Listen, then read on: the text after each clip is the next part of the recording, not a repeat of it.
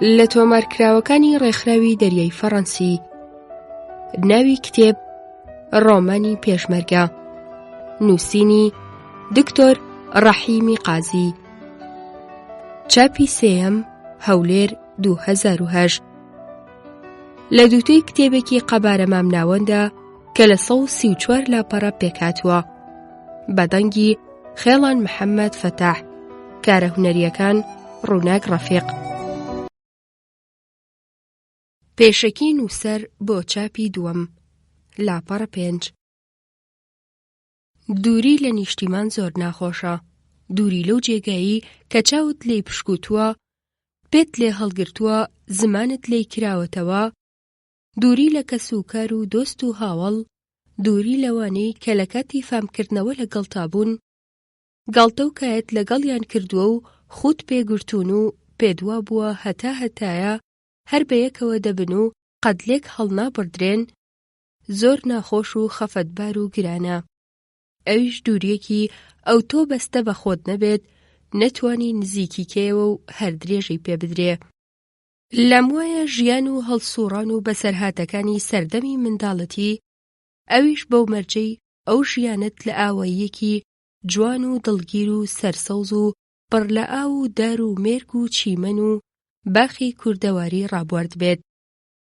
دایما لەبیردا دەمێنی و وەک پەردەیەکی فیلمی سینەمایی بە بەرچاودا دێت و ڕادەبرێ، بەتایبەت کاتی دوور لە وڵات و لە غەریبایەتیدا. بەڵێ، ئەمن لە ئاوایی گوێکجەلی سەرچۆمی جەخت و چاوم پشکوتووە، زمانم کراوەتەوە، پێم هەڵگرتووە و هاوڕێ و دۆست و هاوڵانی ئەو سەردەمەم، منداڵانی پێخواس و کرازدڕا و دەرپێپی نەکرا و سەرڕوت و چڵماوی و کەچەڵی دانیشتووی ئەو گوندە بوون. دوور لە نیشتیمان لە هەڕەتی خۆشیمدا، لەو کاتەدا کە لە باشترین و مەشهوورترین دانیشگا زانکۆی جیهان لێکۆڵینەوەی زانستیم بەڕێوە دەبرد و یا بە زمانی ئەجنەبی دەرسم بە لاوانی گەلانی جیاواز دەگوت، لەو کاتەدا کە لە تیئاتر و نمایشگا و کلوبدا تەماشای باشترین بالەی جیهانم دەکرد و یا گوێم لە ئۆپرای کلاسیکی بەناوبانگ و مێژووی ڕادەگرت و یا بە بیستنی دەنگی مۆسیقای بیتهۆڤن و شۆپێن و چایکۆفسکی و باخ و بیزە و شیستاکۆڤیچ و هەتا دواتر بە دڵخۆشیەوە دەچوومە بەحری خەیاڵاتەوە، لەو کاتەدا کە بۆ حەسانەوە و خۆمداواکردن و کۆکردنەوەی هێز و ئینێرژیەکی نوێ بۆ سەر لەنێ تێکۆشانێکی باشتر دەچوومە کۆشکە بەرزەکانی نێو جەنگەڵ و قەراغ بەحرەکان و کوێستانەکان و لەگەڵ نوێنەرانی دەها بەڵک و سەدها نەتەوە و گەلی تر ئەبوومە ناسیا و دۆست و هاوڵی تازەم بۆ خۆم پەیدا دەکرد. لەو کاتەدا کە لە کۆنفرانس و کۆبوونەوە زانستیەکانی جیهانی لەمەڕ مێژووی گەلان لەسەر ریزە مەسەلەیەکی بجوتنەوەی ڕزگاری نەتەوایەتی گەلی کورد، وتاری زانستیم پێشکەش بە زانایان و پسپۆڕانی وڵاتانی جیاواز دەکرد. بە کوردی لە هەڕەتی خۆشیمدا لە هەندەران و دوور لە نیشتیمان ئاوات و ئارەزویەکم هەبوو کە قەت لە بەرچاومون نەدەبوو، لە دڵم دەرنەدەچوو. گەلێک جار دەرم دەبڕی و دەمگێڕایەوە بۆ ئەوانەی کە لە لام دەبوون. دەمگوت ئەرێ بڵێ جارێکی دیکەش چاوم بە گوێکجەڵی بکەوێتەوە و لەگەڵ سەید حوسێن و خاڵندی ئەحمەد جوجیلان و عەنەی میرزا خەلیل و حەمەگێڕ و ئەسەدوڵڵای سمێڵ بابڕی و محەممەدی ماشەرەف و مەحموودی میرزا ئەحمەد و ئەوانی تر بچمە بن تاقەدار و لە گۆمەقوڵ و شین و خۆشەکەی مەلە بکەم، یا بچمە نێو مێشە گزی جارەکە و سەردوندی کێوەکان بۆ ڕاوەکە و ئەرێ بڵێ بۆم هەڵکەوێ جارێکی تریش شەوێ تا درەنگ لە حوجرەی فەقێکان دابنیشم، گەڕەلاوژێ بکەین و لە کەریم سەرشین و ڕەشید زارا بپاڕێمەوە، بەدەنگە خۆشەکەیان حەیران و وەرگەڕێ ئاوێزانت بممان بۆ بڵێن و یا لە مزگەوتێ پاش نوێژی شێوان لەگەڵ حەسەنی پورە زوڵەیخا و عەبدولکەریمی نەنەخان جورابین بکەین. بەڵێ، ئەمانە هاوڕێ و هاوڵی سەردەمی منداڵیم بوون، قەت لە بەرچاوم ون نەئەبوون و ئێستاش دڵم پێیان خۆشە. لەوانە ئەوەی کە نەماون خوددا ئافویان کە و ئەوەش کە ماون یەخوا دایمە سڵامەت و ڕاوەستاون. ئەمە بەتەنیا ئاوات و ئارەزوو نەبوو، ئەمە قوشبن و قونیچکێکی پچکۆلە بوو لەو هەستە نیشتیمان پەروەریە کە وەک بەحرێکی بێبن و بێسنوور لە کاتی دوور لە وڵات دڵ و مێشکی پیاو دەگرێتە ئامێزی خۆیەوە. نازانم بۆچی وابوو لە جیاتی تەواوی ئەو شیعرانەی فارسی و کوردی کە بە منداڵی لەبەرم کردبوون، ئەو شیعرەی باوکم دایما لەسەر زمانم بوو.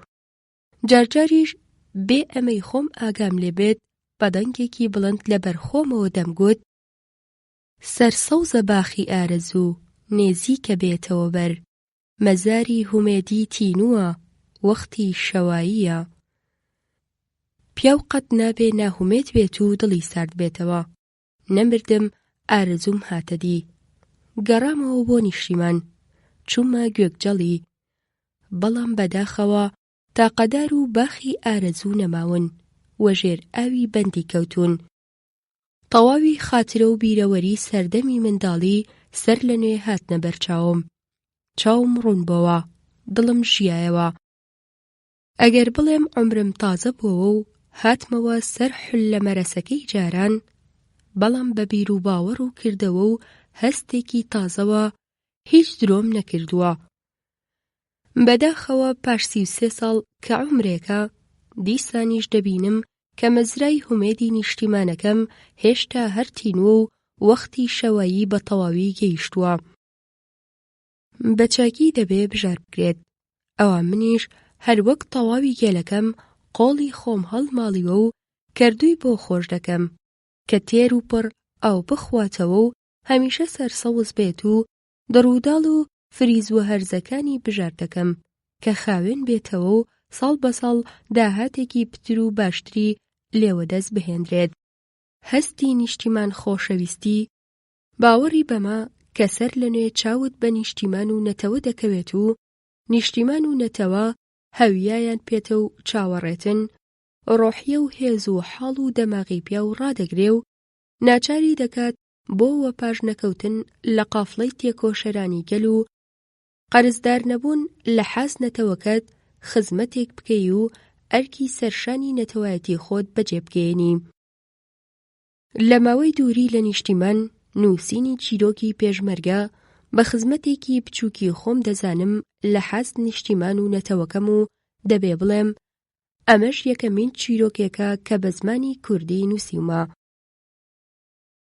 نزیکەی 25 ساڵ لەمەوپێش لە گۆڤارێکی کوردی داستانێکی کورتی یەکلاپەڕەییم خوێندەوە کە لەمەڕ ژیانی تاڵ و نالەبار و چەوت و قاڵی ماڵە کوردێکی هەژار و نەدار نووسرا بوو.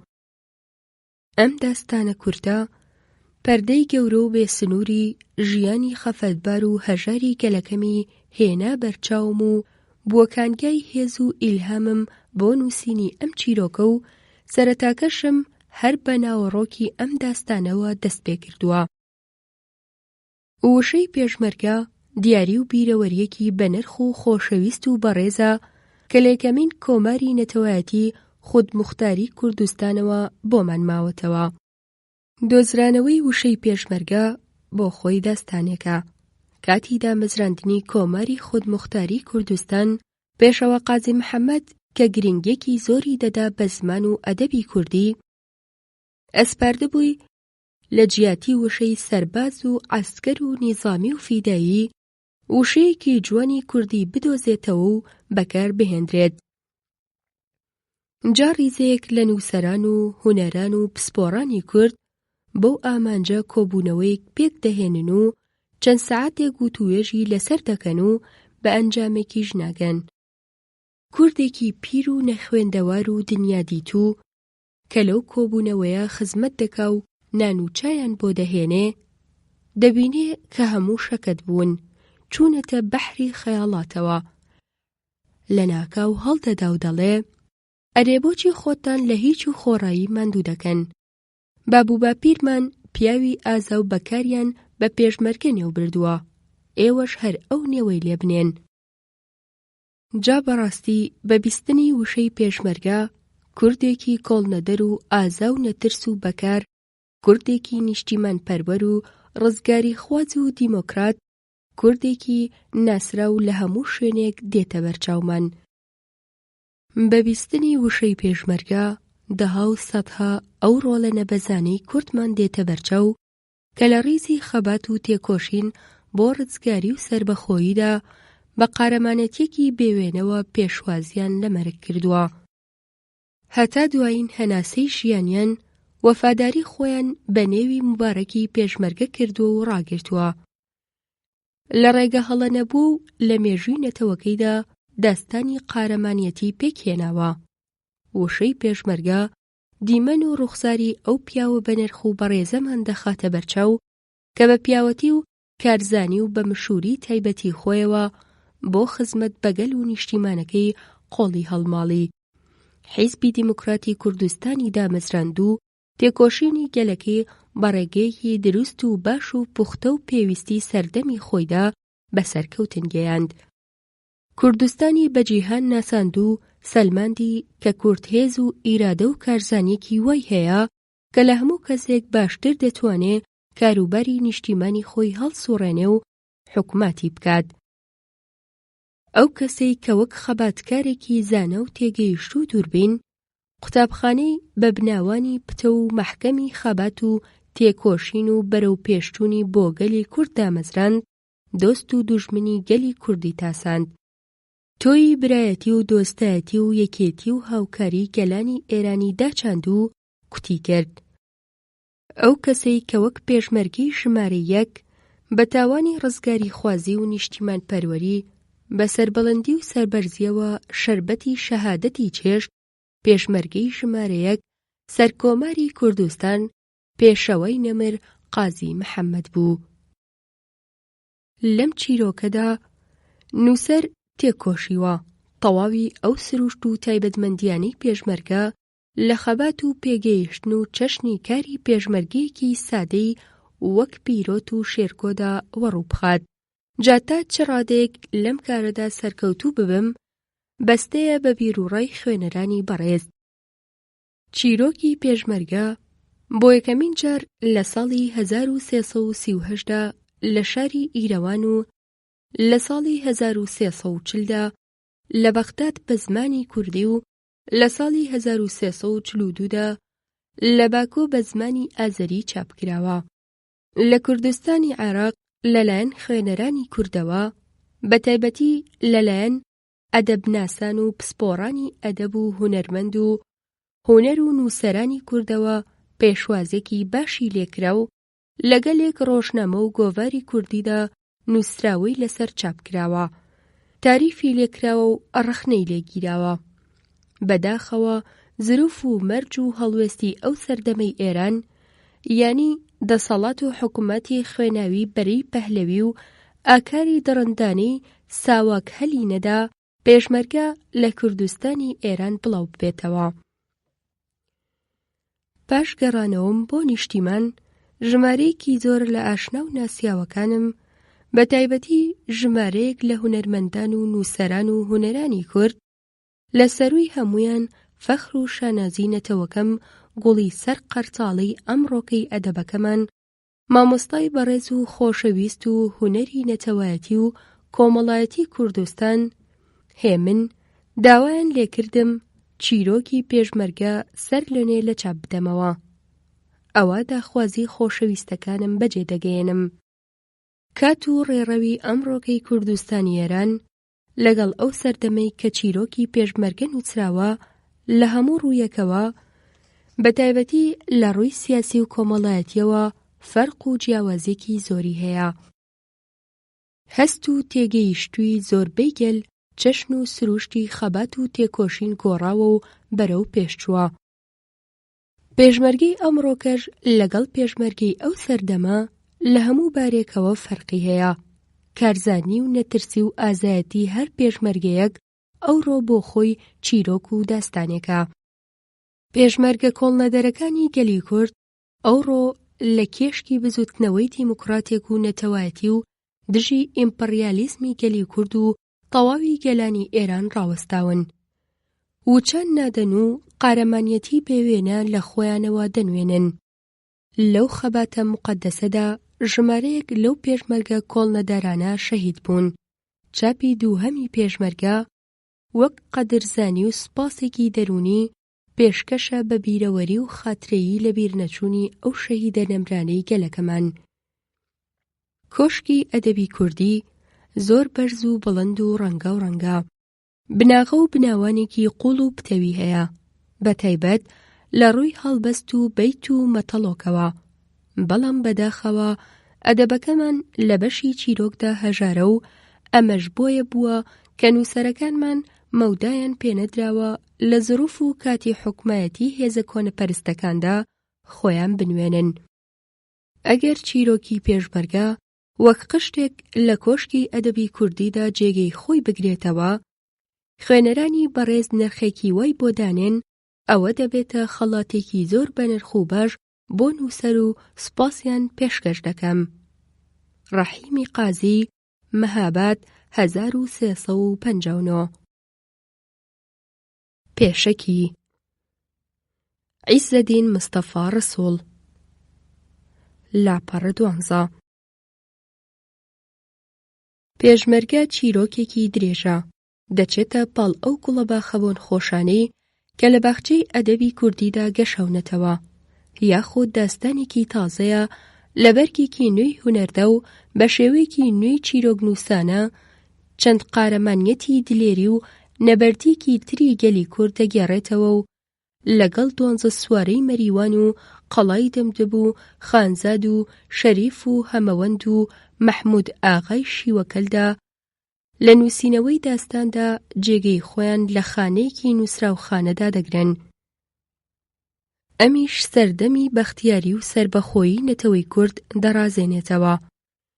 بە دێرەهای خەوەخۆشەکەی جمهوریەتی کوردستانی دیموکراتی بەیادی پڕشانازی کاتی پایتەختێتی مەهاباد بە سووری خوێنی گەشی شەهیدانی کورد و سەوزی خاکی پاکی ڕەنگینی کوردستان و سپێتی دڵی بێتەمی گەلی کوردی ئاشتی و برایەتی و ئازادی خواز، بەو سێ ڕەنگە جوانەی ئاڵا خۆشەویستەکەی کوردستانی دیموکراتی کە بەسەر زەوی میهرەبان و خاکی دلێران و کانگای قارەمانان بەسەر موکریاندا دەشەکایەوە. بەو ڕەنگە جوانانە و بە زەبری گوڵەگەنم و بە خامەی ناو ئاڵاکە داستانێکی تر لە جێگەدا ئەبێ. لێرەدا نامەوێ باسی نووسەری پێشمەرگە بکەم، وەک برای شەهیدی ئازا، سەیفی قازی و ئامۆزای جێگەی شانازی گەلی کورد، شەهید قازی محەممەدی نەمر، یا وەک خوێندەوارێک کە هۆش و بیری کوردایەتێکی بەبیری نوێ لە خاکی سۆڤیەتدا پەروەردە کردووە و ئێستا سەربازێکی ڕۆشنبیری پڕباوەڕە لە کۆڕی خەباتی گەلەنە بەزەکەماندا. بەڵکو ئەمەوێ بڵێم خاوەنی پێشمەرگە لە چیاکانی کوردستاندا یەکەم هەناسەی شەماڵی ڕەوانی ئەو نیشتیمانەی هەڵمژیوە و سەردەمی مناڵی و لاوێتی لە دێهاتی موکریاندا بردۆتە سەر. بەم جۆرە شارەزایی گەلێک کونجی ژیانی کۆمەڵایەتی دێهاتی نیشتیمان بووە و لە تافی لاویدا بە چاوی خۆی ڕۆژانی لە یەتنەشوی سربەخۆیی کوردستانی دیوە لە مەهاباد و تێرسەیری ئاڵای مقەدەسی کوردی کردووە و پاشان هاتۆتە خاکی سۆڤیەت و بە خوێندەواری نوێ گیان و بەهرەی هاتۆتە نما و بەرهەمی نووسەرانی ئێرە کارێکی دیاریان کردۆتە سەرزانین و شێوەی نووسینی و لەبەر ئەمە پێشمەرگە تەلارێکە ڕێگەی ڕاستی پەرەسەندنی ئەدەبی کوردی گرتووە کە دەبێ بناغەکەی بە سامانی کۆنی نەتەوەکەمان داچەسپێنرێ و دیوار و ڕووی بەبەرد و نەخشەی خۆماڵی تێکەڵا و بە شێوەی هونەری خەڵکی بەرز بکرێتەوە، بە جۆرێک کە ئەو پەڕی سوود لە پێشکەوتنی تر ببینێ، بەڵام لە تام و بۆدا شێوەی کوردایەتی و بەرەو پێشچوونی تایبەتی ئەدەبی کورد خۆی تێدا بێت. وا ئەزانم زۆربەی ئەو خۆشەویستانەی پێشمەرگە دەخوێننەوە لەم پەیڕەوەدا لەگەڵمان و پاش خوێندنەوەش دەبینن خاوەنی پێشمەرگە کە ئەو بناغێیی بە گەلێک بەردی داستانی کۆنمان داڕشتووە. وەک دەبینین ئەو دەورەی داوێتی بە پیرێژنی هەڵخەڵەتێنەری مرۆڤ تەواو پارچەیەکە لەو چیرۆکانەی لە گوێئاگردان هەمومان دەربارەی داپیرەی ڕموزن بیستومانە، یا ئەو گۆرانی و بالۆرانەی کە لە ناوجەرگەی فۆلکلۆری کوردیدا بڕیبە و لە پێشمەرگەدا جێگەی کردوتەوە دیمەنێکی تازەن لە بەیتە کۆنەکانی کورد. خۆ لە جێگەی خۆدا پەندی پێشینان بەکارهێنان ڕێڕەوێکی زیندووکردنەوەی نووسینی کلاسیکیمان و ڕەنگی تازە پێدانیەتی. اینجا دێتە سەرتەلار کە بە شێوەیەکی سادەی کوردی بەرگی پۆڤیست چیرۆکی ڕووداوی ڕووسی بەبەرداکرا و یا بڵێن لەسەر شێوەی هەندێک لە چیرۆکنووسە عەرەبەکانی سەرەتای ئەم سەدەیە ڕووداوەکانی مەهاباد وەک شریتی سینەما دەخاتە بەرچاو لە قاڵبی چیرۆکدا و گەلێشتی مێژووین جێگیر دەکات کە ئەوی ئاگاداری ئەو سەردەمەنە بێت ڕەنگە بە خەیاڵی نووسەرێکی تێبگات. خاوەنی پێشمەرگە لە بەرگێکی جوانە وەک نووسەرانی پەیڕەوی بیری سۆشیالیستی واقعیەتی ئیشتراکی وێنەیەک ئەخاتە ڕوو وێنەی ژیانی جوتیارانی کوردستان، پەیوەندی نێوان فەلاح و دەرەبەگانی خائین، دوژمنایەتی دەرەبەگانی نۆکەر لەگەڵی کورد و کوردایەتی و هەوڵدانیان بۆ خنکاندنی جمهوریەتە جوانە مەرگە لە دڵا زیندووەکەی و لەم کاتەدا دەدباتە کۆڕی چەندیمەنێکەوە کە وەک لەگەڵ گۆگڵ و تۆڵستۆی دابیت یا وەک مەکسیم گۆڕکی بیت لە چیرۆکی دایکدا. دیارە نەبەردی و کۆڵنەدانی پیرۆتی پێشمەرگە ڕق و کینەی کاگمامەند لە سەرمەرگدا باوەڕ بە سەرکەوتن لە دڵی هەموواندا بەتین دەکەن و کاتێک کە جمهوریەت لەناو برا و قازی نەمر و هاوڕێکانی کران بەدارا و کارەساتە خوێناویەکەی مەهاباد لاپەڕی ئیمپەریالیزم و نۆکەرانی ئەوەندەی تر ڕاشکرد، لەو کاتەدا دەڵێن نیشاندانی ئاغای بەبەرگی ژنانەوە و هەڵاتنی بەرەولای شارەڤی لە هاوارەکەی دایکی پاڤل دەچێت بۆ پۆلیسی قەیسەر دەستیان نابووە بینی و شۆشی 1905 دامرکێنرابووە. ئێمە هەر سەردەکەوین. ئەو هاوار بوو ئەم سەرکەوتن و هەڵاتنی دوژمن و ناپاک بێگومان 1905 ئۆکتۆبەری بەدووادا هات و ڕاکردنی ئاغای خائین بە کوردیش لە سەردەمی شەکانەوەی ئاڵای موقەدەسماندا و پاش ئەو هاتنە خوارەوەشی هەر ڕاکردن بەڵکو لە ناوچوونی لەدوایە بۆ ئاغا و ئاغاکەی و سەرکەوتن بۆ کورد. ئەمە سەرپێی دوانێکە لە پێشمەرگە. بە ئەوەش لەبیر نەچێت کە نووسەر نمونەیەکی ڕاستەقینەش دەخاتە ڕوو لە شێوەی تێکۆشانی نهێنی شۆڕژگێڕانی کۆمەڵی ژێکاف کە خۆیان و هەندێک لە کۆمەڵە کوردیەکانی پێش ئەوان خاوەنی شانازی و داهێنەری ئەو شێوە تایبەتیانن لە تێکۆشاندا. ئەمەش لە کاتی بوونە ئەندامی کۆمەڵەی پیرۆت و شێرکۆ و دیچنەکەی قازی شەهیددا دەردەکەوێ. ئەوەش دەبێت لە یاداوێت کە لەگەڵ ئەمانەدا پێشمەرگە چەند لاپەڕەیەکی جوانی سادەنووسینی کوردیە بە تایبەتی بە ڕاوێژی موکوریان نووسراوە، ئەو ڕاوێژی کە لەم وایە خۆشترین و پاکشترین شێوەی نووسینی کوردی سۆرانیە. مۆسکۆ دەستگای ڕۆژهەڵاتناسی سۆڤیەتی 1960 بە باڵابڕینێک حەسەنی قزڵچی لاپەڕە 16. زمانی کوردیش وەک زمانی تر لەگەڵ نەتەوەی کورد پەیدا بووە و بە درێژایی تەمەنی ئەم میلەتە هۆی تێگەیشتن و تێگەیاندنی بووە و پێویستی گەلی کوردی پێکێناوە و قانون و دەستوری خۆی هەیە و گەنجینەی وشە و واتەی دەوڵەمەندە و لە هەموو کارەساتانی مێژووییدا توانیوێتی خۆی ڕزگارکات و بمێنێتەوە. بەڵام کە ڕاستی بڵین و خۆمان فریو نەدەین لە بابەت ئەدەبەوە بە تایبەتی بەشی چیرۆک هەژار و کەم زەخیرەیە. ئەویش زیاتر لەبەر ئەمەیە کە لە هەندێک پارچەی کوردستانە بە ئارەزووی تواندنەوە مەودای پێنەدراوە. دیارە ئەگەر مەودای بدرایە ئەمیش بەشی خۆی کۆ دەکردەوە. بەڵام هەندێک کەسی دڵسۆز هەن بە هەر جۆرێک بوو بێت نەتەوەی خۆیان لەبیر نەچۆتەوە و کڕووکاشێکیان هەر بۆ کردووە. یەکێ لەوانە کاک ڕەحیمی قازیە کە چیرۆکی پێشمەرگەی نووسیوە.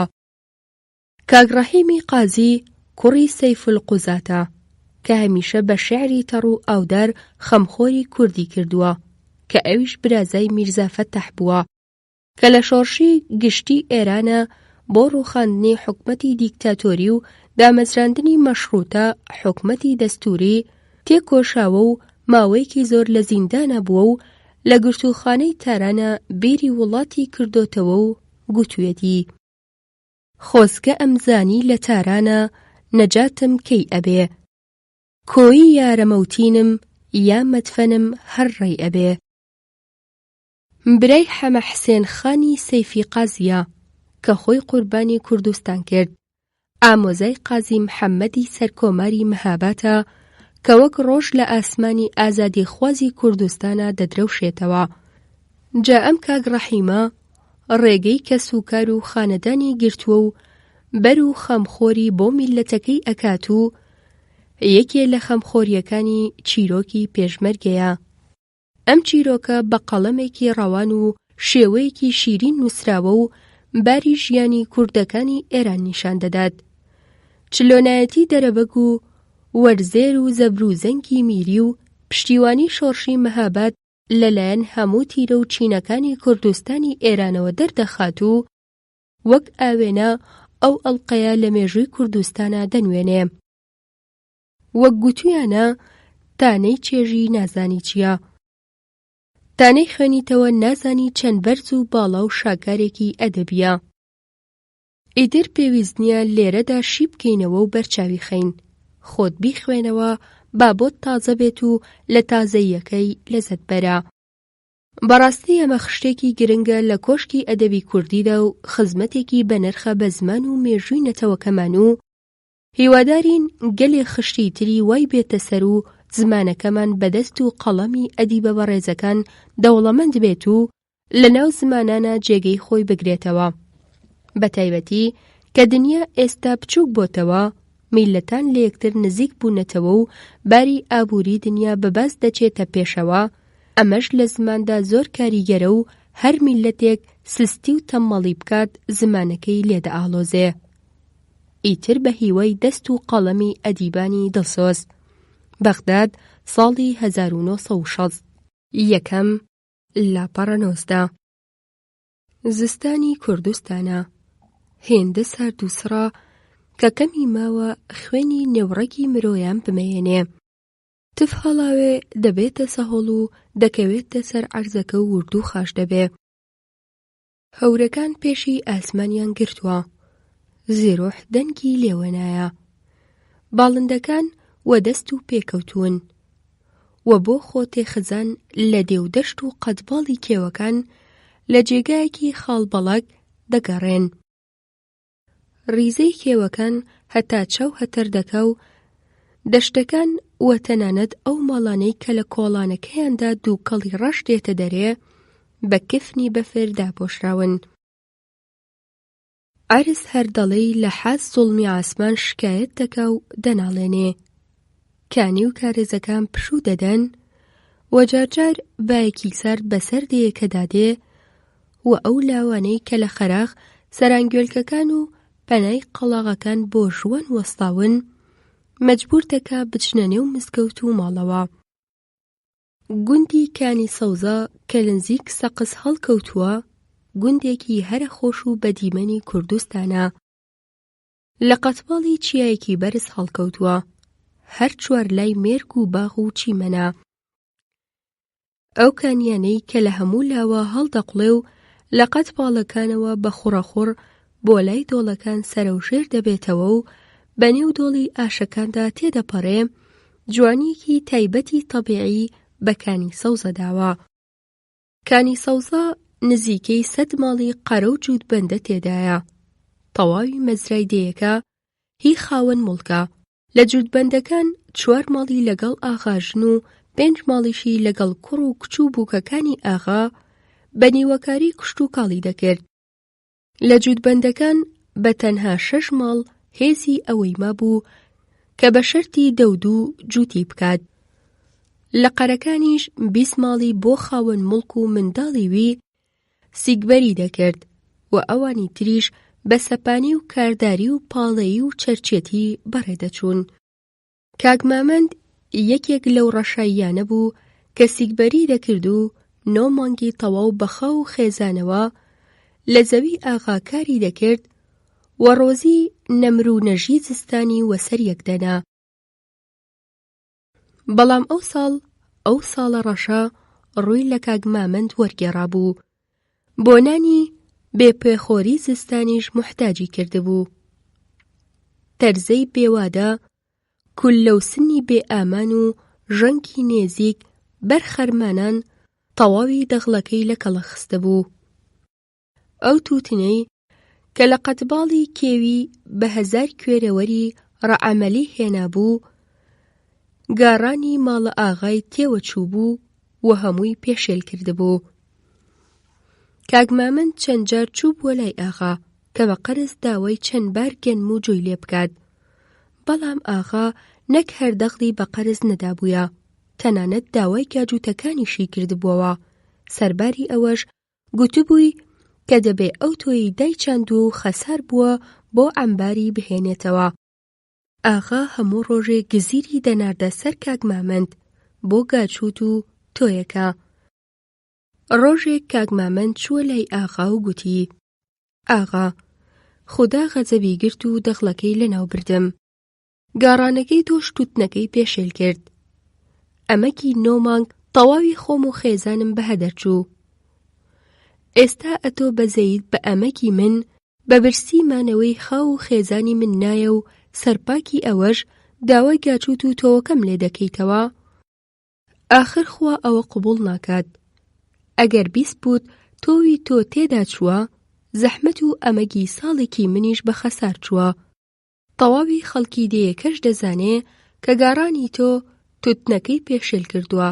ئاخر بێ بەڵابی مەرجی سیگبەری بەو جۆرە نییە. ئەمن لە عاسمان خوا و لە عەرزیش ئەتۆ شک ئەبەم. وەرە بیکە سەدەقە سەری کوڕەکانت و لێم ببوورە. ئاغا لەو قسانەی کاک مامەند کە بۆنی دڵمەندی و ئێعتیراز و ناڕەزایەتی لێوە دەهات تووڕە بوو. یەک بەخۆی دەڕاندی و گوتی: ئەرێکێ لەوەیە، وەرن ئەو سەگ بابەوە دەرنێن. خێرێکمان لە سیگبەری وی نەدی کەچی داوای قەرزیشمان لێ دەکا.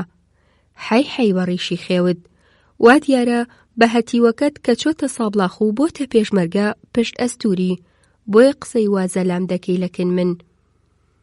نانا، بەسەری تۆ ئەمن لەوان ناترسم و ناهێڵم پێلەو دێ بنێن. ئەمن ناهێڵم ئەو ڕێو شوێنەی کە لە بەب و باپیرانمەوە بۆمان ماوەتەوە ڕەشوڕوت تێکی بدەن. کرمان چییە کە لە حاز ئاغا خۆی بە ئینسان حساب بکە؟ کرمان چییە کە بڵێ ئەمنیش هەم؟ نۆکەرەکانی ئاغا پیلی کاک مامەندیان گرت و وەتەریاننا. ئێستا دەچلەی ئەو زستانە سەختەدا کاک مامەند دەبیری ئەوەدایە کە پاروەنانێک بۆ منداڵەکانی وەدەست بهێنێ. سبەینەیە کاک مامەند کە تەمەنی لە 6 ساڵ تێپەڕیوە سواری کەرەبۆز بووە و بە کۆڵانە پڕ لە بەفرەکانی دێدا بەرەو شاخی دەڕوات. باڵتەیەکی لەسەر جێوە پینەکراو لە جیاتی پشتێند چەند گەز گوریسی لە چەند جێگاوە گرێدرا و لە جیاتی شەدەی ڕیشوەدار پێچێکی جاوی سپی کە لەبەر چڵکنی ڕەشدا گەڕاوە، جووتە کڵاشێکی چەرمی گای مردارەوە بوو، جلوبەرگی کاک مامەندی تەشکیلداوە و ئەو دیمەنە لە دوورەوەی هەژاری و داماوی و لێقەوماوی کەرسوارەکە بە هەموو کەس دەنوێنێت. مامەند لە جیاتی نانە شەکر و کولێرە ناسکە و قابلەمە پڵاو و بربەسێڵ و مێوژ و گوێز کولێرەیەکی ڕەشی ئاردی جۆشینی لە باغەڵی ناوە، سەری داخست و جارجار لە کەرەکەی دەوەژێنێ و لە خۆیەوە بۆڵە بۆڵ دەکا و دەڵێ: حەوت سەر خێزانم 2 ڕۆژە بێنان و پێخۆر ماونەتەوە و هەموو چاویان لە دەستی منە.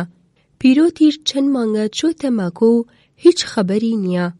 هەرچۆنێکی بێ ئێستا دەبێ لەو زستانە سەختەدا لە کێوی و لە میشەدار و ئاوردوو وەکوکەم و بیبەمە شاری بیفرۆشم و بیگەێنمە بەهارێ.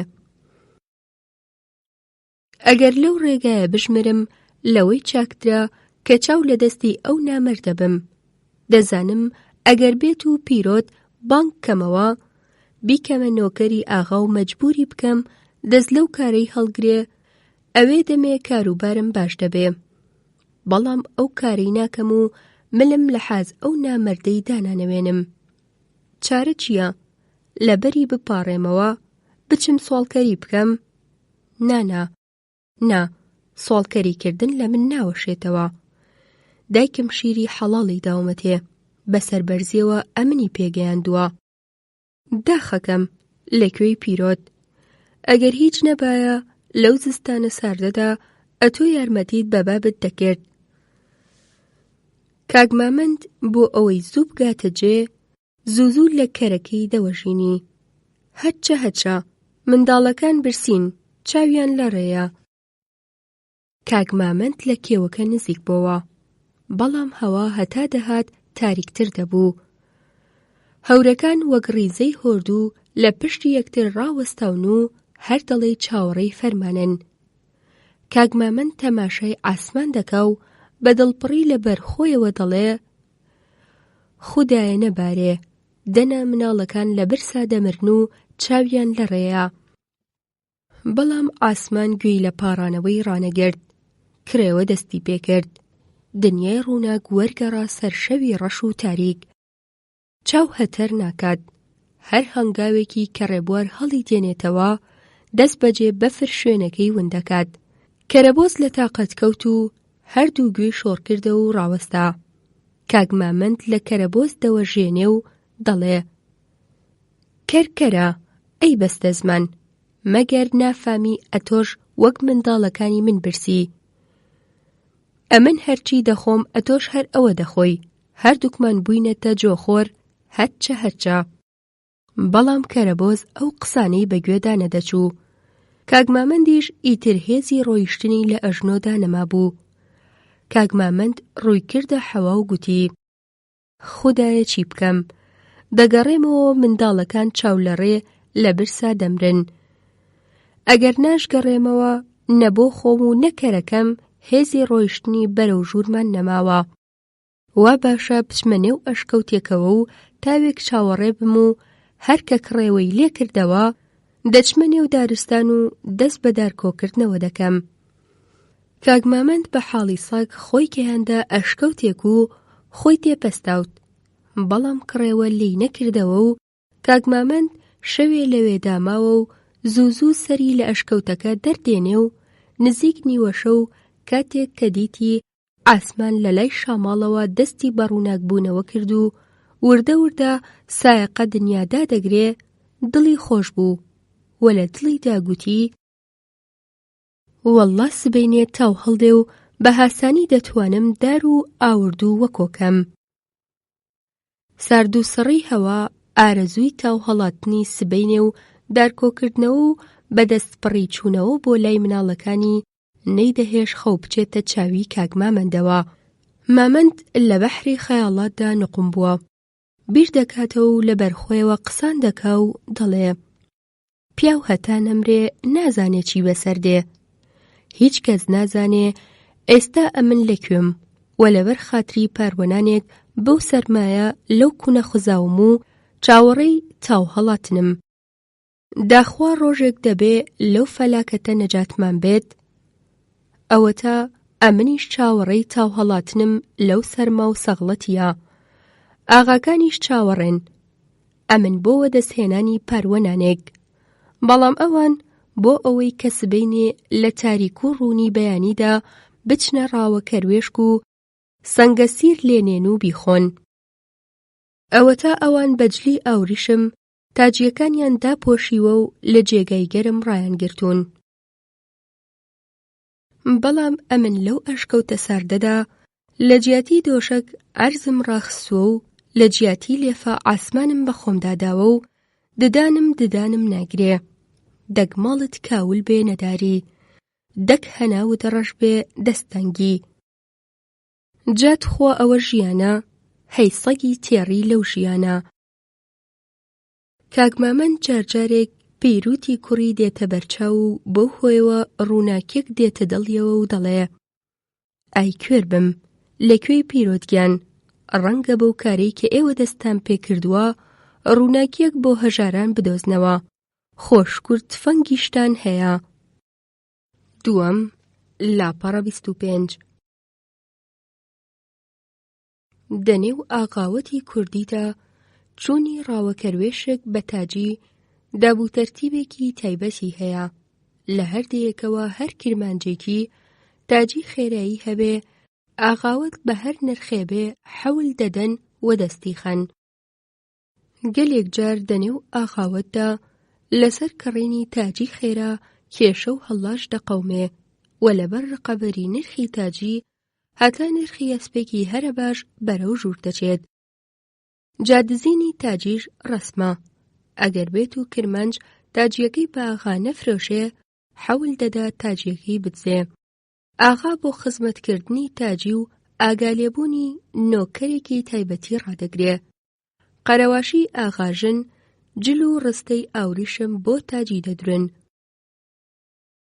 لە شاریەوە قەلەتەی بە ئاوریشم چندرا و چەند قوببەی زیوی پێداکراوی بۆ دەهێنن و نانکەری ماڵە ئاغا دەبێ هەموو جارێ هەوڵین نانی گەرمە تەندور بە تاجیەکان بدات، چونکەوا مەشهورە کە دەڵێن بە نانی گەرمە تەندور تاجی خێرا دەبێت.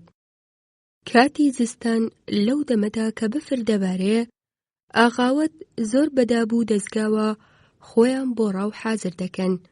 ئەو شەوەی کە بەفر دەبارێ لە دیوەخانی ئاغا وەک شایوی زەماوەند بێوایە.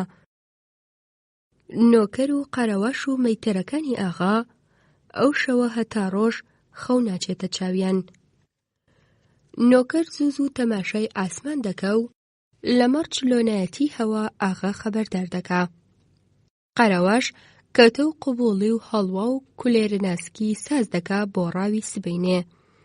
مەیتەر تفاق و ئالیک دەدا بە وڵاخەکان، ڕنەکیان دەکا و تەنگە و لغا و ڕکێفی زین و بەرگی ئاغا بەسەر دەکاتەوە. لە زستانی ساڵی 1945دا هەر ئەو شەوەی کە کاک مامەند بۆ خاتری وەدەستهێنانی پاروەنانێک لەگەڵ کەرەکەی بەو سەرما و سەغڵەتیە لە کونە ئەشکەوتەکە خزاوە و وەک مێوژوو کە دەلەرزێ و مناڵەکانی لە ماڵێ بە برسێتی ماونەتەوە، لە ماڵە قەرەنی ئاغای خاوەنی کانی سەوزە کەیف و خۆشیە و بۆ ڕاوە کەروێشکی سبەینێ تەدارەک دەگرن. ئەو ساڵ قەرەنی ئاغا زۆر بە لەزەت و کەیف خۆشی تایبەتیەوە خۆی بۆ ڕاو حازر دەکا، چونکە لە پاییزی ڕابردوودا بە نرخی 2 خەڵوار گەنم و 200 تمەن پارە لە کاکەسەنی خەڵکی کانی کووزەڵا گوڵەشینی کڕیوە و لە ڕاوی سبەینێدا بۆ جاری هەوڵ گوڵەشین تاقی دەکرێتەوە و دەبێ بە گرتنی کەروێشکێک تۆڵەی ئەو گەنم و پارەیە بۆ ئاغا بکاتەوە. ماڵە قەرەنی ئاغا لە لای هەرە ژوورووی کانی سەوزە هەڵکەوتووە و قەڵا و باڵەخانەیەکی 2 نهۆمیە. قەڵا و باڵەخانەکەی ئاغا بە دوولەت بەشکراوە، بەشێکی پێی دەڵێن ئەندەرون، کە ئاغا و ژن و کچ و بووک و قەرەواشەکانی لەوێ دەژین و ئەو بەشە لە نێو حەسارێکی گەورەدایە و لە دێکەوە دیار نییە.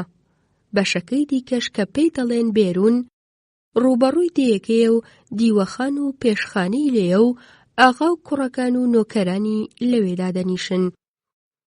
ئەو شەوە سەرۆکی دایرەی ژاندارمی سەقز سەرگورد شمیرانیش لەگەڵ چەند ئەفسەری دیکە بە میێوانی هاتبوونە لای قەرەنی ئاغا. سەرگورد پیاوێکی درێژی ڕەقەڵەی ڕەشتاڵەی باریکە و هێندەی تریا کێشاوە کە هەردوو چاوی ڕۆچوون و قڕقڕۆچکەی لە دەرەوە دیارە و وەک دوندکووکی قەلەمون و بەرچاو دەکەوێت و هێندە لەڕا کە فووی لێ بکەی بادەیبا. دیوەخانی ئاغا بە فەرش و مافورەی گەورە و جوان داخراوە. لە نێو دیوەخانەکەدا 4 کۆڵەکە هەیە کە هەر کۆڵەکەیەکی چەند سەنیری پێوە هەڵبەسراوە. دۆشەکێکی چکۆلەی لێڕاخراوە. لە قوشبنێکی دیوەخانەکە ڕادیۆیەکی بەتری وەبەرچاو دەکەوێت. لەبەر دووکەڵی جغارە تەواوی میچ و دیوارەکانی دیوەخان ڕەشدا گەڕاوە. چەند چرای دوو پڵیتەی نەوتی ڕووناکی خستۆتە نێو دیوەخانەوە. کوورەی مەفرەق کە پڕ کراوە لە دار هاژەهاژی دێ و هەر 4 لای وەک پۆلووی ئاگر سوور هەڵگەراوە. مەجلیسی قومارگەرم بووە.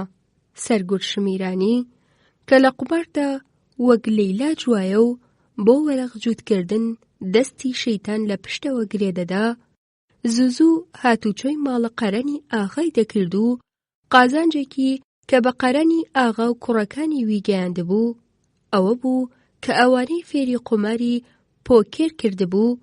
قوماری پۆکێریش خێر و بەرەکەتێک بوو کە لە کاتی شەڕی دووەمی دنیادا ئینگلیزی و ئەمریکایەکان بە دیاری بۆ گەلەکانی ئێرانیان هێنابوو. سەرگورد شمیرانی و قەرەنی ئاغا و کوڕەگەورەکەی ئاغا و ئەفسەرەکانی تر لە دەورەی یەکتری دانیشتوون و هەر یەکەی کۆمایەکی پارەی کاغەز لە بەردەم خۆی وەخڕ کردووە و خەریکی پۆکێرکردنن. قەرەنی ئاغا بە چاکی نەیدەتوانین ئەو ئیستیلاحانەی کە لە پۆکێردا بەکاردەهێنرێن بڵێت و قسەکانی زۆر سەیر دەگوت.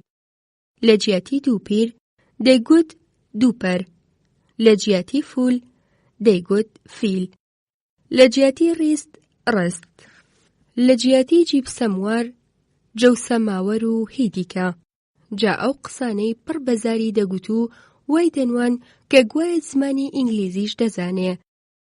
ئەو مەنقەڵی و حقوقە و ماشایی کە لە تەنیش سەرگورد شمیرانی دانراوە دیمەنێکی تایبەتی داوە بە دیوەخانەکە و سەرگورد بۆ ئەوەی کە لە کاتی پۆکێردا خەونەی باتەوە چەسپێک تریاک دەکێشێ و هەر جارە ناجارێک قەرەنی ئاغاش چەسپێکی لێ دەدا و ئیشتیای چادەکا و دەنەڕێنێ کوڕەکێ لەوێیە.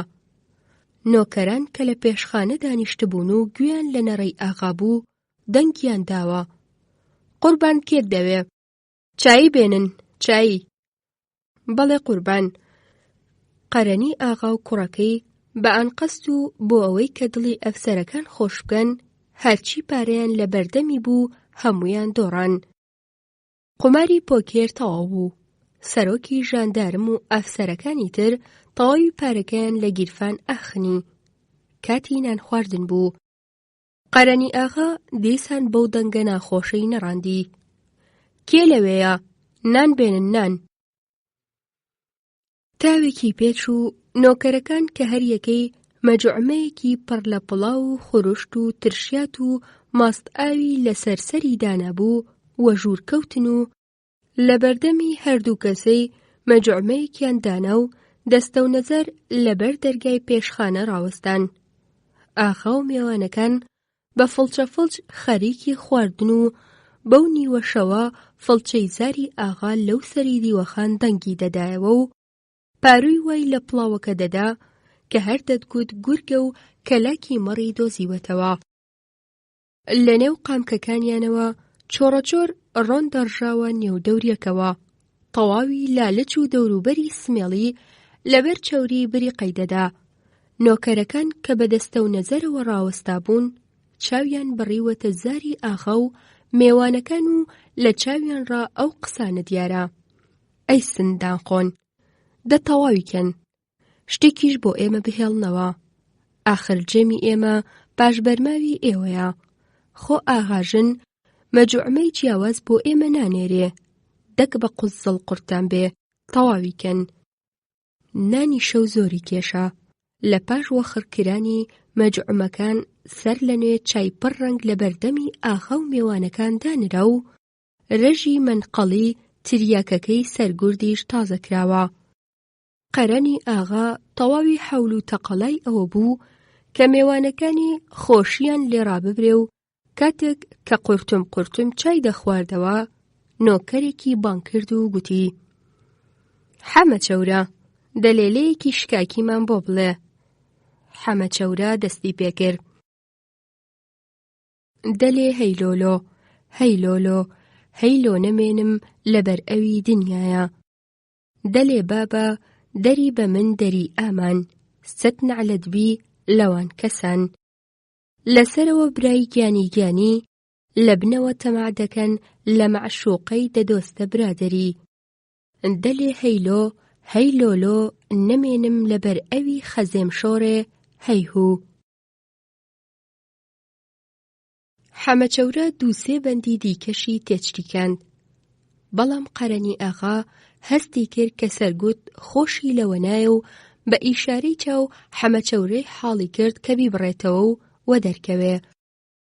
لە پاشان ئاغا مەبەستی ڕاوی سبەینەی هێنا گۆڕێ، لەگەڵ کوڕەکانی لەسەر دیاریکردنی حەقی تەماڵ کێشەیان لێ هەستا.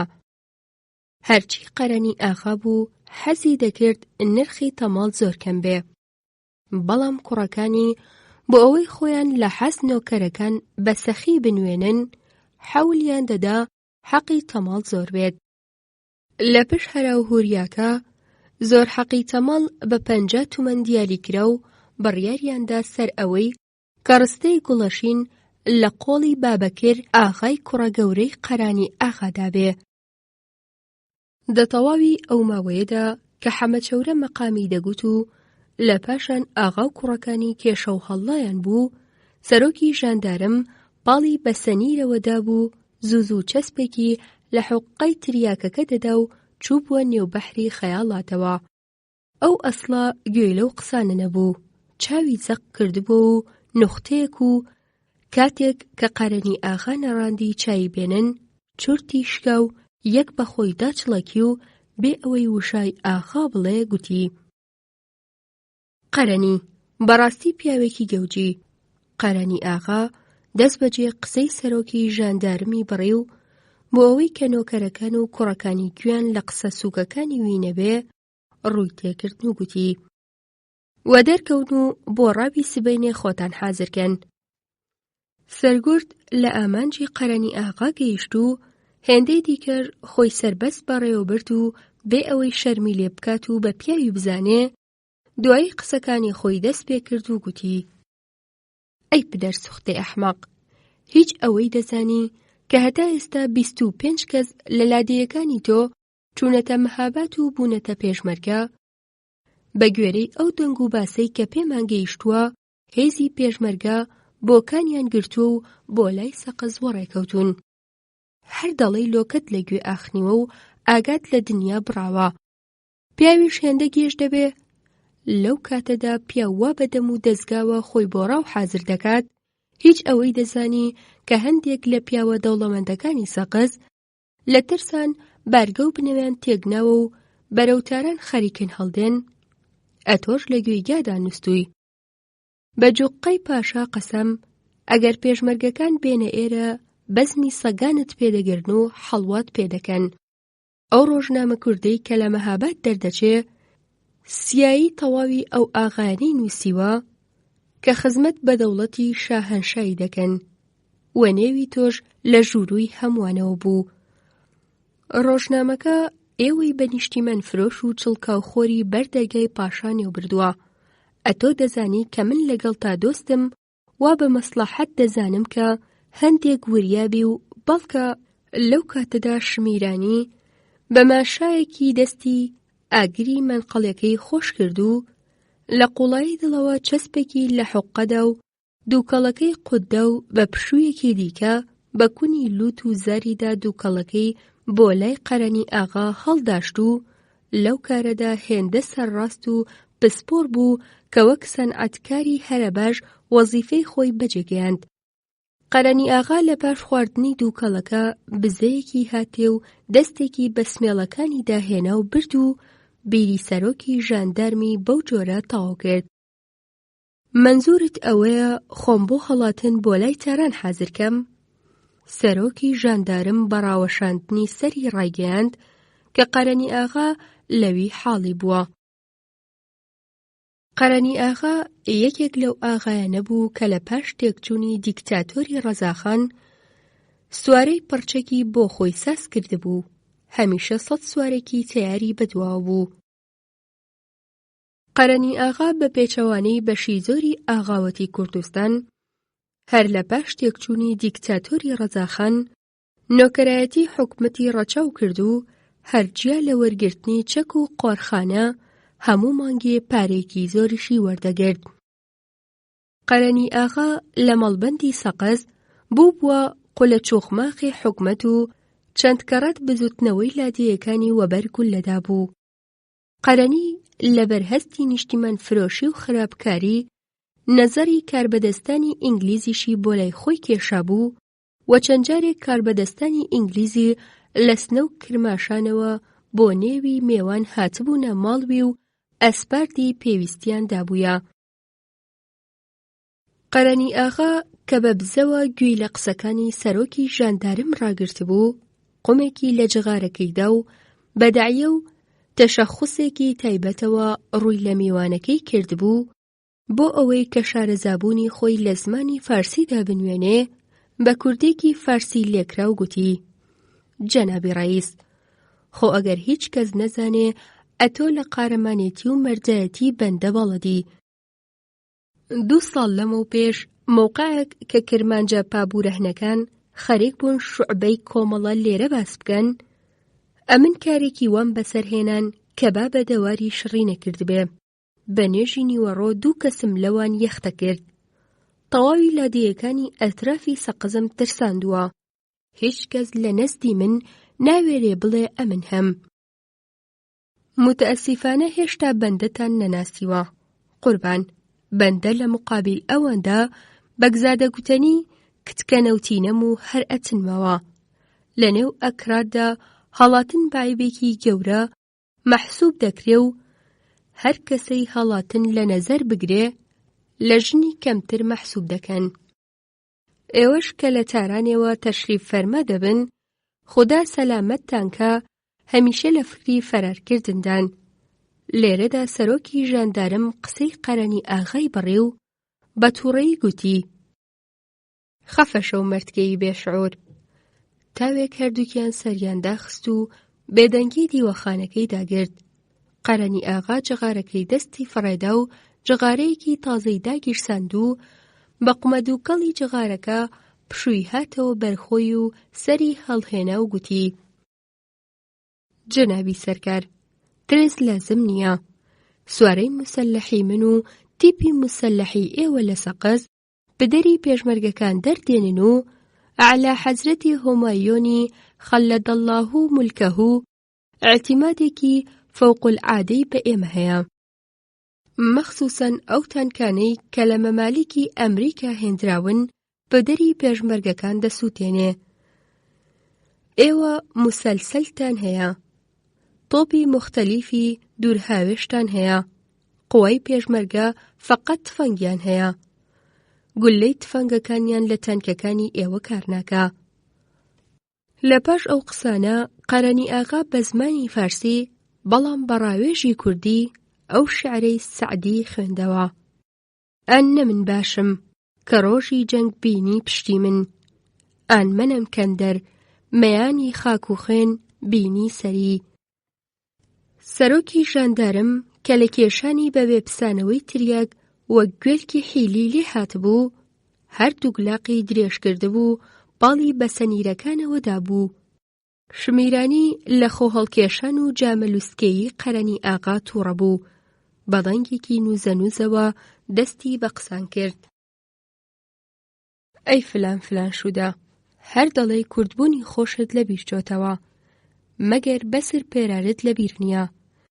حالە بیرتە سوارەی ئەحمەدخان لە سەقەز چلۆن بەهۆی خەنجەر تانکەکانی هۆردووی شاهەنشاییان لە کارخست. ئەو کوردانەی کە من دەیان ناسم لە تانک چییە، تەنانەت لە فڕۆکەش خۆفیان نییە و ئەو ماڵ بە قوڕە گیراوانە ترسیان لە چاویدا نییە.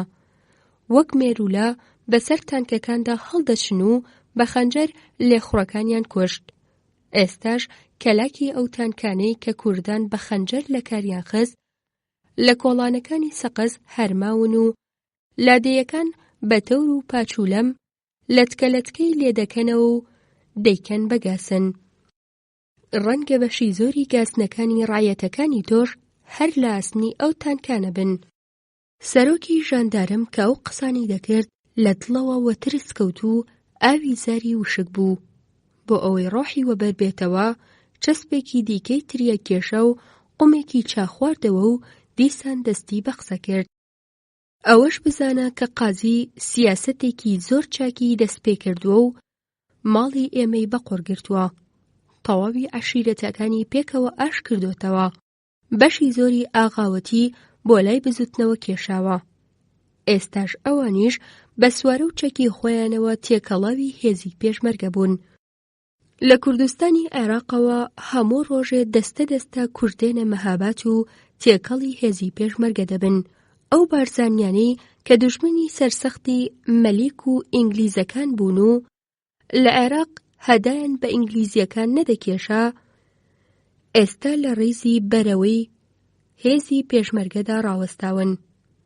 ئێمە زۆر بە هەویان بووین کە هێزی پێشمەرگە سەرناگرێ و بێسەروبەرەیی لە نێویدا دێتە گۆڕێ. بەڵام ئەو ئەفسەرە کوردانەی کە لە عێراقەوە هاتوونە مەهاباد لە نێو هێزی پێشمەرگەدا قانون و قاعیدە و ڕێوشێنی وایان دامەزراندووە کە تەواوی ئەفسەرانی هۆردووی شاهنشاییان وەتەعەجوب خستووە. ئەو ئەفسەرانە بە جۆرێک لە فەنی فەرماندەیی شارەزان کە بەشی زۆری سەرتیپ و سەرلەشکرەکانی ئێمەش دەبێ ئاویان لە دەستیکەن. وەڵڵا لە نێو ئەواندا 4 ئەفسەر هەیە بە نێوی عیزەت و مستەفا خۆشنە و خەیروڵڵە و محەممەد مەحموود کە بە زانست و مشوری و شارەزایی و ئازایی لە مێژووی هۆردوودا وێنەیان کەم دیتراوە و کە هەیە ئەفسەری هەرە زەلامی ئێمە هەڵگری لە ترسیوان کونی مشک بە ئاوا دەخوازێ. قەرەنی ئاغا کە بە بزەوە گوێی لەو قسانە هەڵخستە بوو، بە چاوێکی غەزەب و تووڕەییەوە تەماشای دەمولەتی تێک هەڵقۆپاوی شمێرانی دەکرد و هیچ خۆشی لە قسەکانی وی نەدەهات. قەرەنی ئاغا دەویست سەرەتای باسێکی دیکە داگرسێنێت، بەڵام سەرۆکی ژاندار مەودای پێنەدا و گوتی: ئەرێ چاک بووە بیرم کەوتەوە، ئەو پیرۆتەی کە ڕایەتی تۆ بوو لە مەڵبەندی سەقز هەدای پێنەدەداین، ئێستا لەکوێیە؟ پیرۆت مرۆیەکی زۆر بەدفەڕ و نەترسا. سەرۆکی ژاندارم بە جۆرێک ئەو قسانەی گوت کە دیار بوو لە پیرۆت زۆر داخ لە دڵە و بە بیستنی نێوی وی مچورکی پێدا دەهات. قەرەنی ئاغا لە وەڵامدا وتی: بە جوقەی شاهەنشا قەسەم، حاڵ و ئەحواڵی پیرۆتم وا پەرێشان و مەخشوش کردووە کە ئەسڵەن بەو سامانەدا ناتوانێ ڕەفت و ئامەد بکات. بابودەیک و خانەدانی ویم دووچاری دەردەسەری و بەدبەختێکی وا کردووە کە هیچ مۆقع قودرەتی نەجاتبوونیان نییە. جابا پیرۆتیش هەر بچێتە مەهاباد ببێتە پێشمەرگە. ئیتر شەو زۆر درەنگ بوو. قەرەنی ئاغا بۆ ئەوەی دڵی سەرۆکی ژاندارم خۆش بکات و لە خەفەتی نەجاتی بدات گوتی: جەنابی سەرکار، قەلبت ناڕەحەت مەکە، لە عەیش و عیشرەتی خۆتدا بە، هێندێک ئیسراحەت بکە. نێزیک بە سوبح دەچینە ڕاوە کەروێشک و هەموو خەمگینی و دڵتەنگیەکمان لێیە دەچێ. مەحزی خاتری سەرکار سبحەینێ گوڵەشین دەبەینە شکار و تێی بەردەدەین. پاش 1-2 سەعات حەسانەوە ئاغا و سەرۆکی ژاندارم و ئەفسەرەکانی تر و کوڕەکانی ئاغا و 10-15 نۆکەر سوار بوون و بۆ ڕاو وەڕێکەوتن. لەم سوارانە چەند کەسێکیان ڕستەی تاجیەکانیان لە قۆڵ کردبوو. 2 کەسیشیان سواری هێزتر بوون کە بار و خورجینی پڕ لە خواردەمەنیان لێنابوو. ئەوانە حەولیان دەدا لە ئاغا و سەرگورد نزیک بن کە هەر وەخت داوای ئاو ویان خواردەمەنیان لێکردن دەست بەجێ بیاندەنێ. 3. لاپەڕە 37. پیرۆت لاوێکی کەڵەگەت و چوارشانە و چاوبرۆڕەش و سنگپان و خۆشمەشرەف و سەحەت سووک بوو. پیرۆت دەنێو لاوانی کانی سەوزەدا زۆر شۆخ و بەقوەت بوو. هەمیشە زستانان کاتێک کە خەڵکی دێ لەبەر دەرگای مزگەوت وەکۆ دەبوون لەسەر سەرانگوێلکەی ماڵە ئاغا کە لە نێزیک مزگەوت زۆرانیان بەلاوان دەگرت. پیرۆت تەواوی هاوتاکانی خۆی لە عەرزی دەدا و هیچ کەس نەیتوانی بوو پشتیوی لە عەرزیدا. پیرۆت سمێڵێکی ڕەشی باریکی پڕی هەبوو. گەلێک جار کە دەهاتە نێو خەڵکەکە دەیانگوت ئەها پاڵەوانی سمێڵ بابڕی هات. پیرۆت هەتا ساڵەکەی لێکەوتنی ڕەزاخان لەسەر تەخت لە کانی سەوزە لەگەڵ کاک مامەندی باوکی خەریکی کار و کاسبی و کوشت و کاڵ بووە. هەر ئەو ساڵە کاک مامەند دەیویست ژنی بۆ پێنێ، بەڵام کارەساتێکی وا هاتە گۆڕێ کە شایی زەماوەند سەری نەگرت. لاوانی کرمانجی هەژار زۆر جار بەتەنیا لە دوو ڕێگاوە دەتوانن ژن بێنن.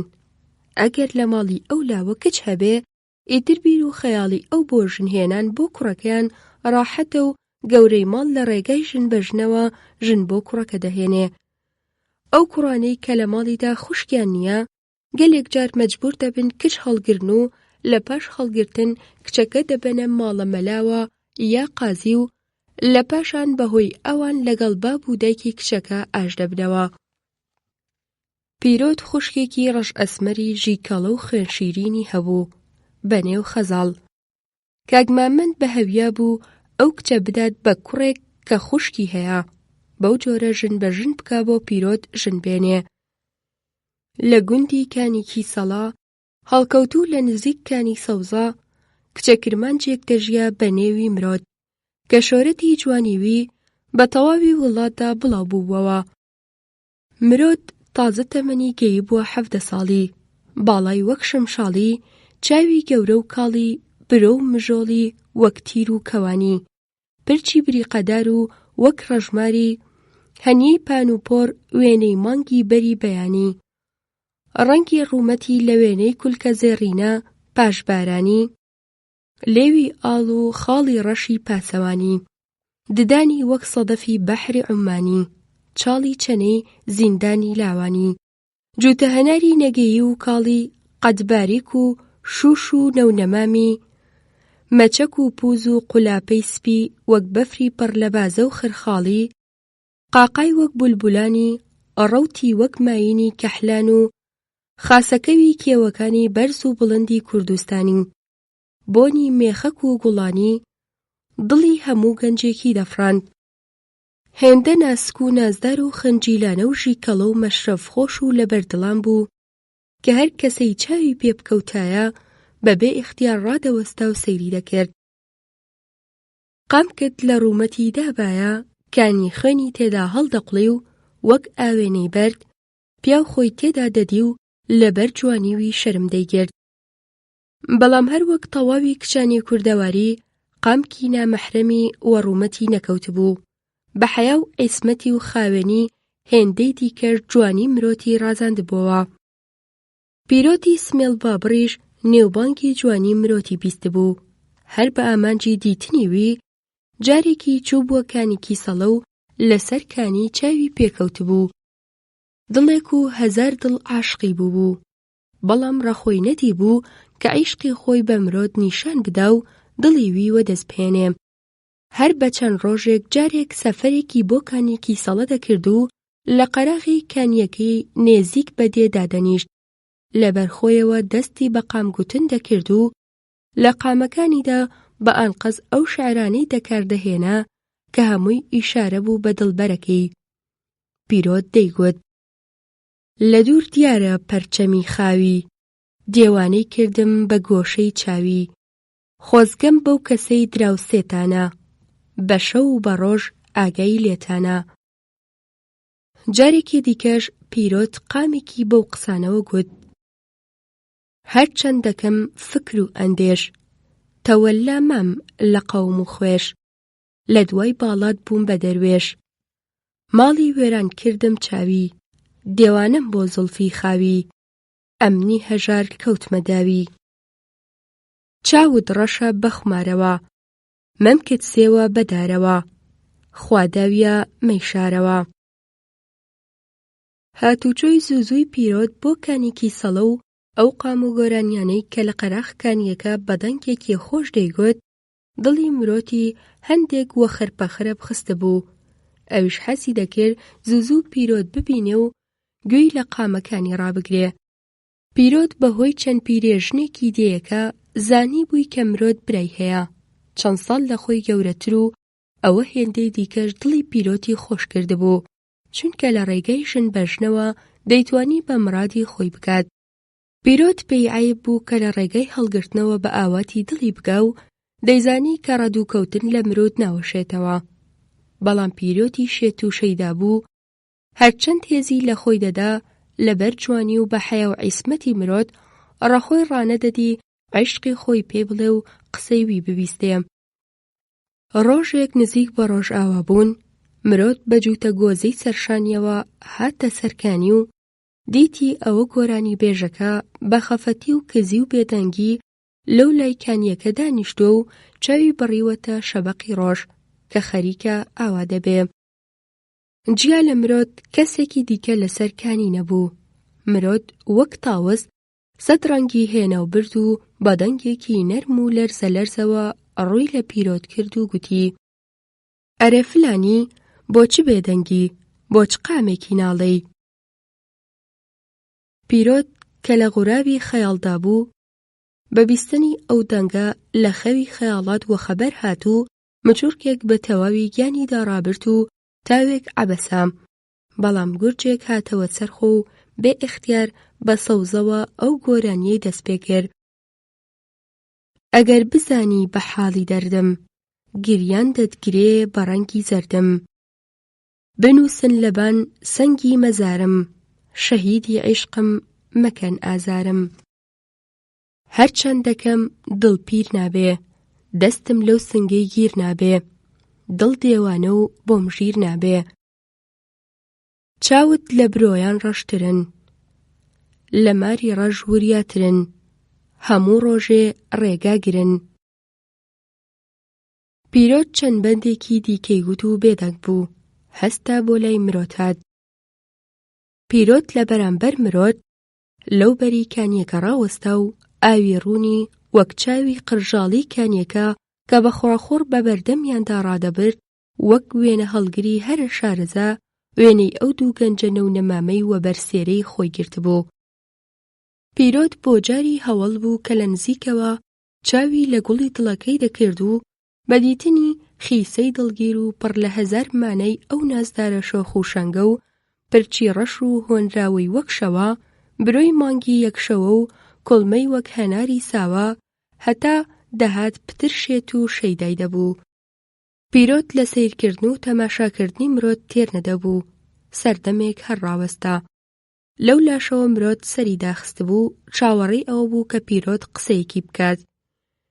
پیرۆت ڕەنگێکی هێنا و برد و لە خۆشیان هێندە تووڕە و ناڕەحەت و پەشۆکا بوو کە بۆ ئەوەی خۆی بگرێتەوە تاقتەق بەردی چکۆلەی دەهاوێشتە نێو کانیەکە و بەو پریشکەیەی کە جارجارێک لە زەربەی بەردەکەوە لە کانیەکە گوێ دەبۆوە وە ڕوومەتی پیرۆت دەکەوت دڵی ئەهوەن دەبۆوە. پیرۆت ئیتر خۆی پێڕانەگیرا و ڕووی کردە مرۆت و بێ ئەوەی کە هیچ سەرەتایەک بڵێ ڕەپۆڕوو، هەروەک ئەوەی پیرۆتە شەرمنەکە نەبێ گوتی: ئەرێ چاو کاڵگیان، حازری شوم پێ بکەی، وەڵڵا لە سوێیانت وەختە وەک مەجنون بکەومە کێوان و حەجمێنم لێ بڕاوە. دەیتخوا زوو بە جوابم دەرەوە، ئەو دڵە بریندار و جەرگە لەت بووە ساڕێشکەوە. پیرۆت تاوێک بێدەنگ بوو، بێ ئەوەی چاوەڕێی وەڵامی مرۆت بێ دیسان گوتی: ئەوە نیعمەتێکی زۆر گەورەیە کە ئەتۆ برات هەیە و ئەمنیش خوشکم هەیە، دەناوەڵڵا مەجبور دەبووم هەڵت گرم. زۆر شکر بۆ خوا کە لەو کارە پیس و شوورەیە نەجاتم بوو. ئاخ چ بکەم دەستم ناڕوا، دەنا حەوشە و حەو ڕۆژ بە تەقەی دەهۆڵ و زوڕنا داوەت و شاییەکم بۆ دەکردی کە لە تەواوی دنیا دەنگ بداتەوە. دەی قەیناکە، خوا لە سوڵتان مەحموود گەورەترە. دڵ با لە لای دڵ بێ، ماڵی دنیا چ نییە. سبەینێ هەر بەوەی کە گەڕامەوە چەند بار ئاوردوو دەبەمە سەقز و دەیفرۆشم. پولەکە و مێخەک و مورود بۆ دەکڕم. لە پاش وەخڕکردنی حاصڵی پاییزێ ئینشاءالله شایی دەکەین و پێکشاد و شکر دەبین.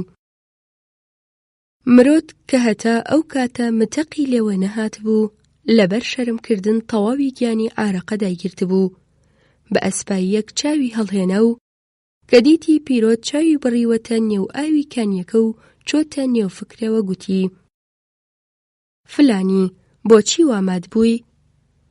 دەنگی نزم و لە سەرەخۆ و لە بەردڵانی مرۆت وەک دەنگی قاز و قۆرنگی قەراخ چۆمان و قاسپەی خاسەکەوی سەردوندی کێوان بەگوێی پیرۆت گەیشت و هەروەک ئەوەوە بوو کە لە خەوی خۆش وە خەبەر هاتووە و ڕووی لە مرۆت کرد و گوتی: هیچ دەزانی ئێستا چ دیمەنێکی خۆش و جوانم بە بەرچاویدا ڕابرد. ئەو ڕۆژەم هاتە بەرچاو کە لە قرچەقرچی هاویندا دروێنە دەکەم و عارەق دەڕێژم و زۆرم تینوە و ئیشتیای چۆڕە دۆیەک دەکەم و لە ناکاو دەبینم کە ئەتۆ دیزەڵە دۆیەکت لەسەر شانی داناوە و بە لەنجەولارەوە بۆ لای من دێی. مرۆتگیان ئەرێ بڵێ ئەو ڕۆژە ببینین. پیرۆت ئەو قسەی گوت و چاوی بەڕیە نێوچاوی مرۆت و دڵی بە جۆرێک دەستی بە لێدان کرد کە دەنگی کوتانی دڵی وەختە بوو هەردوو گوێی کەڕ بکە. بەڵام دڵکوتانێکی خۆش و پڕلاوەت و ئامانج و ئارەزووی دواڕۆژی خۆش. مرۆت بێ ئەوەی سەری هەڵێنێ لە وەڵامی تەواوی قسە و بڕیارەکانی پیرۆتدا گوتی: فلانی ئەمن ناتوانم هیچ شتێک بڵێم. ئیختیاری من لە چنگ کاکمدایە. کاکم هەر چلۆنێکی بڵێ بە قسەی دەکەم. مرۆت ئەوانەی گوت و سەری هەڵهێنا و لە گرشەگیرشی چاوە کاڵەکانی ڕا دیار بوو کە لە دڵەوە حەز لە پیرۆت دەکا.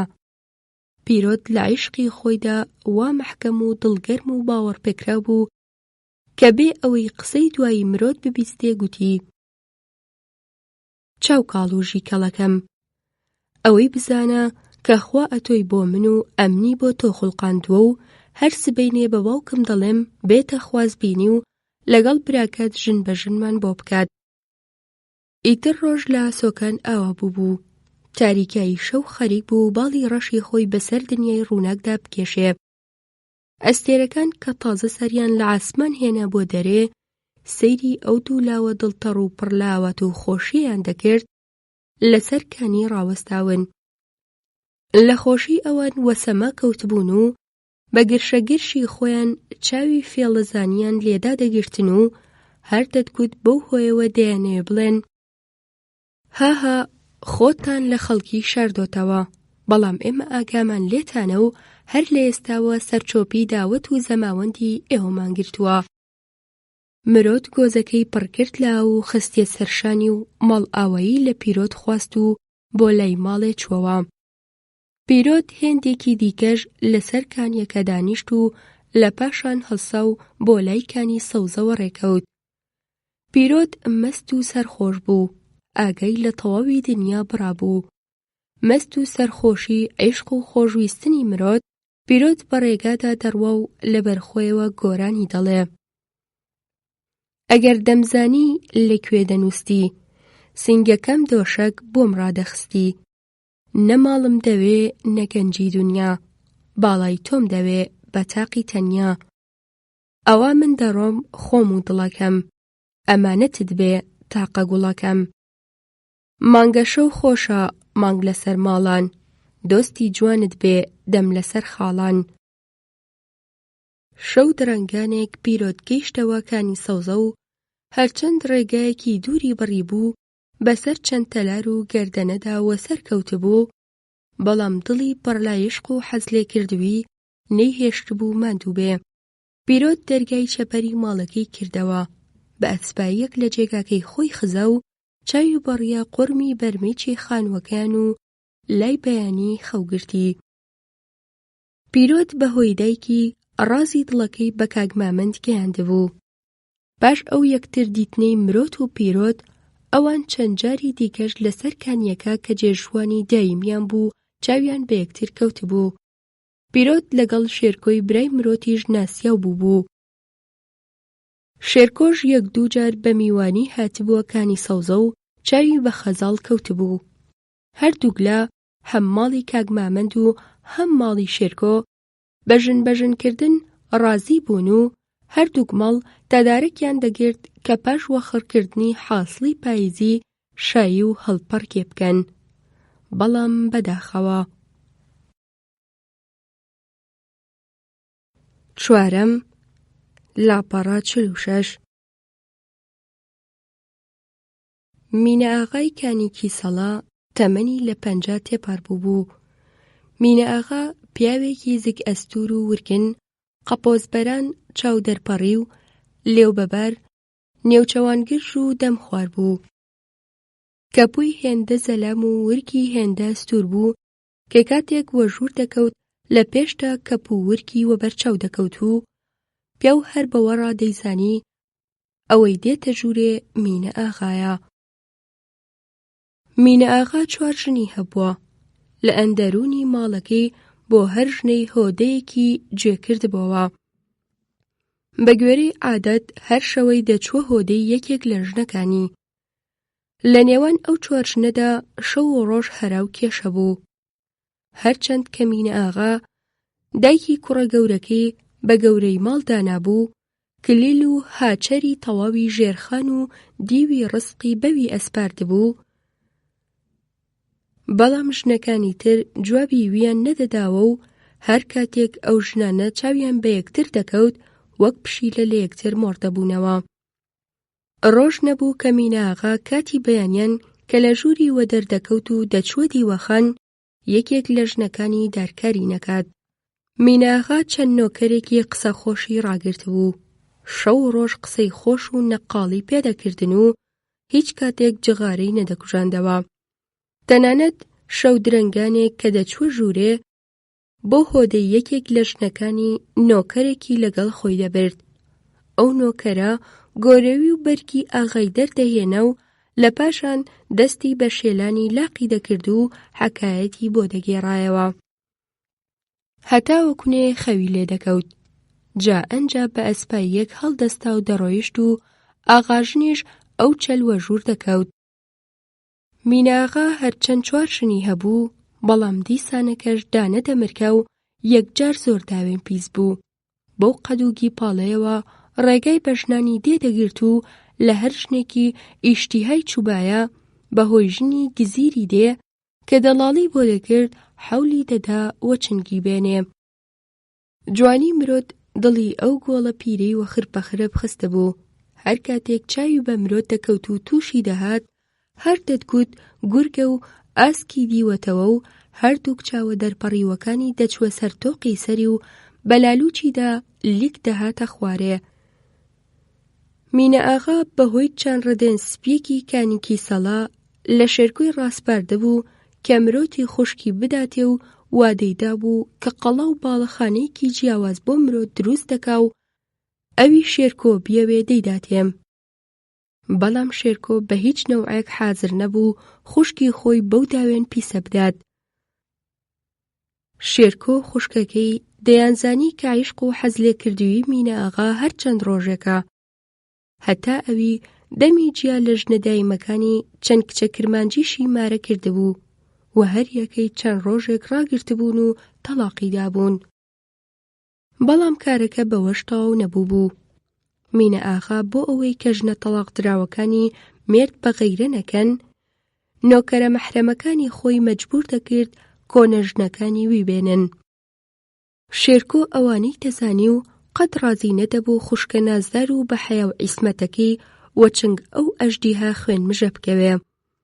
شێرکۆ بێجگە لە واجباتی برایەتی بۆ مرۆت لە جێگەی بابیش بوو. باوکی وان چەند ساڵ بوو وەفاتی کردبوو.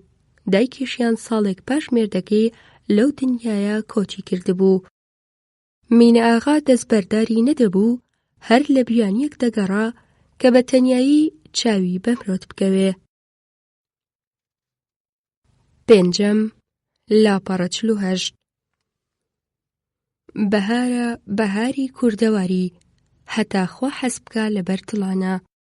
خوڕەخوڕی چەم و کانیەکان قاسپەی کەوان لە کێوساران قام و گۆرانی 1000 نەوعی بولبول و سیر و 1000 دەستان، حیلکە حیلک و سمکۆڵی ئەسپی دابەستراوی زستان لە مەیدان، کارەکار و باڕەباڕی بزن و مەڕی لە هۆڵ و کەوێڵ هاتووە دەرێ بە ئاواتی چوون بۆ کوێستان، 1000 دەنگ و ئاهەنگی دیکە مزگێنی هاتنی شایی بەهاری دەدەن و پیرەشوانیش بە شمشاڵ و بلوێری خۆی بەزمی شایی و هەڵپەڕکێ خۆش دەکا و یەک نەونەمامی شلک و ساوە بە ڕەنگی جیاواز جیاواز لە چیمەن و باخ و مێرگ و مێرغوزار و قەچپاڵی کێ و قەراخچۆم و کانی بە 1000 ناز و غەمزەوە سەر لە عەرزی دەردێنن و دەست لە دەست یەکداڵێن و هەڵپەڕین و داوت ساز دەکەن و ئەو هەموو ئاونگەی سەرگۆنایان تک تک دەڕژێتە سەر عەرزی و دەبێتە جۆگە لە ئاوی عەتری سەدبۆن و ڕۆح وە بەرهێنەری سەرهەڵدانی سەرچۆپی گێڕی گوڵان، گوڵی باخان، گوڵەباخی جوان و ئەویش بە داعیە و تەشەخوس و لەنجەولارەوە هەڵدەستێ سەرچۆپی داوەتەکە دەگرێ. کاتی بەهاران کیژانی لادێ پۆل پۆل وەکۆ دەبن و بۆ هێنانی گیادۆکڵی و گێلاخە و ئەسپنگ و قازیاخە و ئەسپەناغ و کەنگر بە شوپەکانکردن بۆ داستان و قەتباڵی کێوەکان دەچن و لای ئێوارە هەریەکەی بە قەرتاڵە و چارەکە و بەرهەڵبێنە و خورجینی پڕی خۆیەوە بە دڵخۆشی و قاقا کێشانەوە بۆ ماڵێ دەگەڕێتەوە. هەر لەو بەهارە خۆشەدا بوو کە پیرۆت و مرۆت دڵی خۆیان دابوو بە یەکتری و بە 1000 ئاواتەوە چاوەڕێی پاییزی داهاتوو بوون کە شایی بکەن. مرۆت لەو بەهارەدا لە هەموو کاتێک گەشتر بوو، سبەینانێ لە هەموو کەس زووتر لە خەو هەڵدەستا و لەگەڵ دەستە خوشکەکانی بۆ دارستان و قەچپاڵی کێوی دەچوو تاوەکوونێ چێشتی بەهاری بۆ براکی لێبنێم. شێرکۆ زۆری حەز لە دۆکڵی و ئەسپەناغ و قازیاخەی بە هێلکەوڕۆن سوور کراوە دەکرد و مرۆتیش لەبەر خاتری کاکی زوو ئەو جۆرە چێشتانەی لێدەنا. مینە ئاغا هەر وەک چلۆن گورگی برسی ماتە لەمەڕ هەڵدەگرێ، هەر بەو جۆرە ماتەی لە مرۆت هەڵگرت بوو. ڕۆژێک ژنە گزیرە دەڵاڵەکەی بانگ کرد و گوتی: سبەینێ مرۆت هەڵگرە و بە بیانووی گیای دۆکڵی و هێنان بیبە بۆ نێو دارستان بۆ ئەو جێگایی کە قوڕغەم کرد و کەسی بۆ ناچێ. پیرێژنی گزیر کە وەک ورە جادوو وابوو بە دەرپەڕینی ڕاگەکانی سەردەستی و گرژی نێوچاوانی و چرچی دەموچاوی وەجاڵجاڵۆ کە دەچوو بۆ سبەینێ چووە ماڵە مرۆت و لە تەنیژووی لە حاز تەندورەکە دانیشت. مرۆت لە ماڵێ تەنیا بوو، شێرکۆی برای و دووی کار و کاسبی خۆی کەوتبوو.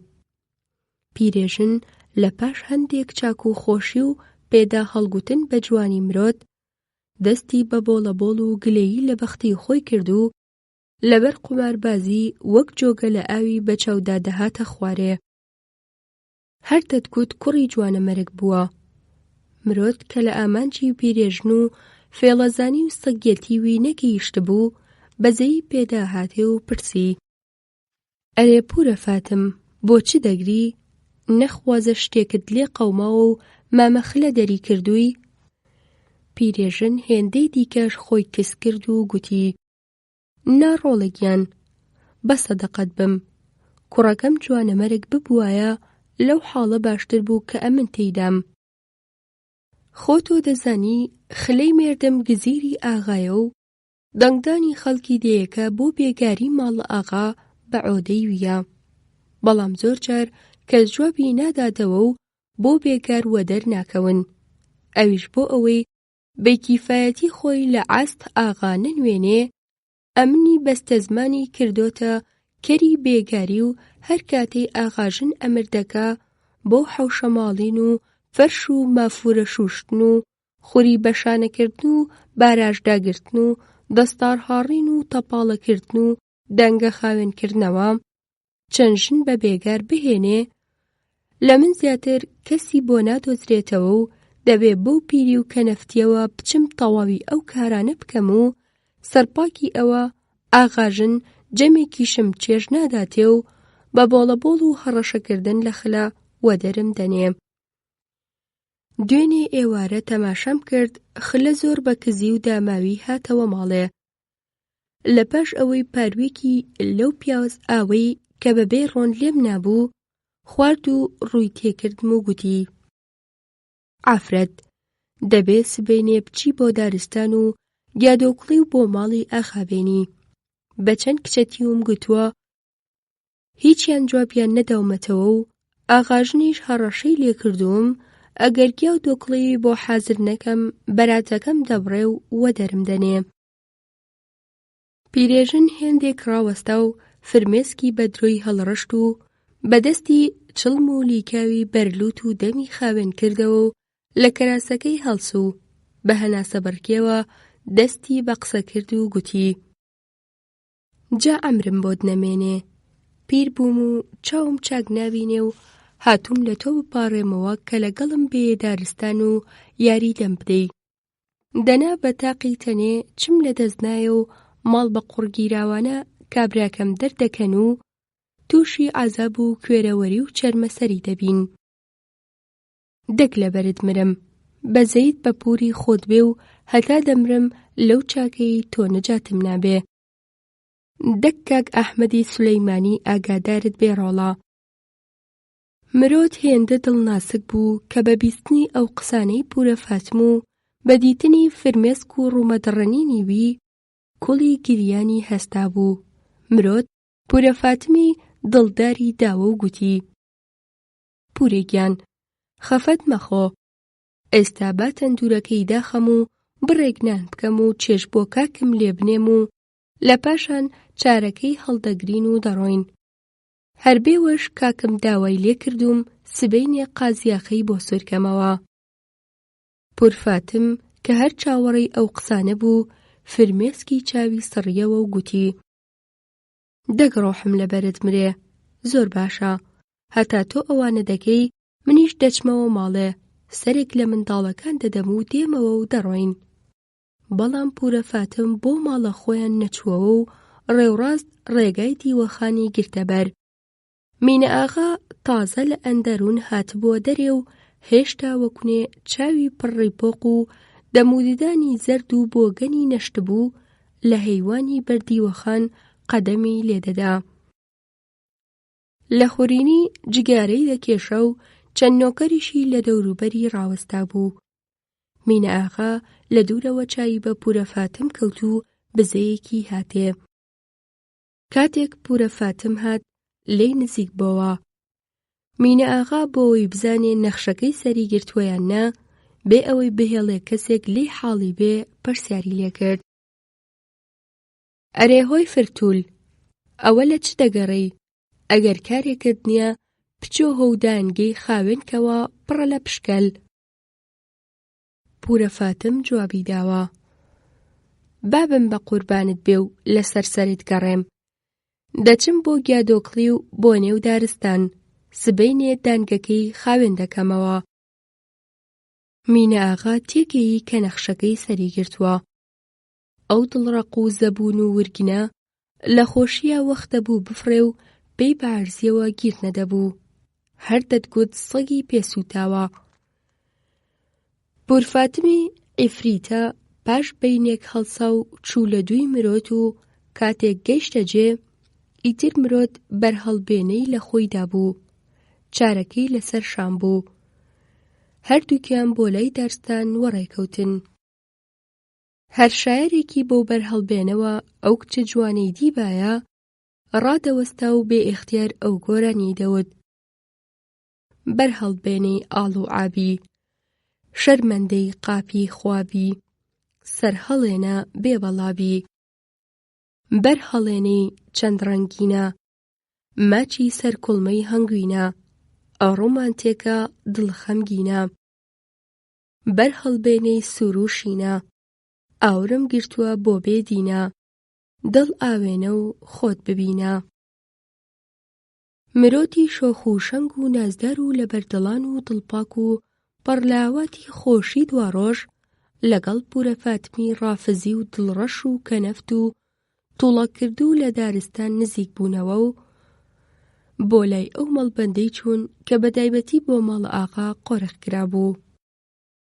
مرۆتی فەقیرە کە بە حەزلێکردن لە پیرۆت تازە تامی شیرینی ئەو دنیای چێشتە بوو، گیان لە وێنە و بیری پیرۆت کە لە نێو دڵی نەخشی بەستە بوو ڕێگای بە هیچ شتێکی دیکە نەدەدا بچێتە نێو دڵیەوە. ئەو وەک منداڵی ساوە بە سادەیی تەماشای دنیای دەکرد و هەربیری پیرۆت بوو کە بووە هێز و هەنە و مایی ژیانی و ئیتر نەیدەتوانی لە هیچ شتێکی دیکە بیر بکاتەوە و بزانێ ئەو کۆنە ڕافیزەی تەنیشتی چ داوێکی بۆ ناوەتەوە. پیرەژن بە ئەنقەست بۆ ئەوەی وەخت درەنگ بێ و تاریکایی دابێ زۆر بە شوێنەیی دەڕۆی و جارجاریش لەسەر بەردێک هەڵدەتروشکە و ماندووی دەحەساندەوە.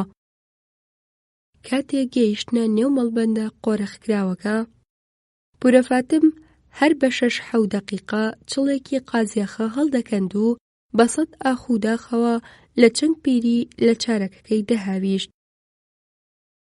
ڕۆژ گەلێ لە نیوەڕۆ تێپەڕی بوو. گاوان و ئاودێر و جووتیار و کەرد و لێدەر و قۆرەخچی و کارداری دەشتێ ئیتر بۆ دێ دەگەڕانەوە و دەشت و باغ و مەزرە وردە وردە چۆڵ دەبوو. پیرەژن تەماشایەکی لای ڕۆژ ئاوای کرد و لە دوورەوە دیتی کە بۆرە سوارێک بۆ لای دارستان دێ و دەست بەجێزانی کە ئەو سوارە مینە ئاغایە. پیرەژن بۆ ئەوەی خۆی لەبەر چاوونکە ڕووی لە مرۆت کرد و گوتی: ڕۆڵە مرۆتگیان، ئەمن تاوێک دەچمە سەر ئاو لەو خوارەوە و ئەتۆ چاوەڕێم بە دەگەڕێمە و پێکەوە دەچینەوە بۆ دێ. ئیتر وەخت درەنگ بوو، هێندەی پێنەچوو بۆرە سوار لە دارستان نزیک بووەوە.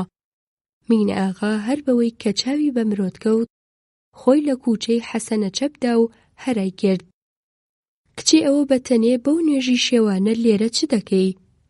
جوانی وەک تۆ قەت بەتەنێ دێتە ئێرە؟ وەڵڵا سەهلە ئینسان ورچی دڕندەش بتبینێ عاشقت دەبێ و دەدڕفێنێ. مرۆت کە هەتا ئەو کاتە قەت لە نزیکەوە ئاغای نەدیتبوو، دەنگی نەبیست بوو، سەری داخست و تک تک عارەقەی لێدەباری. ئەو بەلکی دەسماڵەکەی بەردەمی خۆی گرت و بە دەنگێکی نزمەوە وەڵامی ئاغایدایەوە و گوتی: قوربان، لەگەڵ کوێخاژن هاتووین یادۆکڵی بۆ ئاغاژن بەرینەوە، کوێخاژنیش ئێستاکە دەگەڕێتەوە. مینە ئاغا هیچ گوێی لەو قسانە نەبوو و هەر وەک وزەبە بە بەرگوێی داهات و ڕابرد و لە مرۆت نزیک بۆوە و گوتی: ناکرێ ئەتۆ لێرە بەتەنێ بەجێبهێڵم. مینە ئاغا ئەوەی گوت و لە ئەسپەبۆرە دابەزی و بۆ لای مرۆت چوو گوتی: دەی با بڕۆین، ئێرە جێگایەکی مەترسیە و کە تاریک داهات پڕ دەبێ لە درندا. شاوت بەرگەرووی مینەی گرتبوو، وەختا بوو قرخە قرقی لێ ببڕێ و تەواوی ڕەگی گیانی وەجوڵانەوە کەوتبوو. لێ و دەست و ئەژن و لاقی وەک مێوژگە وە لەرزە لەرز کەوتبوو. مینە ئاغا لە مرۆت نزیک بۆوە و خەریک بوو قۆڵی بگرێ. بەڵام مرۆت کە هێشتا لە فێڵی ئاغا نەگەیشت بوو و هەتا ئەو ساعەتە دەستی هیچ نامەحرەمێکی وێ نەکەوت بوو، خۆی بەرەو دوا کێشا و گوتی: قوربان، ئێوە سوار بن وە پێشکەون، ئەمنیش پورەفاتم بانگ دەکەم و بە دواتاندا دێین. مینە ئاغا لە غاوی ئەسپەکەی بەلەقەدارێکدا هەڵاواسی و وەک چلۆن ورچ بۆ سەر نێچیری خۆی هێرش دەبا، هەر بەو جۆرە شاڵاوی کردە سەر مرۆت و تونتون لە ئامێزی گرت. مرۆت ئیتر لە مەبەستی وی ئاگادار بووە. یەک بەخۆی قیژاندیە سەر مینە ئاغا و گوتی: دەبەرمدا سەگ بابی واوا لێکرا و هەی قوڕم بەدەمی باوکت، بەرمدا، ئەمن لەوانە نیم کە تۆ خەیاڵت کردووە. مرۆت هەر ئەوەندەی گوت و بەدەست و پێ حەولی دەدا خۆی لە ئامێزی ئەو بەرازە کێویە ڕزگار بکە. هەر دەتگوت کۆترە و لەبەر چنگی باشووە یا ئاسکە و لەبەر کەڵپی گورگ پەلەقاژەی دەکا. بەڵام پەلەقاژەی ئەو ناسک و ناسدارە لە چنگ ئەو سەگە هارە بێفائیدە بوو. ئاغا هەتا دەهات پتر مەچەکی لە قەدی باریکی مرۆت قایم دەکرد و لەبەر خۆیەوە دەیگوت: نانا لە چەنگی من نەجاتت نابێ، جوانی و شەلک و ناسکی وەکو تۆ هەر بۆ ئاغا حەڵاڵە، حەیفا تۆوە دەست کرمانجی پێپەتی و بۆ گەنی و بکەوی. مینە ئاغا بە جۆرێک مرۆتی ڕێکگوشی کە هێزی لێبڕی بوو، بۆ ئەوەی پەلەقاژینەکە گورجێک لکێکی پشتێنەکەی کردەوە و هەردووک دەستی مرۆتی پێبەست و دەسڕە ڕیشوەدارەکەی بەرپشتێندیشی دەرهێنا و لە زاری ئاخنی تا دەنگی بەجێیەک نەگا و لە پاشان لە عەرزیدا. مرۆت بە دەنگێکی نووساوەوە هاواری لێ هەڵدەستا و خۆشەویستەکەی بۆ یارمەتی بانگ دەکرد و دەیگوت: ئاخ پیرۆت، لەکوێی لە چنگی ئەو سەگ بابەم نەجات بدەی. ئیتر ئاسمان تاریکدا هاتبوو، نمنم باران دەباری. هەر دەتگوت ئاسمان بۆ حاڵی ئەو کیژە چاو کەژاڵ و ناسک و نازدارە کەوتۆتە سەر عەرزی و لەسەر خۆچووە، کوڵی گریانی هەستاوە و فرمێسک هەڵدەوەرێنێ. مرۆت پاشقەدەرێک کە هۆشی هاتەوە بەرخۆی و تەماشایەکی چوارتەڕەفی کرد و زانی ئەو حەرامزادەیە کاری خراپی بەسەرهێناوە، بە هەردووک دەست لە تەپڵی سەری خۆیدا و دەستی کرد بە گابۆڕ. هەر لەو حەلەدا فکری خۆکوشتنی بە خەیاڵدا هاتوو، لە دڵیدا دەیگوت: نا، ئیتر ژیان لە منتاڵە و بۆ من نابێ.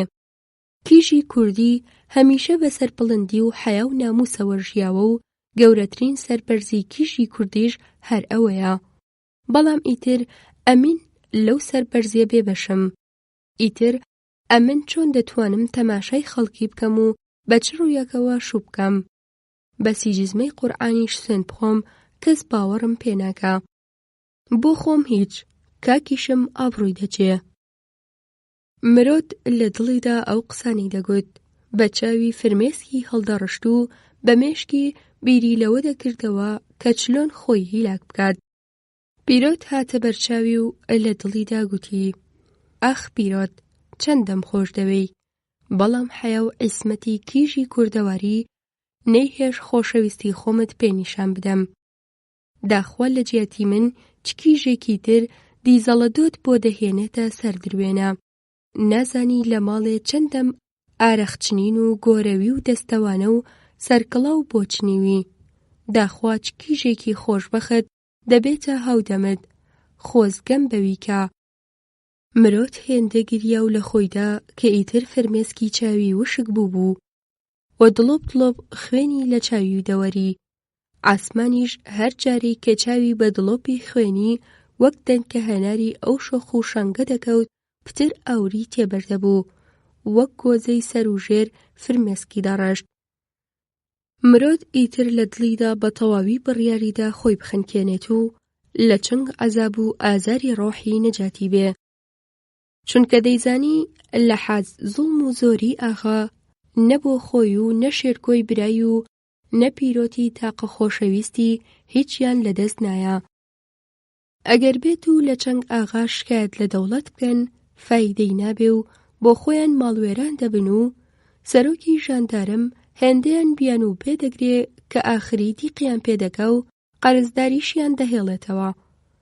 ئاغا لەوانەش نییە گوێ لە مەلا و سەییدی دێڕابگرێ. مرۆت هەرچەند بیری دەکردەوە پتر ئیمانی بە دروستی بڕیاری خۆی دەهێنا و جیا لە خۆ خنکاندن ڕێگایەکی دیکەی بۆ نەدەدۆزرایەوە. مرۆت هەستە پشتێندە کریشەکەی کردەوە، سەرێکی لە دارەبۆزەکە هاڵاند و سەرەکەی تریشی لە ملی و دوایین هەناسەی ژیانی بەو قسانەی دڵی تەواو کرد: ئەمرم بۆت نەمێنێ کاکەگیان، بە هەویا بووی ئەمن بە مێرد بدەی و ژن بۆ خۆت بهێنی، بەڵام هەویاکەت لە قیس چوو، نازانم لەمە بەولاوە بە چی هۆیەک دەتوانی ژن بێنی. کوێر بم بۆت کاکەگیان، ئەتۆ بە هەویا بووی ئەمن سبەینێ قازیاخەت بۆ سوورکەمەوە، دەگلاڵ بم بۆت. شێرکۆ لە ماڵێ دانیشت بوو، چاوەڕێی خوشکەکەی بوو، زوو دەچوە حەوشە و دەگەڕاوە و کە باران دەستی بەبارین کرد هێندەی دیکەش ناڕەحەت بوو. پەشۆکە و ئیتر حەجمێنی لێبڕابوو.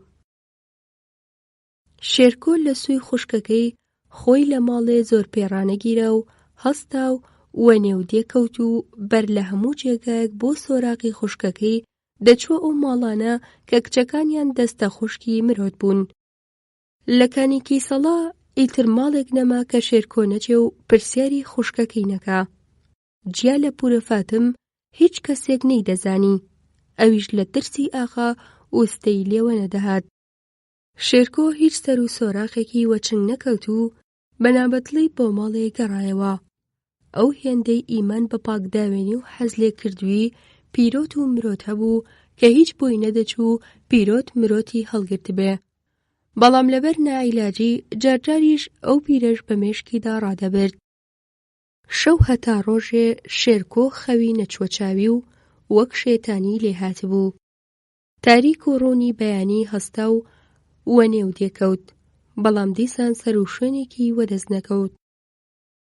شێرکۆ گەڕایەوە ماڵێ و شتومەکەکانی خوشکی بەسەر کردەوە و دیتی کە جلوبەرگە تازەکان و ئارەخچن و دەستەوانە و سەر و کڵاوە چندراوەکان هەمووی لە جێی خۆیەتی و ئیتر بە تەواوی خەیاڵی لەوە ئاسوودە بوو کە خوشکی ڕەدۆی پیرۆت نەکەوتووە.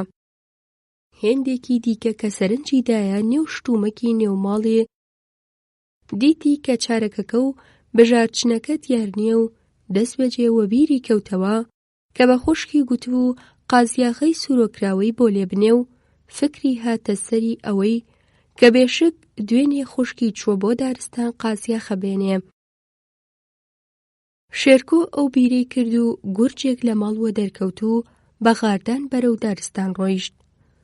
لە پاش گەڕان و خۆلانەوەیەکی زۆر لە دوورەوە تارماییەکی وەک ئینسانی وەبەرچاو کەوت کە هەر دەتگوت لە بن دارەکە ڕاوەستاوە و دەستی بۆ گەڵادار درێژ کردووە.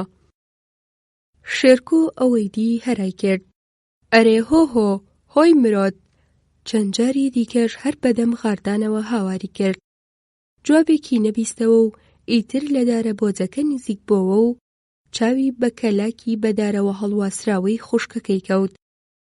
شێرکۆ لە تاوان وەی زانی هێشتا خوشکەکەی زیندووە و گورجێک لکی پشتێندەکەی لە لقی دارەکە کردەوە و چەند جار مرۆتی بان کرد، بەڵام مرۆت دەنگی لێوە نەهات و شێرکۆ یەک بەخۆی لە گابۆڕیدا و دەستی کرد بە ماچکردنی دەست و ڕوومەت و نێوچاوانی سارد و سڕی خوشکەکەی. پاش تێرگریان و لە خۆدان شێرکۆ سەری هەڵێنا و تەماشایەکی دەوروبەری کرد و بەر لە هەموو شتێک قونچکە جەغارەیەکی گەرمین و جێناڵی وڵاخێکی چاوپێکەوت. شێرکۆ جەنازەی خوشکەکەی بە هەردوو دەستی هەڵگرت و بەرەو ئاوایی گەڕایەوە. تەواوی خەڵکی کانێکی سەڵا بۆ ناشتنی ئەو گەنجە جوانە مەرگەوە دەرکەوتن و بە تێکڕایی لەگا بۆڕیان دەدا. دەستە خوشکێکی هەرە نزیکی مرۆت کە کچی جوودبەندەیەکی دەوڵەمەند بوو لە براکەی پاڕابووەوە کە سوار بێ و بچێ بۆ کانی سەوزەڵا لە دووی پیرۆت. ئەویش چوو، بێ ئەوەی بە پیرۆت بڵێ چ قەوماوە، هێنای بۆ کانێکی سەڵا. کاتێک پیرۆت گەشتە کانێکی سەڵا، ئیتر خەڵکەکە لەسەر قەبران گەڕابوونەوە و بە گوێرەیدا بە تەنیا پیاوی هەرە نزیکی مردوو یانی شێرکۆ لە بنکێلی خوشکەکەی بەجێما بوو. پیرۆت هەر بەوەی لە زینوەکەی بەرماڵان وەسەر کەوت و کانێکی سەڵەی وە بەرچاوکەوت تارماییەکی پێداهات و دڵە کوتەی گرت و ڕەنگی گۆڕا و ئاویزاری وشک بوو. بە هەڵاتن خۆی لە ماڵی شێرکۆ ڕۆ کرد. ئەو پیرێژن و کیژ و منداڵانەی کە لەوێوە کۆ هاتبوون بە ئەسپاییەک پێیان گوت: شێرکۆ لەسەر قەبرانە. پیرۆت بە غاردان بۆ لای قەبران چوو.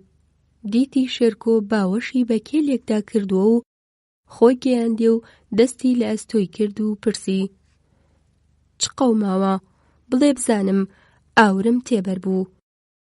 شێرکۆ بە گریان و هەناسە بڕکێوە: هەی ڕۆڕۆ، خوشکەکەم ڕۆ. پیرۆت کاوەی بیست دنیای بەسەر سەری داگەڕا و خۆی بەسەر قەبرەکەی مرۆت داخست و لە گابۆڕیدا و بە دەنگە خۆشەکەی خۆیەوە دەستی بەشین و واوەیلا کرد و لە بەیتی خەج و سیامەند ئەو چەند بەندەی بە ئاوی چاوە دەکوتەوە. سنگ سپیەکەی نەرمونۆڵ، سوورە گوڵەژی کەڵەکەم خەجەیان، تاقە گوڵە بۆن خۆشەکەی زەرزا و دەموکریانی. دەردی من دەردێ بوو دەردێکی زۆر گرانێ. بەخەو وا لێم وەڕازگەڕا. بەندی گوتویانە هەر دەردەدار بە دەردی دەردەدار دەزانێ.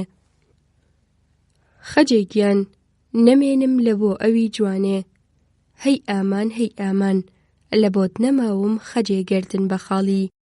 ئای یای یای یای ڕۆ خەجێ جوانێ شۆڕە کابانێ. ئۆف ئۆف دەردێکە بێ ئامانێ. ئەوا ڕۆژم لێ ڕاوەستاوە بەم حەلی دەچێشتانێ. ڕاستپێری خودم هاتوونەوە سەری بە هەنگی دەگیان کێشانێ.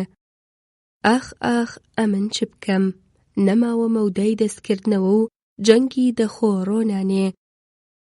لە بۆت بگیرمەوە سەر و خواری وڵاتی کرمانجەتی و شەشدانگی دەکۆنە مەیدانێ. هەراکەم نەتەوی و گودرزم کوانێ. بەسواری لە پەرتەوی دەقیلە و قاچ بکەم و بی ئەنگوێمە لە دوور و دووران نیشانێ.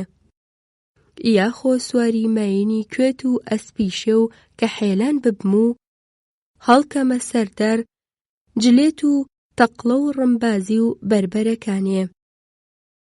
یار ببینە زۆرەوانێ. ئای یای یای یای ڕۆ. ئەو جار کە هاتوونەوە سەری پیا و ژنانێ دەدوڕناس و زۆرانێ. لاو و جەحێڵی دەسوارێ نێر و مێ جوانپاک و خورتێ شارێ.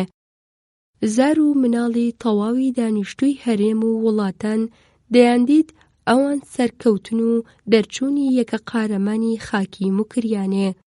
چەخەمم لەسەر دڵی نەدەبوو بێجگە لە دەردی دووری لە بۆنێ یاخۆ لە نەمانی مەرگ و ژیانێ. بێجگە لە خەمی خۆشەویستەکەم سوورە گوڵەکەم بەندی دڵەکەم ئیانی خەجێگیانێ. ئۆف ئۆف لە چەنگ زەمانێ و ڕوڕەشی دەورانێ. ئایایای یای ڕۆ.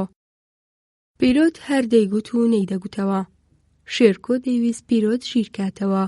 پیرۆتیش دەیویست دڵی شێرکۆ بلاوێنێتەوە. ئیتر تاریک داهاتبوو. ئەو دوو جەحێڵە هەروەک منداڵی ساوا دەگریان و ژیربوونەوەیان بۆ نەبوو. لە پاشان بەسەروشانی قۆڕاوی و چاوی سوور هەڵگەڕا و گۆنای هەڵبجرکا و وردە وردە بۆ لای ماڵێ گەڕانەوە. خەڵکی دێ دەستە دەستە دەهاتنە سەرخۆشی و بە ملکزی دەگەڕانەوە. داروبەردی کانیکی سەڵەش شینیان بۆ ئەو جوانە مەرگە گرتبوو.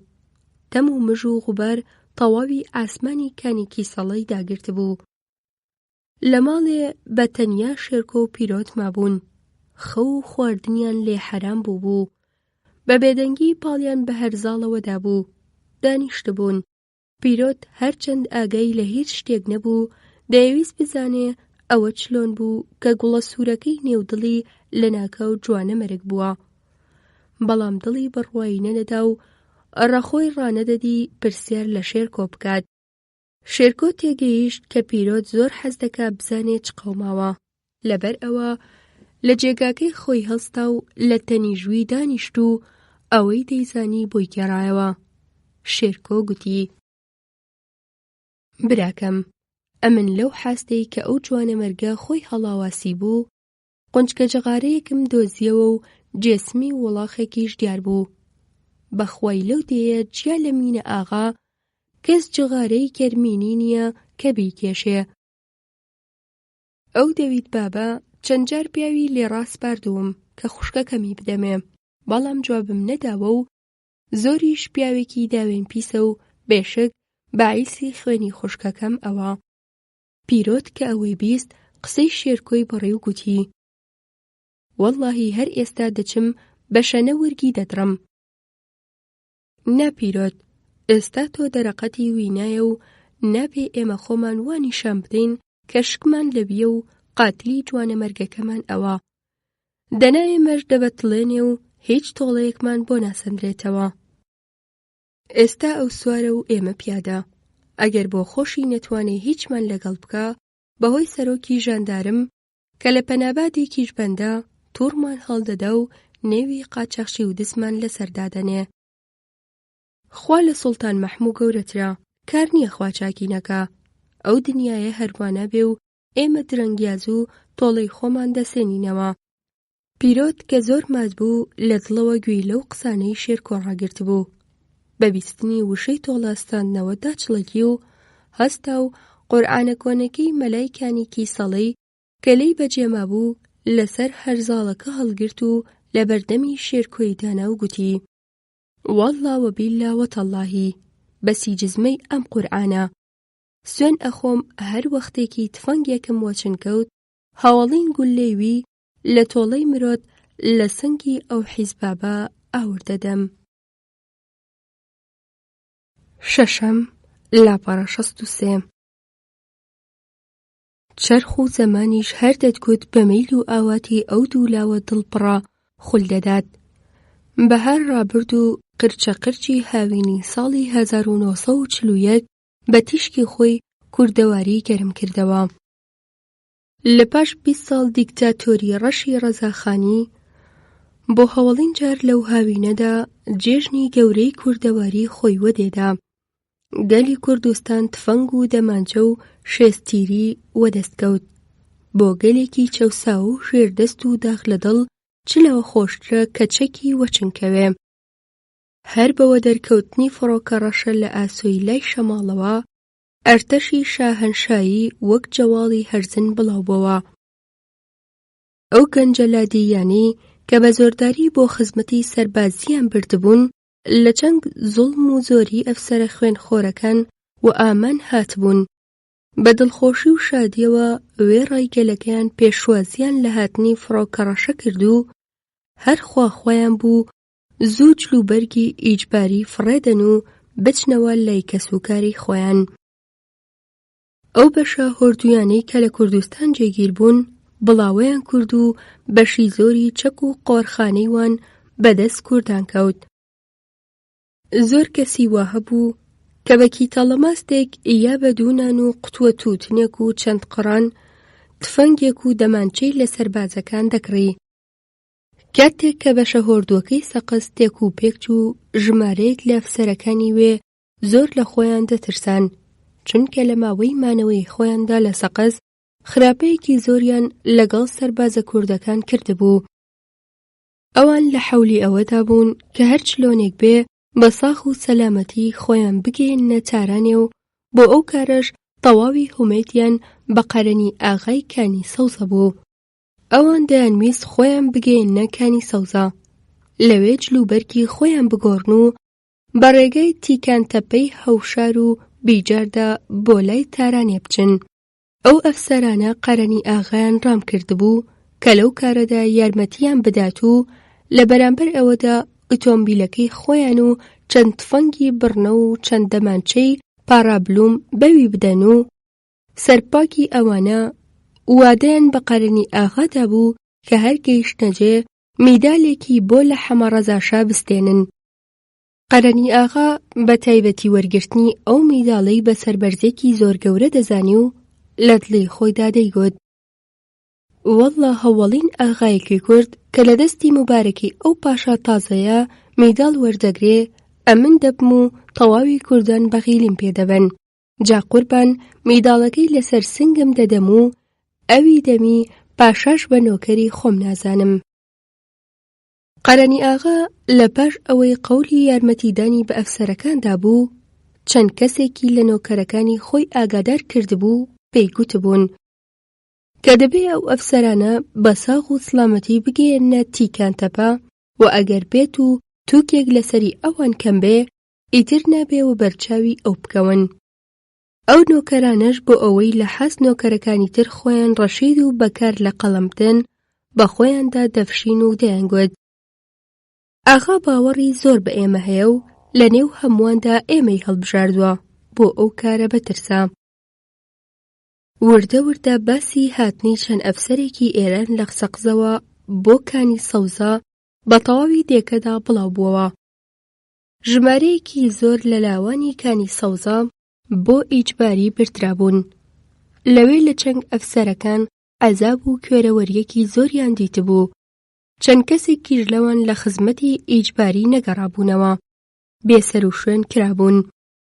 ژمارەیەک لەو لاوانە بە بیستنی باسی هاتنی چەند ئەفسەر لە سەقزەوە بۆ کانی سەوزە هاتنە سەر ئەوەی کە بۆ ئەستاندنەوەی تۆڵە بچن ڕێگایان پێبگرن و ڕوتیان بکەنەوە. جا لەبەر ئەوە ئەو لاوانە چوونە لای پیرۆت و دەیانەویست ئەویش لەگەڵ خۆیان بەرن، چونکە بە قووەتی و کارچالاکی پیرۆت دەیتوانی زۆر یارمەتی بەوان بکات. پیرۆت بە بیستنی داخوازی هاوڵە لادێیەکانی دەست بەجێ و دەستهێنانی تفەنگ و تۆڵە ئەستاندنەوە لە مینە ئاغای هاتە بەرچاوی و ڕازیبوونی خۆی دەربڕی. پیرۆت بووە سەرکردەی ئەو لاوانە. پیرۆت بەهۆی نۆکەرەکانی ئاغا زانی کە سبەی نێشە و بەهۆی ماشێن لە سەقزەوە دێنەکانی سەوزە و ئەو بۆ ئەوەی نەخشەکەی سەر بگرێ هاوڵەکانی وەکۆ کرد و پێیگوتن کە دەبێ ئێستا بچین ڕێگەکە تاقیکەینەوە و بزانین لە چه حەز ڕێیان پێ بگرین. لای بانگی شێوان پیرۆت لەگەڵ 5 کەسی تر بەرەو ڕێگەی سەقەز وەڕێکەوتن. 3 چارەگە سەعات لە وڵاتری کانی سەوزە ڕێگاکە بە نێوشێ و دۆڵێکدا ڕادەبری و لە هەردووک لاسەری کێو گەیشتۆتە ئاسمان و گاشەبەرتی گەورە گەورە بەرچاو دەکەون. لەو جێگایەوە هیچ ئاوەدانی دیار نییە و ئەگەر تەقەش بێ دەنگی زۆر دوور ناڕوا. پیرۆت ئەو جێگایی پێ لە هەموو جێگایەکی تر باشتر بوو. بە هاوڵەکانی گوت کە سبەی شەوێ کاری خۆمان لێرە دەکەین.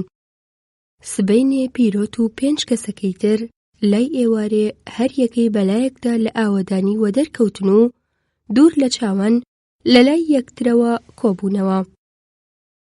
ئەو 6 کەسە تفەنگێکی 5 تیری ژەنگاوی زەمانی ساڵی شێخی و جانبیزارێکی کۆنبووی ساڵی خاڵ و قوربانیان پێبوو و هەردووکی ئەو تفەنگانە لە کاتی دیکتاتۆری 20 ساڵەی ڕەزاخاندا لەلایەن لادێیەکانەوە لە لباتی پێچرابوو و لە بنمیکی تاقەت کرابوو. جیا لەو دوو تفەنگە ئەوانی تریش خەنجەر و تەورداس و شەنەیان هەڵگرت بوو. پیرۆت خەنجەرێکی دەبانی پێبوو.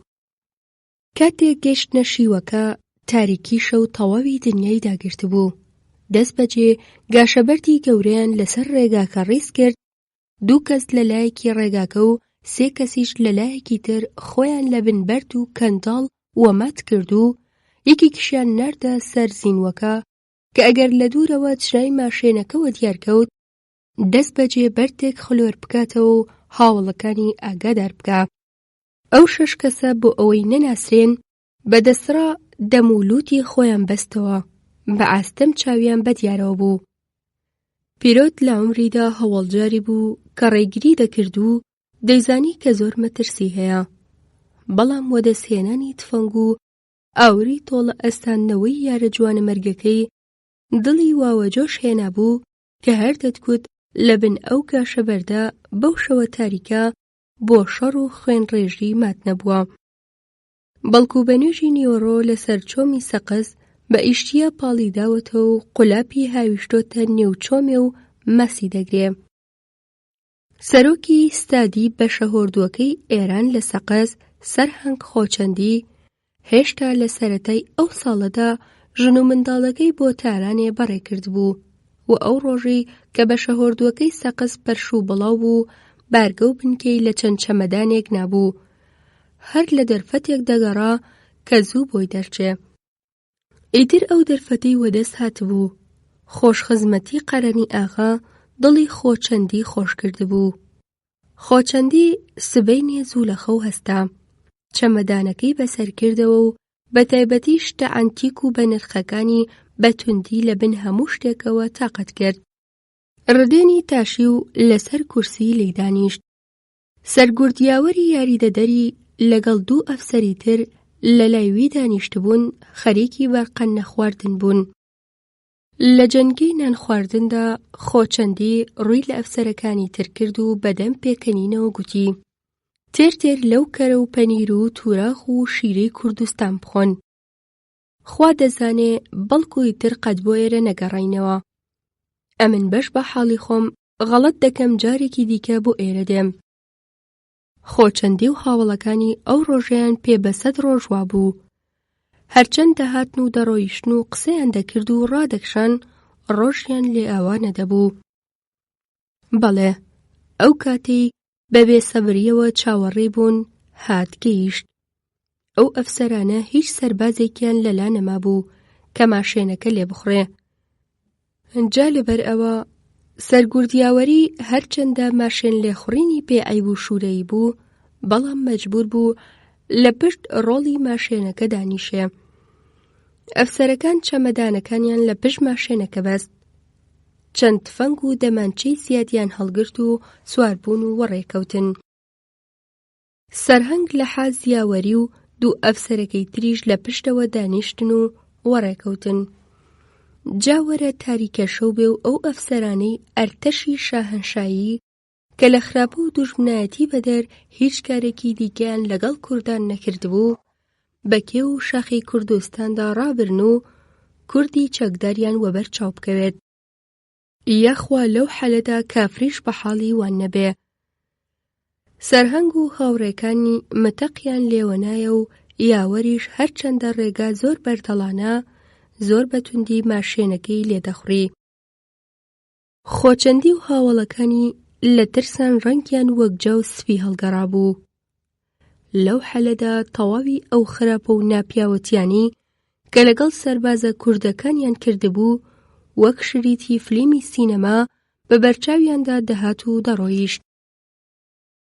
ئەو لاوە لادێیە کوردانەی کە بۆ خزمەتی ئیجباری دەبردرێن، هەر لە ڕۆژی هەوڵەوە لەبەرەوەی کە زمانی فارسی نازانن، لەگەڵ شەق و پێلاقە و قامچی و جنێوی ئەفسەرەکانی فارسی زمان ڕووبەڕوو دەبن، چونکە لە فەرمانەکان حاڵی نابن و بە پێچەوانەی وی دەبزدونەوە.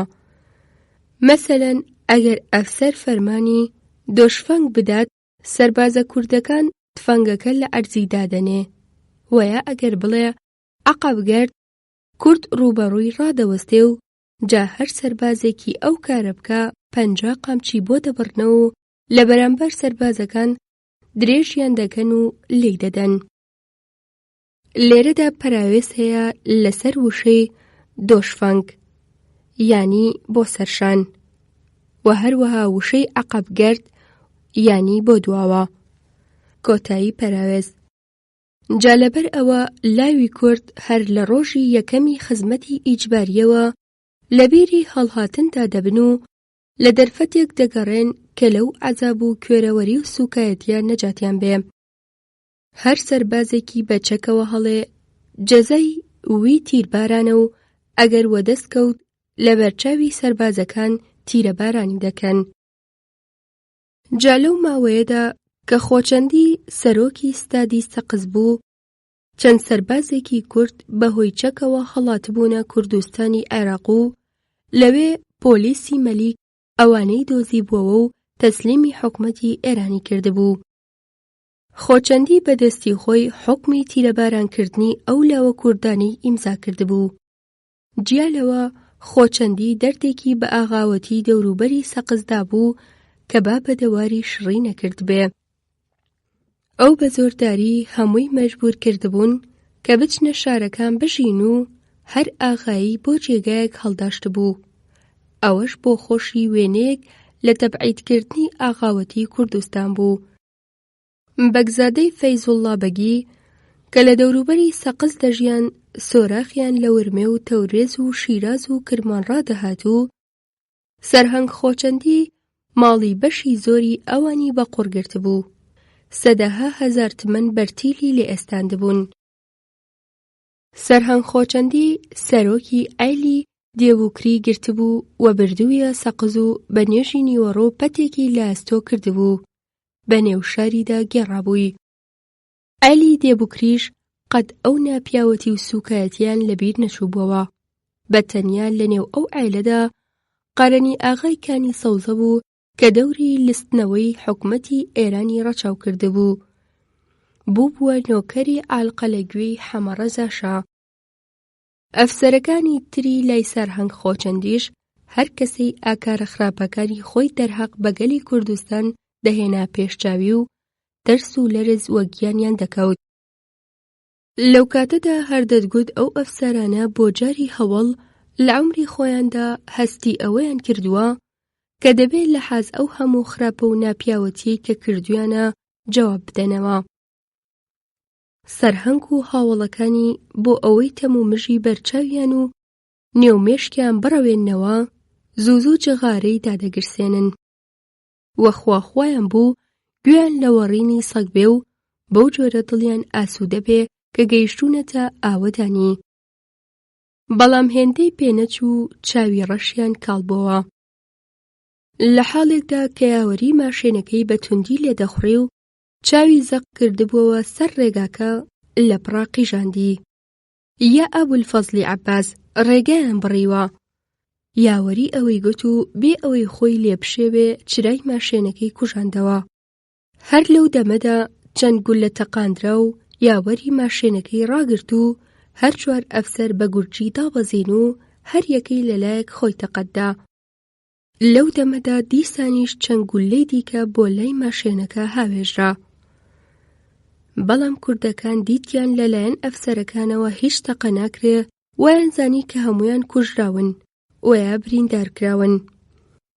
پیرۆت لەگەڵ یەکێکی دیکە وردە بۆ لای ماشێنەکە هات. دەو تاریکەشەوەدا چاوچاوی نەدەدی و بە تەنیا ماشێنەکە وەک تارمایەکی ڕەشی گەورە لە نزیکەوە دەبینرا. خۆچەندی کە لە لای چەپی ماشێنەکە لە قەتپاڵی کێو لە بنبەردێکی زەڵام خۆی ماددا بوو، لە ناکاو دیتی کە ئەوە یەکێکە لە ڕێگرەکان لە تەنیژویە خەریکە بۆ لای ماشێنەکە دەچێ. دەست بەجێ ڕووی لولەی دەمانچەکەی تێکرد و ئاوریدا. پیرۆت کە لە دواوە دەهاتوو برینداربوونی هاوڵەکەی چاوپێکەوت خەنجەرێکی لەسەر دڵی خۆچەندیدا. خۆچەندی هەر ئەوەندە هاوارێکی لێ هەڵسا و گوتی: ئەی وای مردەم.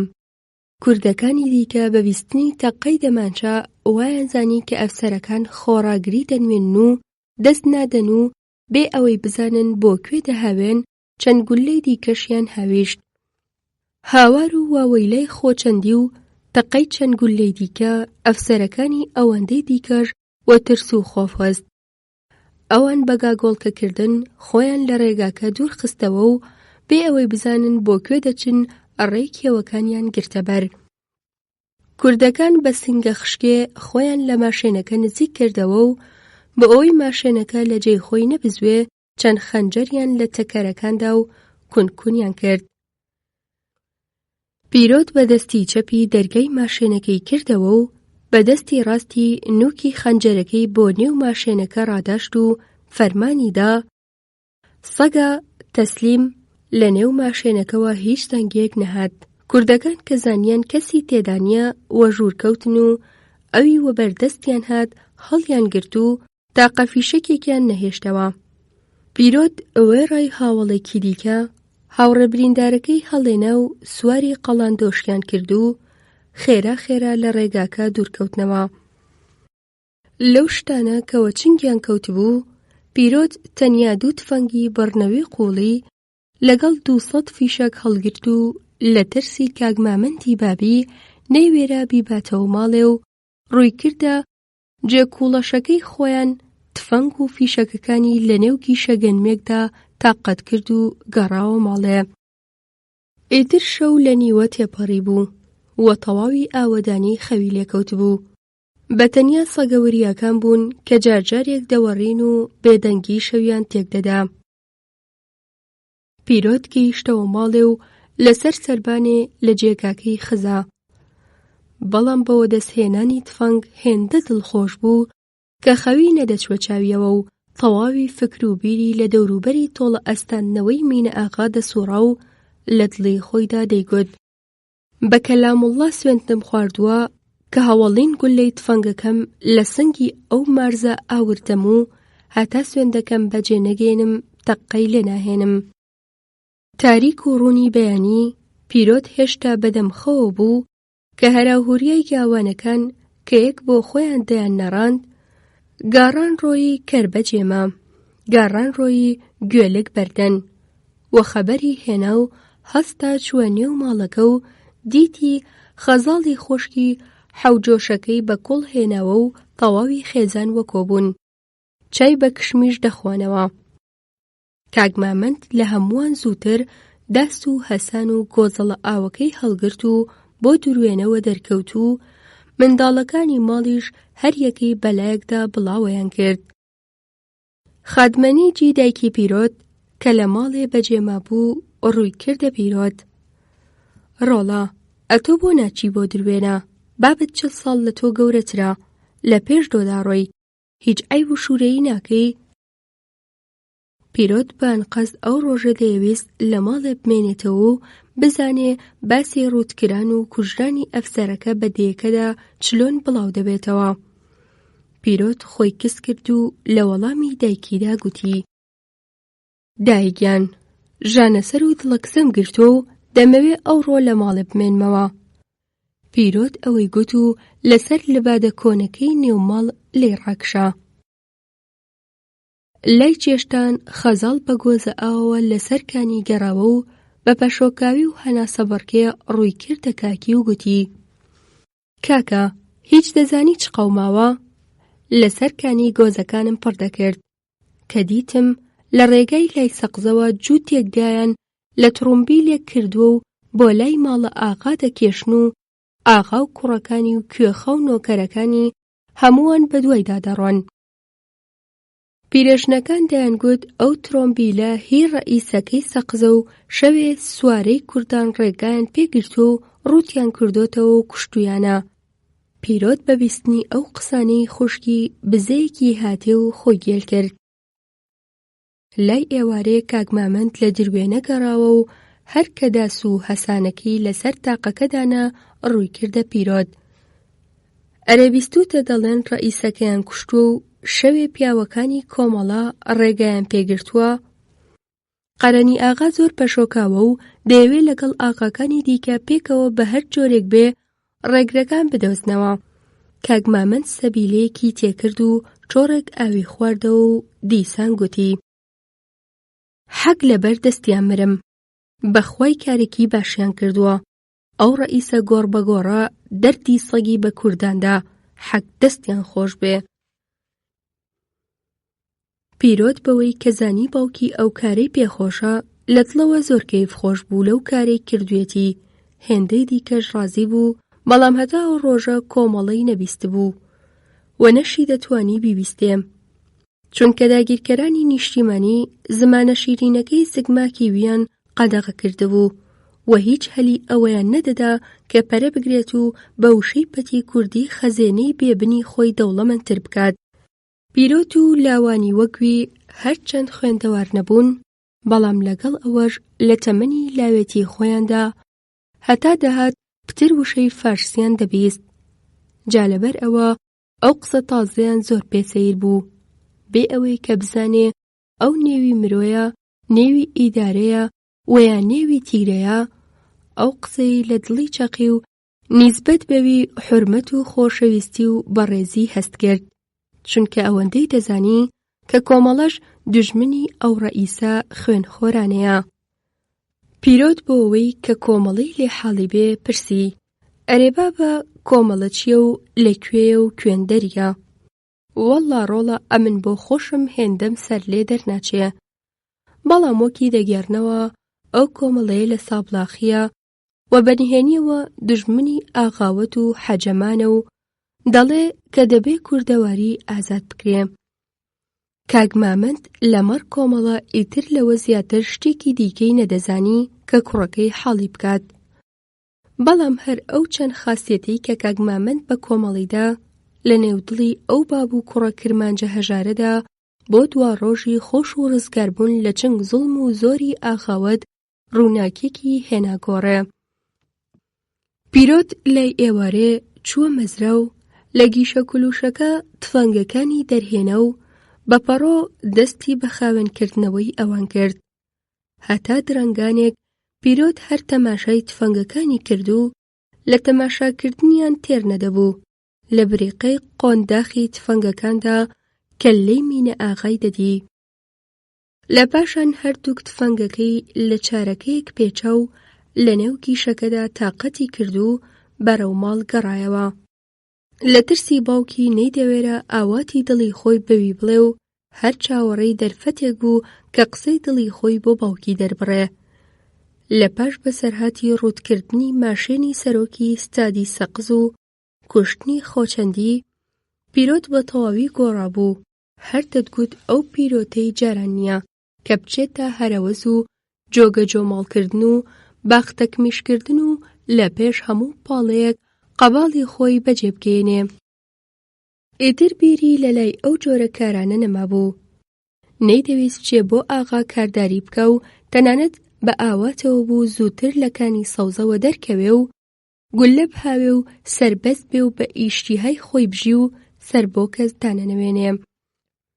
ئیتر ئەو لەوانە نەبوو کە گوێ لە گزیری ئاغا ڕابگرێ و لە هەموو کەس زووتر بۆ بێگار وەدەرکەوێ. وەک پێشینان گوتویانە، کوێرچیت دەوێ دوو چاوی ساغ. تەواوی ئاوات و ئارەزووی پیرۆتیش ئەو بوو تفەنگێک وەدەستپێنێ. ئێستا ئەو ئاواتەی بەجێگەی بوو، هەرچلۆن دەڵێن دۆم بێ و کڵاش بۆ خۆی بکە، جا کورد بێ و تفەنگی چەند کەوت بێ، وای بە حاڵی دوژمنی ئەو کوردە. کاک مامەند لەوەی گەیشت بوو کە پیرۆت زۆر کزە و پەشێوی و ناڕەحەتی دەرونی دڵەکەی وەوەلوەل خستووە. کاک مامەند لە دەردی کوڕەکەی ئاگادار بوو، دەیزانی کە پیرۆت لە سوێی مرۆت هەر وەک شێتانی لێ هاتووە و لەوەتا مرۆت خۆی کشتووە، بە تەواوی گۆڕاوە و گێژ و حۆل بووە و بۆ ئەوەی دڵی کوڕەکەی بێنێتە جێ، شەوێ کاتێک لەسەر سەکۆکەی حەسار دانیشتبوون ڕووی تێکرد و گوتی: ئەرێ ڕۆڵە، بۆچی هیچ ناچێ لای شێرکۆ؟ ئاخر ئەو بەستە زمانە بەتەنێ ماوەتەوە و ئەتۆشی زۆر خۆش دەوێ. باش نییە، زوو زوو سەری لێ بدە. کاک مامەند ئەوەی گوت و سەبیلەکەی داگرساند و دیسان بە شێرکۆ بڵێ با دڵتەنگ نەبێ، خەزاڵ هیویە و هەر وەختێک بێوێ دەتوانێ بیگۆزێتەوە. خادمانیچ کە ئەوەی ویست لە جێگای خۆی داچڵەگی و قسەی کاک مامەندی بڕێ و گوتی: ئەی لەو کابرایە، دەڵێی ماخولیا بووی، ئەتۆ هیچ بیر لەوە ناکەیەوە کە بە چ هۆیەک ژنی پێبێنین بۆ هەتیوەکە؟ کاک مامەند لە ژنەکەی تووڕە بوو و گوتی: ئافرەت، ئەتۆ عەقڵت پێناشکێ و نازانی شێرکۆ هاتۆتە ماڵە من، پێکەوە نان و خوێمان خواردۆ و ئەمن گفتم پێداوە. قسەی کورد یەکێکە و دوو نییە. پیاو دەبێ پیاو بێ و لەسەر قسەی خۆی ڕاوەستێ. مەخوازە بەو پیریە دەتەوێ شەرمەندەم بکەی و بکەومە بەرگاڵتەی ئەم و ئەو. نانە، ئەتۆ نافامی و عەقڵت سووکە. ئەمن کوڕی بابم و بیلاتەش بیژوو نیم. ئاخر ئەویش لە پاش خوشکی لە ژن بەژنکردن بێبەش بووە. ئەویش حیسانە، دڵی بە کچەکەی ئێمەوەیە. خاتمەنیش دەیویست دیسانیش قسە بکە و فکر و بیری خۆی بەرێتە سەرێ. بەڵام کە دیتی مێردەکەی زۆر تووڕەیە و کەفی هەڵخراندووە، ملتەقی لێوە نەهات. پیرۆتیش لە دڵەوە بە قسەکەی باوکی دڵخۆش بوو، بەڵام تێوەچێ و بێدەنگەی کردبوو. پیرۆت لە دڵی خۆیدا بیری لە مرۆتە خۆشەویستە جوانە مەرگەکەی دەکردەوە و دەیگوت: خەزاڵ دەدەین بە براکەت و با ببیتە گوڵێک لە گوڵستانی نێودڵم کە بۆ تۆم پەروەردە کردووە، با ببێتە نمونەیەک لە عیشق و خۆشەویستی من بۆ تۆ، ئەی گوڵە سیزبۆکەی کوردستان. با ڕۆحە پاک و خوێن و بێگەردەکەت ئاسوودە بێ لە حەز برا تاقانەکەت. کاک مامەند هێشتا هەر تووڕە بوو، نەهات بۆوە سەر خۆی و لە پڕا هەرای کرد: خەزاڵ خەزاڵ، دەوەرە ئێرە بزانم. خەزاڵ کە لە نێو ماڵەکە دانیشت بوو، لەبەر چرافەتیلەکە دەرپێ و کەواکەی باوکی پینە و پەڕۆ دەکرد، بە بیستنی دەنگی باوکی داچڵەکی و گورجێک هەڵستا و بۆ حەسارێ وەدەرکەوت: بابە، چ دەفەرمووی؟ ئەرێ ڕۆڵە، شوو بە شێرکۆ دەکەی؟ خەزاڵ کە چاوەڕێی پرسیارێکی وا لە باوکی نەبوو، بە بیستنی ئەو پرسیارە هەر دەتگوت گۆزێک ئاوی سەهۆڵت بە تەوقی سەریدا کردووە و وەک چەوەندەری کوڵاو و سوور هەڵگەڕا و سەری داخست و تەنانەت دەتگوت پشووشی لێوەنایە. کاک مامەند دەی بڵێ بزانم شووی پێ دەکەی یان نا؟ خەزاڵ دیسانیش وستەی لێوە نەهات. کاک مامەند بە تووڕەیی کچەتی و کەڕ بووی زمانت بڕاوە هەناوت ڕەش بۆوە بۆچی جوابم نادەیتەوە؟ ئەوە لە کەنگیوە وات لێ هاتووە کە جوابی من نادەیتەوە. خادمەنیچ کە لە خاستێتی مێردەکەی شارەزا بوو دەیزانی ئەگەر زۆر دەهری بێ لە کچەکەی دەدا بە ئەسپاییەک چووە بنگوێی و بەسرتەوە گوتی ڕۆڵە جوابی بدەوە با دەهری نەبێ. کاک مامەند دیسانیش دەی دەڵێ چی مەخوازە حەز لە کەسێکی دیکە دەکەی و لە حەولی ڕادووکەوتندای و دەتەوێ ئابڕوو حەیان بەری.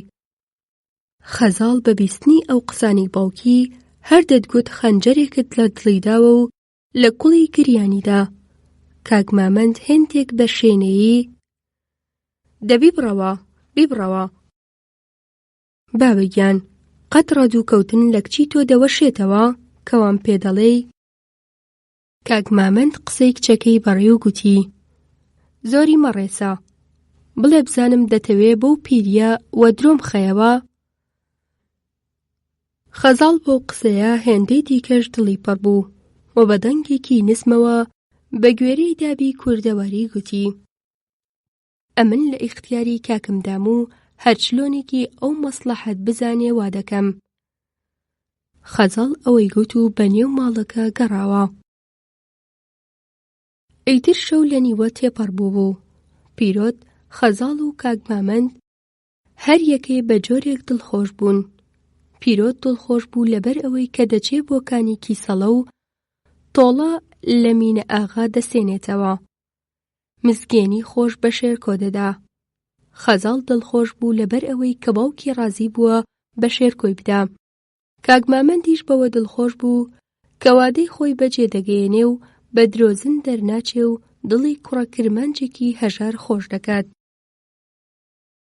هەر بە تەنیا خادمەنیچ خەوی نەدەچوە چاویەوە و ناڕەحەت بوو.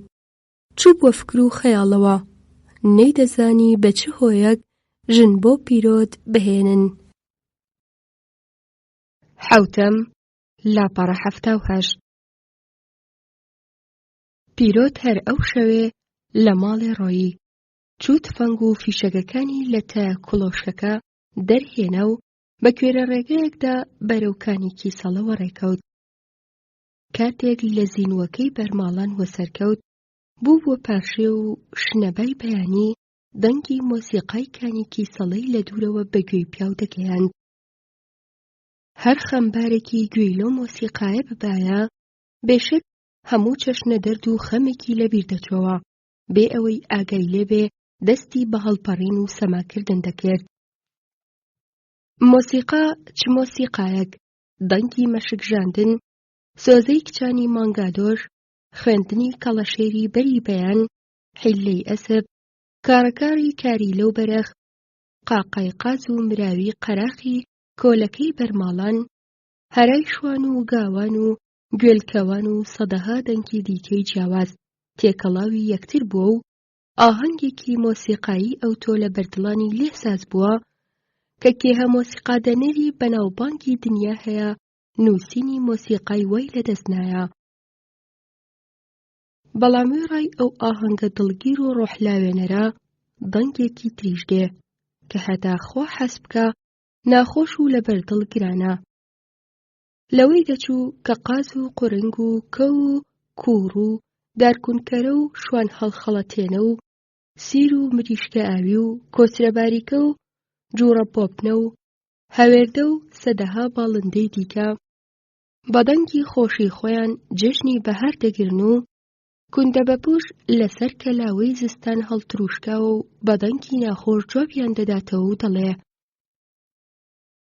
بەهاریشتان لێ دەبێتە کەلاوە و زستان دێتەوە، هێندە بە خۆتانە مەفشن. بەو قسانە هەمویان بێدەنگ دەکا و خەم و لێوبەباریان بۆ هەڵدەوەرێنێ. ئەو دەنگەش کە ئاهەنگی مۆسیقای تەبیعی کانی کیسەڵەی تێکدا بوو وەکو دەنگی کوندەبە بوو لە نێو ئەو هەموو ئاهەنگەشەوە بەگوێ دەگەیشت.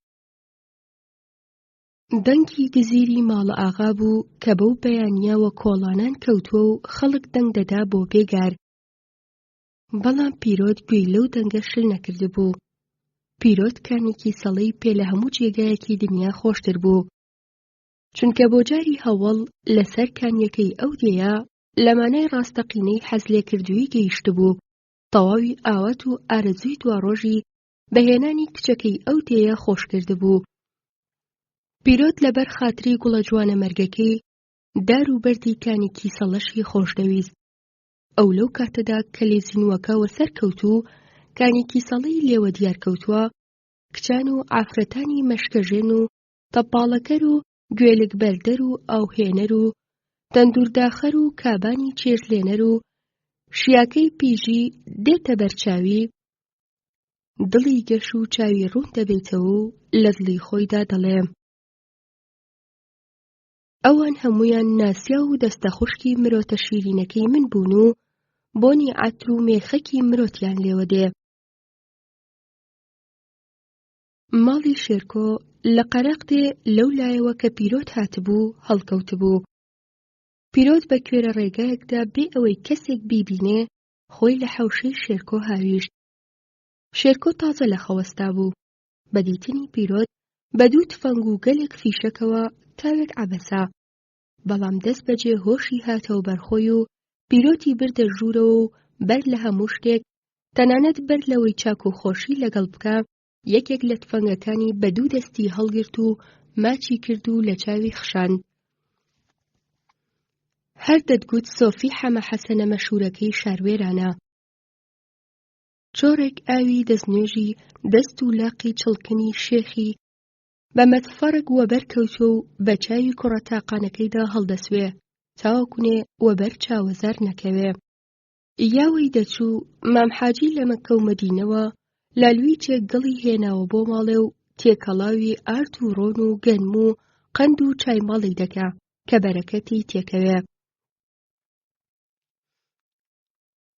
شێرکۆ لە پاشان تفەنگ و فیشەکەکانی لە نێو کەندووی ئاردا تاقەت کرد و پیلی پیرۆتی گرت و لە لای ژووروی ماڵەکە ڕووینا. پیرۆت زۆر دڵتەنگ و خەفەتبار بوو.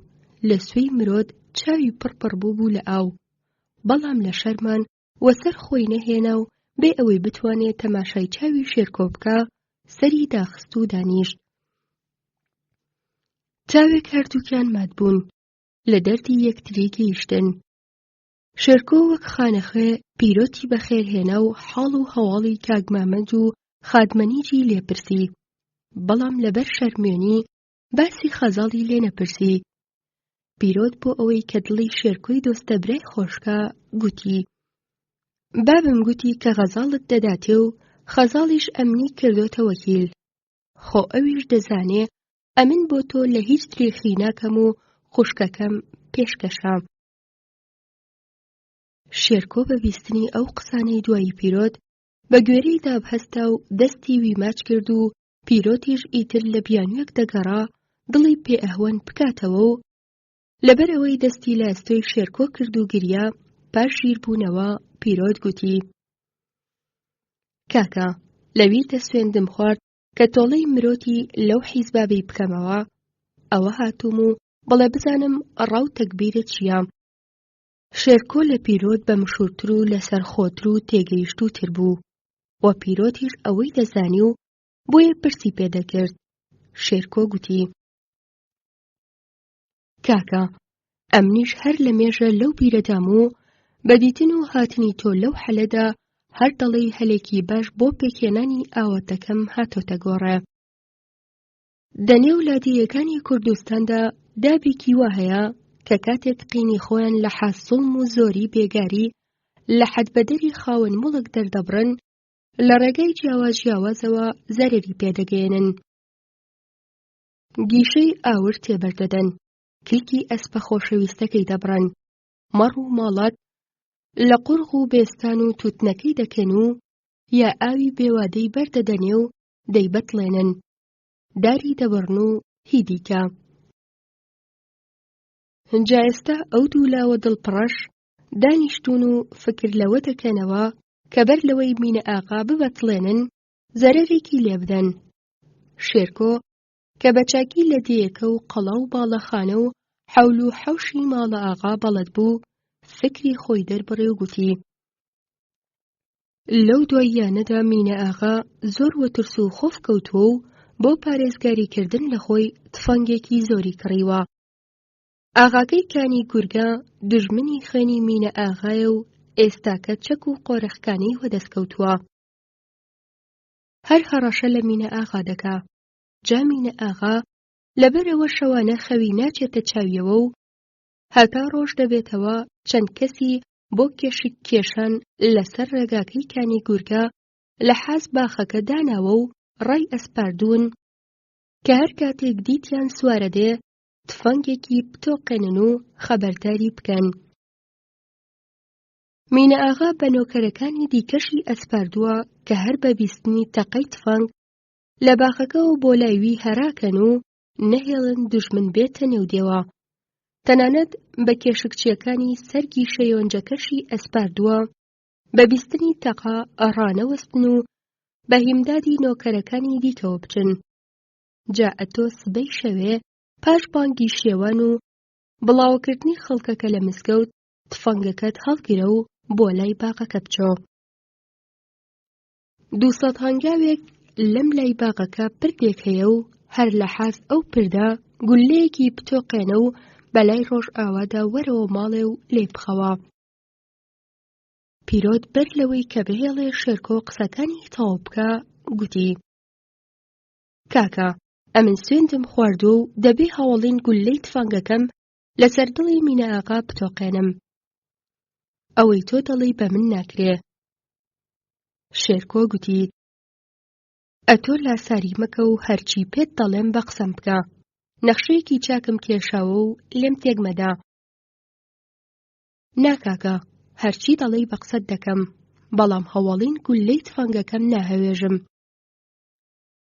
شێرکۆ کە دیتی فایدەی نییە، هەستا و هەردوو تفەنگ و تەواوی فیشەکەکانی لە کەندووەکە دەرهێنا و لەسەر لەبادەکەی دانا. پرسی: ئەو دوو تفەنگەت بۆ چییە؟ یەکێکیان هی تۆیە و ئەوی تریشی من. کێ هەیان هی منە. هەر کامێکی دەتەوێ هەڵیگرە. شێرکۆ تفەنگێک و 100 فیشێکی گوێ کردەوە و بە جیاوازی لە کەندووەکەی ناو گوتی: بۆ ئەوەی سوێندت لێ نەکەوێ سبەی شەوێ تفەنگەکەی من هەڵگرە. پیرۆت کە هەتا ئەو دەما لە مەبەستی شێرکۆ نەگەی بوو لە قاقای پێکەنینیدا و گوتی: بەخوای فێڵەزانی، دەبڵێ بزانم لە پاش ئەوەی ئەمن گولەیەکم تۆقاند ئەتۆ چ دەکەی؟ شێرکۆ گوتی: پێم گوتی بگەڕێەوە ماڵێ و بخەوە، ئیتر کارت بە هیچ شتێکی دیکە نەبێ و لە پاشان دەبینی. پیرۆت ئەو ڕۆژە لە ماڵە شێرکۆوە دەرنەکەوت و بە بێسەبریەوە چاوەڕێی ڕۆژئاوا بنبوو. تاریک کە داهات مجێوە چووە سەر سەربانی مزگەوت و بانگیدا. پیرۆت بەقەدرایە ساعاتێک لەنێو حەوشەی ماڵی شێرکۆ خۆی ماددا و هەرکە دیتی خەڵکەکە لە مزگەوت بڵاوە دەکەن، تفەنگە قوڵەی شێرکۆی هەڵگرت و 5 فیشەکی تێنە و بۆ لای پردەکەوە ڕێکەوت و هەرچلۆنێکی شێرکۆ پێی گوتبوو کردی و بەلای ڕۆژ ئاوادا بەرەو ماڵێ گەڕاوە. کاتێک گەیشتە حەوشەکە هەر دەنگ و هەرا بوو. بەگوێی دەگەیشت و دیار بوو کە تەواوی نۆکەرەکانی ئاغا بەرەو باخەکە هەڕایە دەکەن. پیرۆت لە چەپەری نێوماڵەکە نزیک بووەوە و خەریک بوو بیکاتەوە و بچێتە ژوورێ کە لە ناکاو ڕادیتی شەوی تاریک وەرگەڕا سەر ڕۆژی ڕووناک. گیشەیۆنجەکەی ماڵە مینە ئاغا کە سەری گەیشتە بۆ ئاسمان وای گەڕگرتە بوو کە لە پشت کێوەکانیشەوە گەڕەکەی دیار بوو. ئاسمانی سوور هەڵگێڕا بوو. پیرۆت لەو حەلەدا لە نەخشەی شێرکۆ گەیشت و بزەیەکی هازێ و لە دڵی خۆیدا گوتی: بەخوای سەگا، وەڵڵا کڵاش بۆ شەیتان دەدرێ. پیرۆت چووە ژوورەوە و هێندێک دانیشت، بەڵام کە دیتی شێرکۆ نەگەڕاوە دڵی ڕانەوەستا و چووە دەرێ و لە دوورەوە سەیری گەڕی گیشەکەی دەکرد. تاوێکی پێچوو. دیسانی شێرکۆ هەر نەهات. ئیتر حەجمینی لێ بڕا و خۆی پێ ڕانەگیرا. پیرۆت تفەنگ و فیشەکەکانی تاقەت کرد. خەنجەرەکەی لەبەر پشتێن دەکەینە و بۆ لای گیشەکە وەڕێکەوت و زۆر پەرۆشی شێرکۆ بوو لە دڵیدا دەیگوت: مەخوازەوە چنگ ئاغا کەوت بێ، وەڵڵا دەیکوژن. پیرۆت لە پشت دیوارێکی نزیک بە گیشکەکە خۆی ماددا و تەواوی خەڵکەکەی کە خەریک بوون بە پێمەڕە و گۆزە و ستڵ و دڵپێداکردن گیشەکەی بکوژێنەوە. لێوە دیار بوو ڕووناکی گەڕی گیشەکە وەک چلچرای کارەبا تەواوی دەوروبەری ڕوونا کردبەوە و پیرۆت بە هاسانی دەیتوانی لێکیان گوێکاتەوە. پیرۆت کە زۆر بە وردی سەرنجی هەمووانی دەدا، لە پڕادیتی شێرکۆش لەلایەکەوە پێمەڕەی بەدەستەوە گرتووە و خۆڵ و بەرد بە سەرگەڕی گیشەکەدا دەکات. پیرۆت کە ئەوەیدی باوەڕی بە چاوی خۆی نەدەکرد، بەڵام هەتا دەهات گەڕی ئاورەکە خۆشتر دەبوو، چاکتر و ڕووناکتر سەر و سەکوتی شێرکۆی چاوپێ دەکەوت. پیرۆت خۆی پێڕانەگیرا و بە ئەسپاییەک بۆ لای شێرکۆ چوو. بێ ئەوەی تەماشای شێرکۆ بکە، ئەویش دەستی کرد بە کوژاندنەوە. هێندەی پێنەچوو شێرکۆ چاوی بە پیرۆت کەوت و کاتێک ئەو دوو چاوەی یەکتریان دی، ئەو قسانەی تێدا دەخوێندراوە کە شێرکۆ بە پیرۆتی دەگوت: ئاخر پێم نەگوتی بچۆ ماڵێ و لێی بن و بۆچی هاتی ئێرە؟ لە منت کەوێ بۆ تەقەی تفەنگت. چاوی پیرۆتیش دەیگوت: بەخوای سەگ و فێڵەزانی وەکو تۆ لەو دنیایە وەگیر ناکەوێ. پیرۆت چاوێکی بە دەور و پشتا گێڕا و دیتی 10-15 گەزێک لە پشتەوە پیاوێک ڕاوەستاوە و بە شەدەی سەری و مراتخانی ڕەش و پانتۆڵی زەرد و پشتێندی پەشمێنە و خەنجەری دەستکسپی و چەند قوبنە زێڕ پێوە، زانی کەوە ئاغایە و هەر لەو حەلەدا دەیەویست دەستداتە خەنجەرەکەی هەڕای کاتە سەری و ونجەڕ ونجڕی بکە. بەڵام کە چاوێکی لە شێرکۆ گرت، تێگەیشت کە شێرکۆ بەوەی ڕازی نییە و بەنابەدڵیەوە دەستی کرد بە کوژاندنەوەی گیشەکە. شێرکۆ هەر لەو دەمەدا کە خەریک بوو بە پێمەڕە گڵوبەردی بەسەر گیشەکەدا دەکرد، لە دڵیدا فکری دەکردەوە کە هەر بەو شەوە مینە ئاغا بفەوتێنێ و هەرچەندە بە هاتنی پیرۆت بۆ لای گیشەکە زویر بوو، بەڵام لەلایەکی دیکەوە پێی خۆش بوو دەیگوت: چابوو پیرۆتیش هات، وەڵڵا هەر ئەو شەو ئەو مارزە دەفەوتێنین. دەنا لە پاش گیشە ئاورتێ بەردانەکەی زۆرتر وریا دەبێتەوە. ئێستا تەواوی نۆکەرەکانی خەریکی کوژانەوەی گیشەکەن و سەریان قاڵە و ناپەرژێنە سەر ئەوەی کە ئاغا بۆ دیوی ژوورەوە بەڕێکەنەوە. وا چاکە کارێک بکەم، ئاغا بچێتەوە ژوورێ و ئەمنیش دەچم لە داڵانە تاریکەکەی سەر ڕێگا خۆم دەگرم. شێرکۆ هەرکاری دەکرد و لە دڵیدا نەخشەکەی دەکێشە و کاتێک دیتی هەمووی بەڕێوجێیە، ویستی پیرۆتیشی لەو مەبەستەی خۆی حاڵی بکات.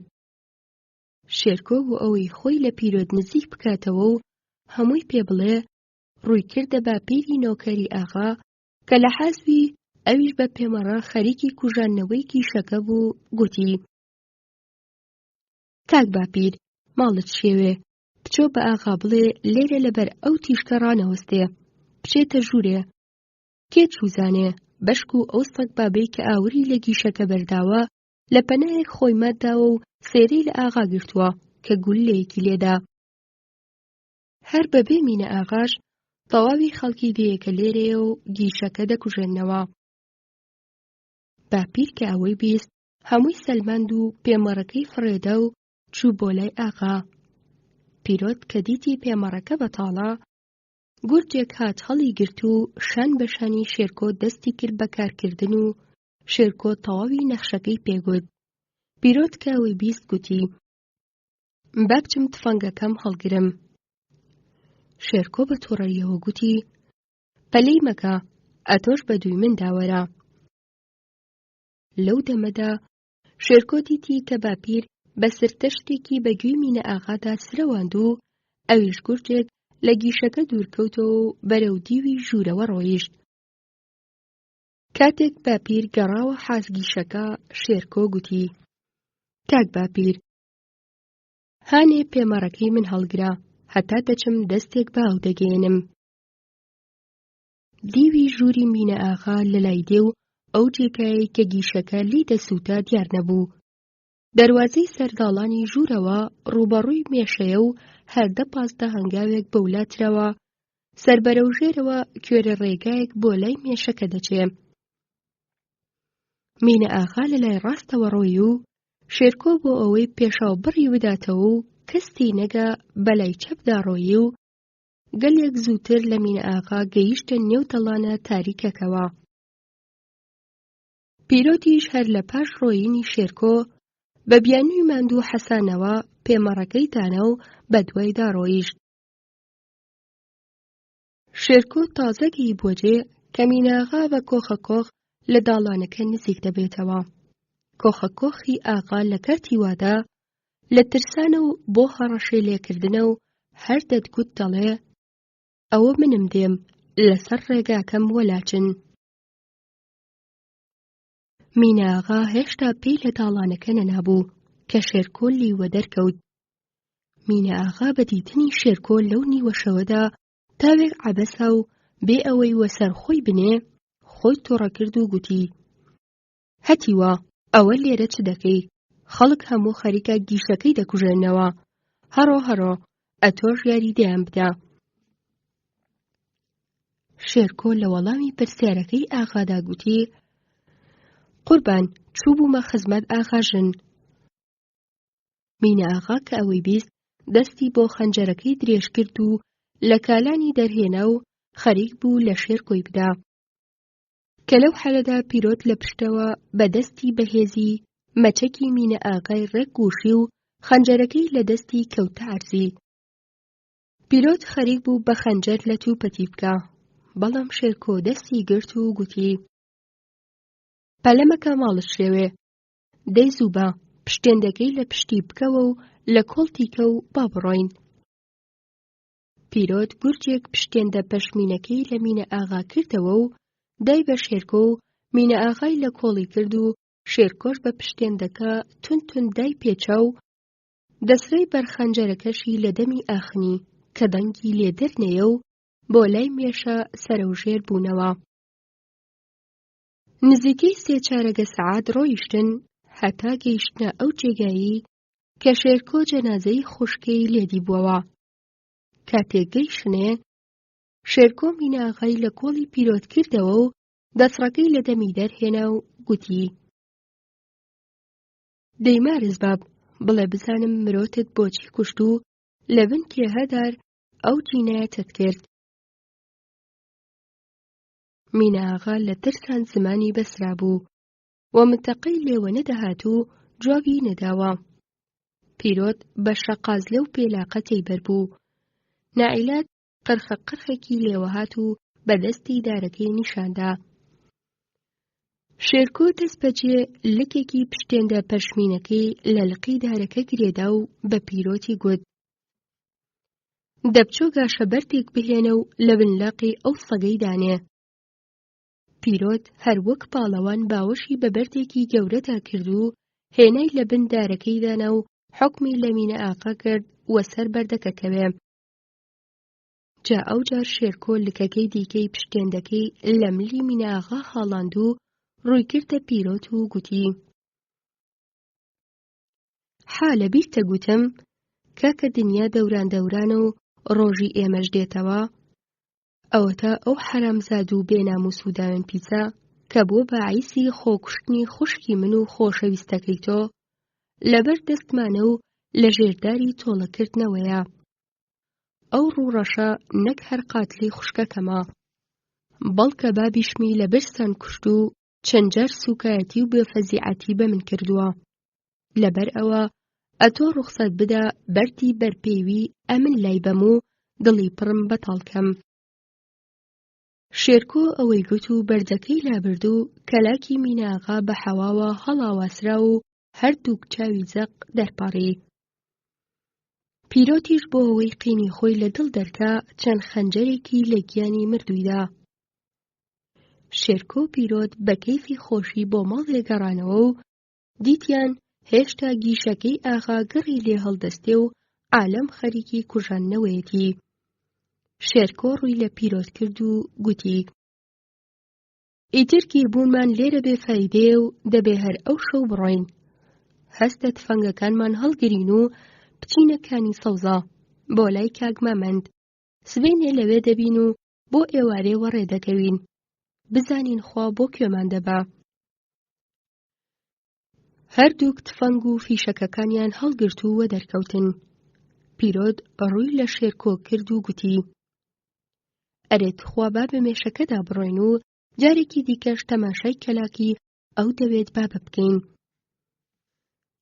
شێرکۆ بێ ئەوەی لە مەبەستی پیرۆت بگا ڕێگاکەی خستە نێو میشەکەوە و زۆری پێنەچوو گەیشتە حاس کەلاکی مینە ئاغا.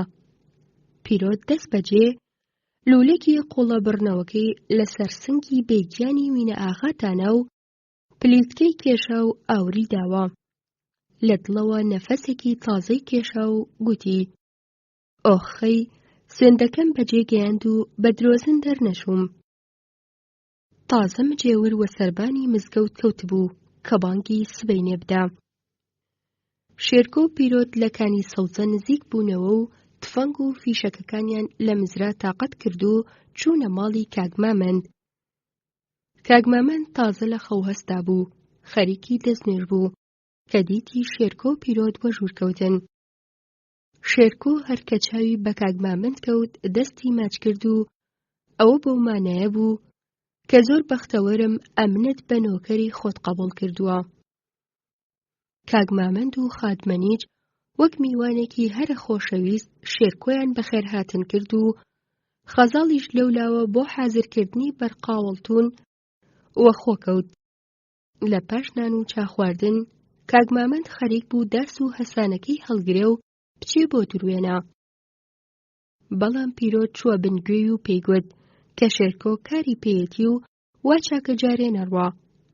کاک مەمەند وەی زانی کە شێرکۆ لەمەڕ خەزاڵ قسەی لەگەڵ دەکا و لەبەر ئەوەی چاوێکی لە خادمەنیش گرت کە لەگەڵ خەزاڵ وە دەرکەوێ و ئەوانیش بە بیانووی ئاوهێنان ڕۆیشتن.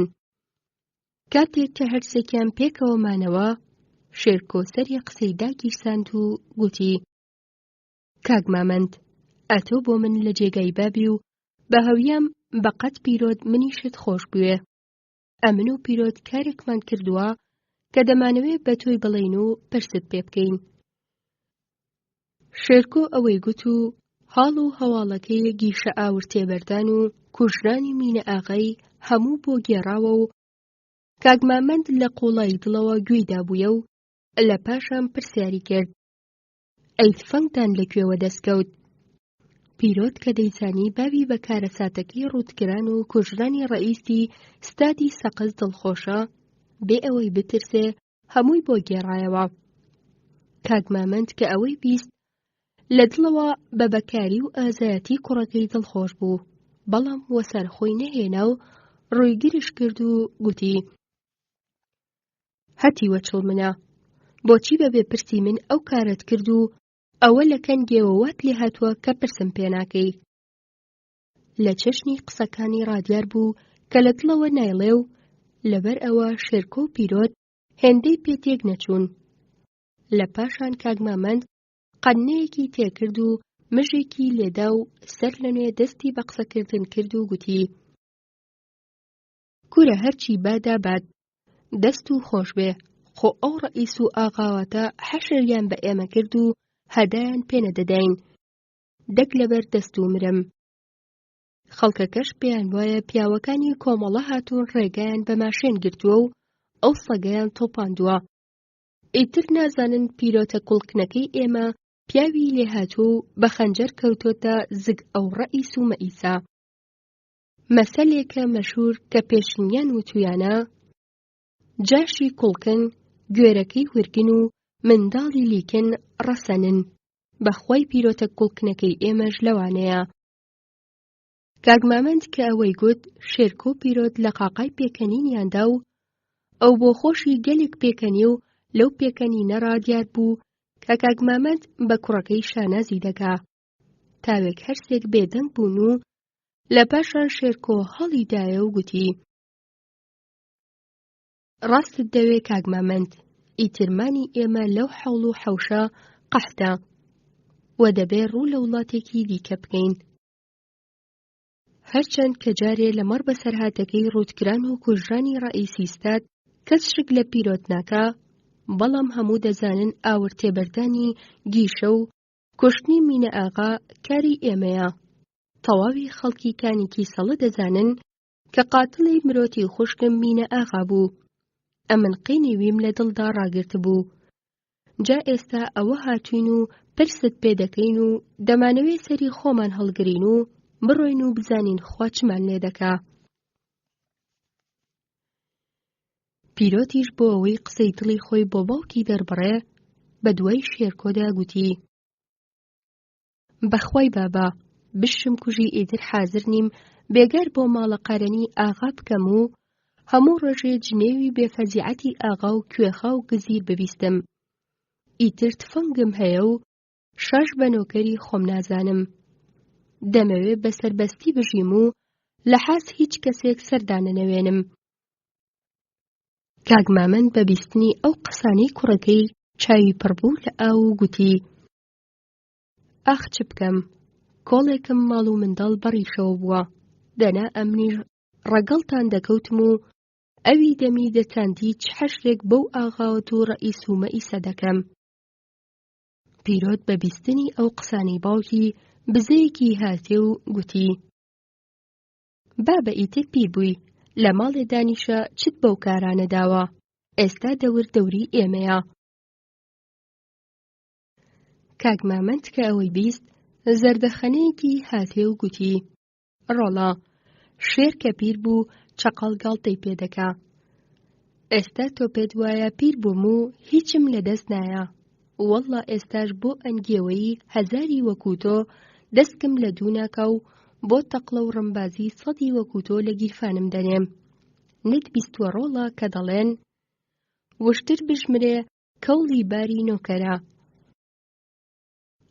پیرۆت سەری داخست و شێرکۆش وێڕای کاک مامەند لە قاقای پێکەنینیدا.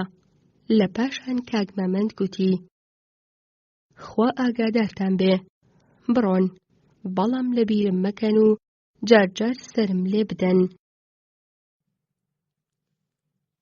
هەشتەم لاپەڕە و شێرکۆ و پیرۆت بە شەو لە کانی سەوزەوە دەرکەوتن، بێ ئەوەی بزانن بۆ کوێ دەچن و چ ئامانجێکیان لەبەر چاوگرتووە. پیرۆت لە پاش ئەوەی کە بە سەرکەوتنەوە لە عۆدەی کوشتنی ڕەئیسی ستاد سەقز و مینە ئاغا هاتبوو، ئیتر بیر و فکری لەمەڕ دنیا بە تەواوی گۆڕابوو و هەمیشە شەڕ و ڕێگرتن و پیاوکشتن و تفەنگی بە خەیاڵدا دەهات و فکری بۆ هیچ شتێکی دیکە نەدەچوو. تەواوی هەوڵ و تەقەلای دەرونی پیرۆت بۆ ئەو بوو کە بە سەربەستی بژی و ژێردەستی هیچ کەسێک نەبێ، بەڵام نەیدەزانی ڕێگای ژیانێکی بەو جۆرە چلۆنە و بە تەنها شتی بۆ تفەنگەکەی دەچوو. هەرچی کە شێرکۆ بوو بە چەشنێکی دیکە لە دنیای دەڕوانی و ئەو وەک پیرۆت لە بیری شەڕ و ڕێگری و پیاکوشتندا نەبوو. شێرکۆ دەیەویست بە سەربەستی و ئازادی بژی، بەڵام نەک لە کێو و شاخان بە خۆی و تفەنگە قۆڵەکەیەوە. هەردووکیان بە ڕێگادا دەڕۆن و هەر یەکەی بە جۆرێک بیر دەکاتەوە. وەک چلۆن دەڵێن دڵ ئاگای لە دڵە، ئەوانیش لە دڵی یەکتری شارەزا بوون. لە ناکاو شێرکۆ دەستی بە قسە کرد و گوتی: پیرۆت، وەرە بە ئەو شەو خۆمان بگەیەنینە بەردەڕەش و بچینە ماڵی میرزا قۆیتاس. قۆیتاس پیاوێکی دنیا دیتووە و لەگەڵ بابم دەستە برا بووە. زۆر تێگەیشتووە و پرسی پێدەکەین و بزانین چمان پێدەڵێ. پیرۆت ڕازی بوو، هەردووک بۆ لای بەردەڕەش وەڕێکەوتن و نێزیکی پارشێ و گەیشتنە جێ و لە حەوشەی میرزا قۆیتاز وەژوورکەوتن. میرزا قۆیتاز کە چاوی بەو دوولاوەکەوت بە تفەنگەوە هێندێک ترسا، بەڵام سڵاوی بە حورمەتی شێرکۆ دەست بەجێ هێنایەوە سەرخۆ و زۆر بە گەرمی بەخێرهاتنی کردن و لە لای ژوورووی دانان. میرزا قۆیتاز لە کاتی منداڵیدا لە حوجرەی فەقێیان وەک سوختە هێندێکی لە لای مەلا خوێندبوو، گەیشتبووە مریشکە ڕەشە. مەلا ئەو ڕۆژەی گەیشتبووە سوورەتی عەبەسە وەتەوەلا ئەن جاءه الأعمى وما يدريك لعله يزكى.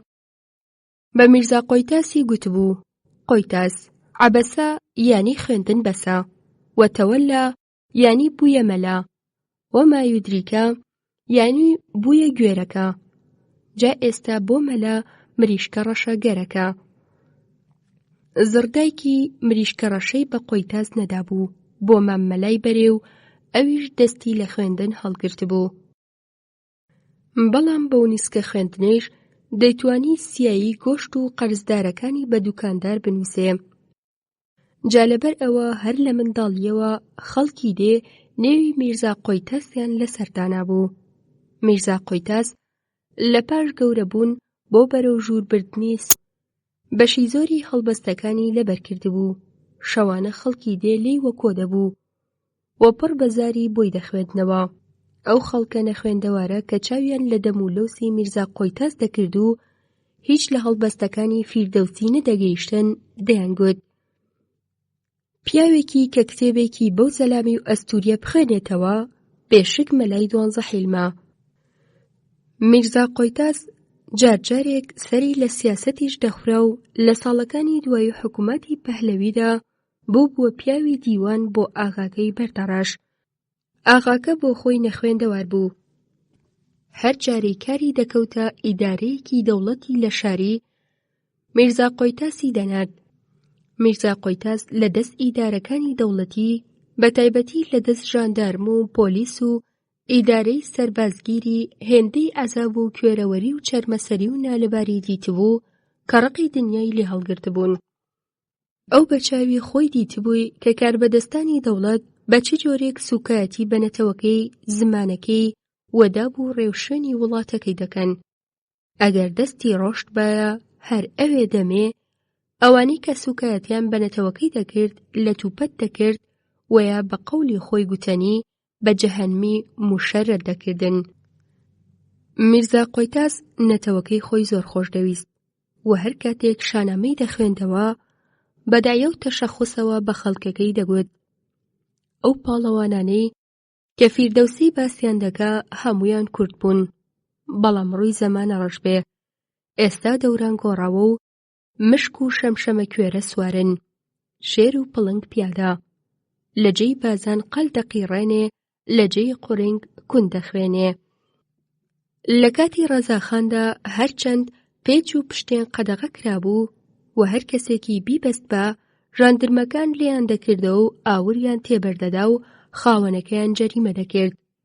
بەڵام لەگەڵ ئەوەشدا میرزا قۆیتاس پێچ و پشتێندی دانەنابوو، بە تەنیا کاتێک کە ئاغا دەینارد بۆ شاری بە دووی کارێک لە نزیک شاری، پێچەکەی لە باغەڵی دەنا و کڵاوێکی چڵکن و بۆری پەهلەوی لەسەردەنا. کاتێک دام و دەستگای ڕەزاخان تێکتەپی، میرزا قۆیتاس بەر لە هەموو شتێک ئەو کڵاوەی وەبەر شاپاندا و بە حزوری خەڵکی دەیەکە ئاوری تێبەردا. تێکچوونی حکومەتی پەهلەوی، چەکداربوونی کورد، سازبوونی کۆمەڵە لە سابڵاخ و وردە وردە بڵاوبوونەوەی بیر و باوەڕی ڕزگاری خوازی لە کوردستان لە دڵی میرزا قۆیتاس ڕووناکیەکی گەورەی هێنا بووە گۆڕێ و هومێدێکی زۆری بەدوا ڕۆشە بوو. میرزا قۆیتاس چووە سابڵاخ و لەوێ بەنهێنی بووە ئەندامی کۆمەڵەی ژێکاف و لەلایەن کۆمەڵەوە بە سەرۆکی لێکی بەردەڕەش و حەول و حەوش دیاری کرابوو. میرزا قۆیتاس کاتی قسەکردن بۆ ئەوەی کە خوێندەواربوونی خۆی بنوێنێت و بە گوێدێرەکان حاڵی بکات کە پیاوی دیوانە زۆر بەڕێوجێ و تێکەڵ پێکەڵی بە وشەی فارسی و عەرەبی و کوردی دەدوا. کاتێک کە شێرکۆ و پیرۆتی بەخێرهاتن کرد و داینان لێی پرسین: ئۆغر بێ فەرموون، بزانین لەکوێرە تەشریف فەرما بوون و بەو ئەسلحە و قەد و قەوارەوە تەشریفتان بۆ کوێ دەچێ. شێرکۆ کە میرزا قۆیتاسی دەناسی و چەند جارێک هاتوچۆی کردبوو، باوەڕێکی زۆری پێهەبوو. تەواوی بەسەرهاتەکەی بۆ گێڕایەوە، هەروەکو بۆ باوکی خۆی بگێڕێتەوە. لە پاشان کە تەواو بوو گوتی: فڵانی، حاڵ و هەواڵ بەو جۆرێ و ئێستا هاتووینە ماڵی تۆ. پرست پێ بکەین و بزانین چت پێ مەسلەحەتەوە بکەین. میرزا قۆیتاس تاوێک چووە نێو فکر و خەیاڵەوە. ئانیشکی لەسەر ڕانی دانا و بەدەستی بەرچاوی گرت و لە پاشان دەستێکی بەدەم و چاوی داهێنا و گوتی: دەوەڵا ئەمنیش لە ئینسانێکی وەکو ئێوە دەگەڕام، خوا ئێوەی گەیاند. بابم ئێوە هیچ ئیسمی کۆمەڵەتان بیستووە؟ پیرۆت هەڵیدایە و گوتی: بەڵێ بیستوومە، دەڵێن دوژمنی ئاغاوات و ڕەئیس و مەئیسەی جەمەکانە و خەڵک دەیانگوت ڕوودکران و کوشتنی ڕەئیسەکەی سەقزیش کاری کۆمەڵەیە. میرزا قۆیتاس زەردەخەنەیەکی هاتێ و گوتی: ئەوەلەن کۆمەڵە دوژمنی هەموو عەجەمێک نییە، بە تەنیا دوژمنی ئەو ڕەئیسانەیە کە زوڵم و زۆری لە میلەت دەکەن. کۆمەڵە ڕێگری و ئینسانی بێخەتا و بێگوناه کوشتن بە کارێکی زۆر خراپ و قەباحەت حیساب دەکا و وا معلومە هێشتا بە چاکی لە معنای کۆمەڵە حاڵی نەبوون. جاگوێتان لێبێ با بۆتان بەیان کەم. عەرزی بە خزمەتی ئاغای خۆم بکەم، کۆمەڵە بۆ ئازادی و ئیستیقلالی میلەتی کورد تەشکیل بووە و ئیدعا دەکا کە دەبێ میلەتی کورد ئیختیاری ماڵی خۆی بدرێتێ، بە زمانی خۆی گفتوگۆ بکە و سەنعەت و ئاوەدانی و فەرهەنگ و سەحیەی کوردستان تەوسیحە پەیدا بکە. کۆمەڵە دەیەوێ جەنترمە و ئاژانی بێگانە بەسەر میلەتی کووردە حاکیمەت نەکا. مقەدەسات و عادەت و ڕەسم و زوبانی کوردەواری تەحتی تەحقیر و جنێ و قەرار نەگرێ.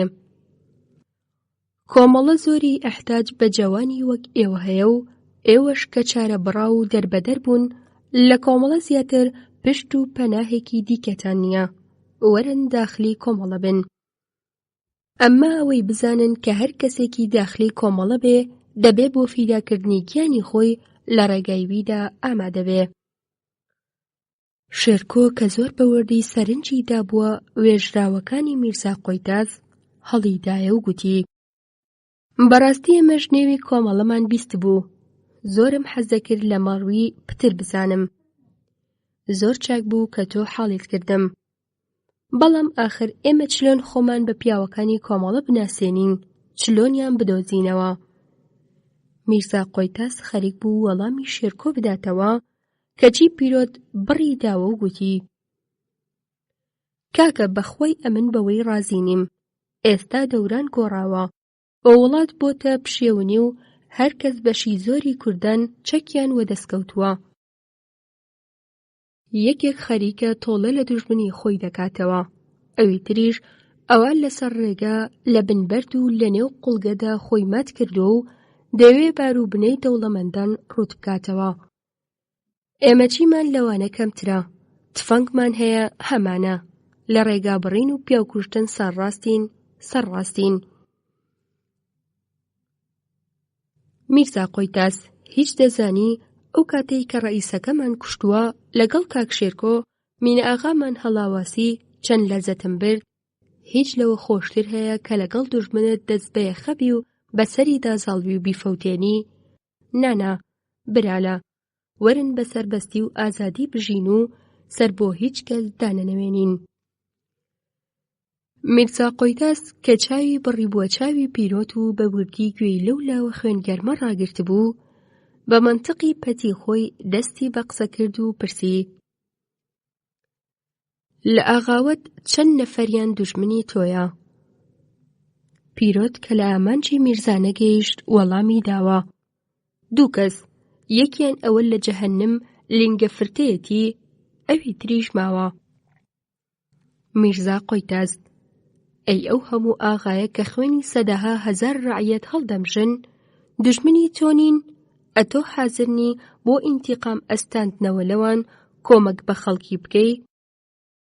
میرزا قۆیتاز نەیهێش پیرۆت وەڵام بداتەوە و بۆ ئەوەی کە پتر حاڵی بکات دیسان پرسی: دەتەوێت بە ئەسلحەوە بە ئازادی و بێ ئەوەی کە زمانەعت بێ بگەڕێی؟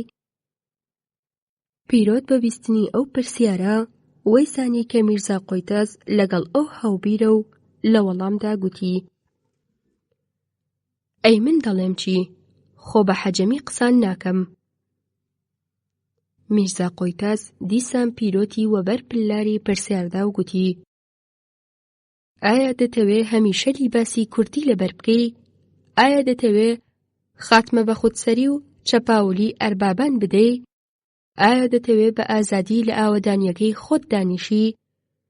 ئایا دەتەوێت مەشەقەت و زەحمەت و ئەمەکی خۆت بۆ خۆت بمێنێتەوە و تێر و تەسەلبی؟ ئایا دەتەوێت؟ میرزا قۆیتاز دەیەویست چەند پرسیارێکی دیکەش بکات، بەڵام پیرۆت قسەکەی بڕی و بە تووڕەیی گوتی: مام قۆیتاز، وا دیارە بەکەرم دەزانی، ئاخر منیش هەر ئەوەی دەڵێم و بۆیە دەمەوێ بچمە سەر شاخ و چیاکان، بە سەربەستی بژیم و سەر بۆ کەس دانەنەوێنم. پیرۆت لە دڵەوە زۆر کەیفخۆش بوو کە بیرروباوەڕی میرزا قۆیتاسیش لەگەڵ هیوی یەکێکە. میرزا قۆیتاز لەوەی حاڵی بوو لە پاش کەمێک بێدەنگە گوتی: ناڕۆڵە، معنای ئەو گوفتارەی بەندە بەو تەرتیبە نییە کە تۆ لێی حاڵی بووی. ڕێگابڕین لە کێ و شاخ زیندەگانی کردن عاقیبەتی نییە، ئەتۆ بە تەنیا هیچت پێ ناکرێ. نەتبیستووە کە دەڵێن گا بە تەنها گێرە ناکات. خۆ تۆ بە چاوی خۆت وەقتی ڕوودکردن و کوشتنی ڕئیسی ستاد برینداربوونی ڕەفیقەکەت دی. فەرز بکەین ئەو ڕەفیقەت مردبایە و ئەو نەبایە ئەتۆ بایە. ئەوی دەمێ هەم بێ ئابڕوو دەبووی هەم خوێنەکەت بە خۆڕایی فەوت دەبوو. لە وەقتی ڕێگری و جەردەییدا ئینسان هەمیشە غالب نابێ. گۆزە هەموو جارێک بە ساغی لەکانی ناگەڕێتەوە. ئەوە مەسەلێکە مەشهوری عالەم. غەیرەت ئەوە ئینسان بە ڕێگری و جەردەیی هەردوو سێ ئەربابی پێدەکوژدێ. ئەیما باقی چیان لێبێ؟ نەخێر عەزیزەکەم، ئەو ڕێگایەی کە ئەتۆ لە نەزەرت گرتووە ڕێگایەکی ڕاست و مستەقیم و سەحیح نییە. ڕێگای سەحیح ئەوەیە کە تەنیا بۆ خودی خۆت نا، بەڵکو بۆ تەواوی جەماعەت فەعالیت بکەی و قازانج و مەنفەعەت بە میلەت بگەێنی. ئەوێ دەمێ ئەگەر ئینسان لەو ڕێگایەدا بشکوژێ شەهیدە و ئینتیقامی بۆ دەستێننەوە و نێویشی لە نێو تاریخدا سەبت دەکرێ. میرزا قۆیتاز تاوێک مات بوو، لە پاشان گوتی: هیچ بیستووتە کە تەواوی ئەربابەکان لە کۆمەڵی دەترسن؟ بەڵێ بیستوومە. قسە لەسەر ئەو مەطلەبەیە. ئەگەر لە ڕێگر و جەردا وەیا لە من و لە تۆ تەنیا ئەربابێک بترسێ، لە کۆمەڵە هەموو ئەربابە زاڵم و جنایەتکارەکان دەترسن. بەعەلاوە جەندرمە و ئاژاوەکانیش زەهلەیان لێ دەچێ و لە ترسی کۆمەڵە کونی مشک بە ئاوات دەخوازن. لەو بەینەدا شێرکۆ کە هەتا ئەو کاتە بێدەنگ بوو پرسیارەکەی هەوڵی خۆی دووپات کردەوە و پرسی: دەباشە پیاوەکانی ئەو کۆمەڵەیە چلۆم بدۆزینەوە؟ بەندەیەکێکم لەوان و ئەوە لە خزمەتتاندا ڕاوەستاوم. وەرن ئەمن کارتان پێدەدەم و دەتان بەمە سابڵاغ. پیرۆت کە ئەوەی بیست چاوێکی لە شێرکۆ کرد. زۆری پێسەیر بوو کە میرزا قۆیتاز پیاوی کۆمەڵەیە. پیرۆت پێی وابوو پیاوی کۆمەڵە ڕەنگ و ڕوخسارێکی تایبەتی هەیە و هیچ لە پیاوی دیکە ناچن. لەبەر ئەوە زۆر بەسەیرەوە پرسی: کاک میرزا چۆن؟ مەگەر ئەتۆش کۆمەڵەی، ئەی بۆچی هیچ شوێنەکەت پێوە دیار نییە؟ ڕۆڵە، شوێنی کۆمەڵە خۆ لە نێو چەوانی ئینسان نانووسرێ، دەبێت لە نێو قەلبی ئینساندا جێگیر بێ. کۆمەڵەش هەر لە ئینسانی وەکو من و تۆ هاتۆتە گۆڕێ. دەی باشە ئەی کارت چییە کە پێمان دەدەی، نەکامۆرمان پێوە دەنێی؟ میرزا قۆیتاس لە قاقای پێکەنینیدا و گوتی: نابەرخەم، هیچ مۆروشتان پێوە نانێم. کارت لەت کە کاغەزێکە کە لە باغەڵی دەنێی و دەبێتە هاودەم و هاوڕازی تۆ، دەبێتە شەرەف و ناموسی تۆ. ئەتۆ لە نێو میللەتدا بەولەت کە کاغەزەوە دەناسرێ. وێژراوەکانی سادا بەڵام پەرمانە وردی میرزا قۆیتاس لە دڵی پیرۆت چەقی. پیرۆت بە دڵخۆشی و شانازیەوە ئامادە بوو هەر لەو حەلەدا وێڕای شێرکۆ و بەدەستی میرزا قۆیتاس ببێتە ئەندامی کۆمەڵەی ژێکاو. بە گوێرەی داب 7 جار بە قورئان سوێندی خوارد کە لە ڕێگای ئامانجی کۆمەڵەدا لە فیداکردنی گیانی خۆی درێخینەکە. شێرکۆ و پیرۆت چەند ڕۆژێک بە میوانی لە ماڵە میرزا قۆیتاس مانەوە. لە پاشان خانەخۆ ئەوانی هەڵگرت و لەگەڵ خۆی بردنی بۆ سابڵاغ. ئەو سێ کوردە بە دڵێکی پڕ لە ئاوات و ئارەزووی خۆشی لە دۆڵی بەسری وە سەرکەوتن و سابڵاغیان لێوە دیارکەوت.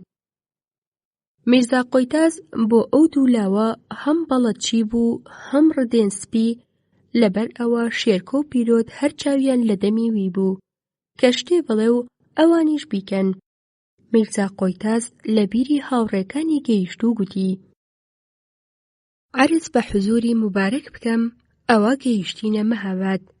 جاوەرن بچینە نێوباغی قازی، هێندێک ئیسراحەت بکەین هەتا تاریک دادێ، بەعدەن دەچینە نێو شاری بۆ ماڵی کاکە سوار و ئێوەی پێ معرفی دەکەم.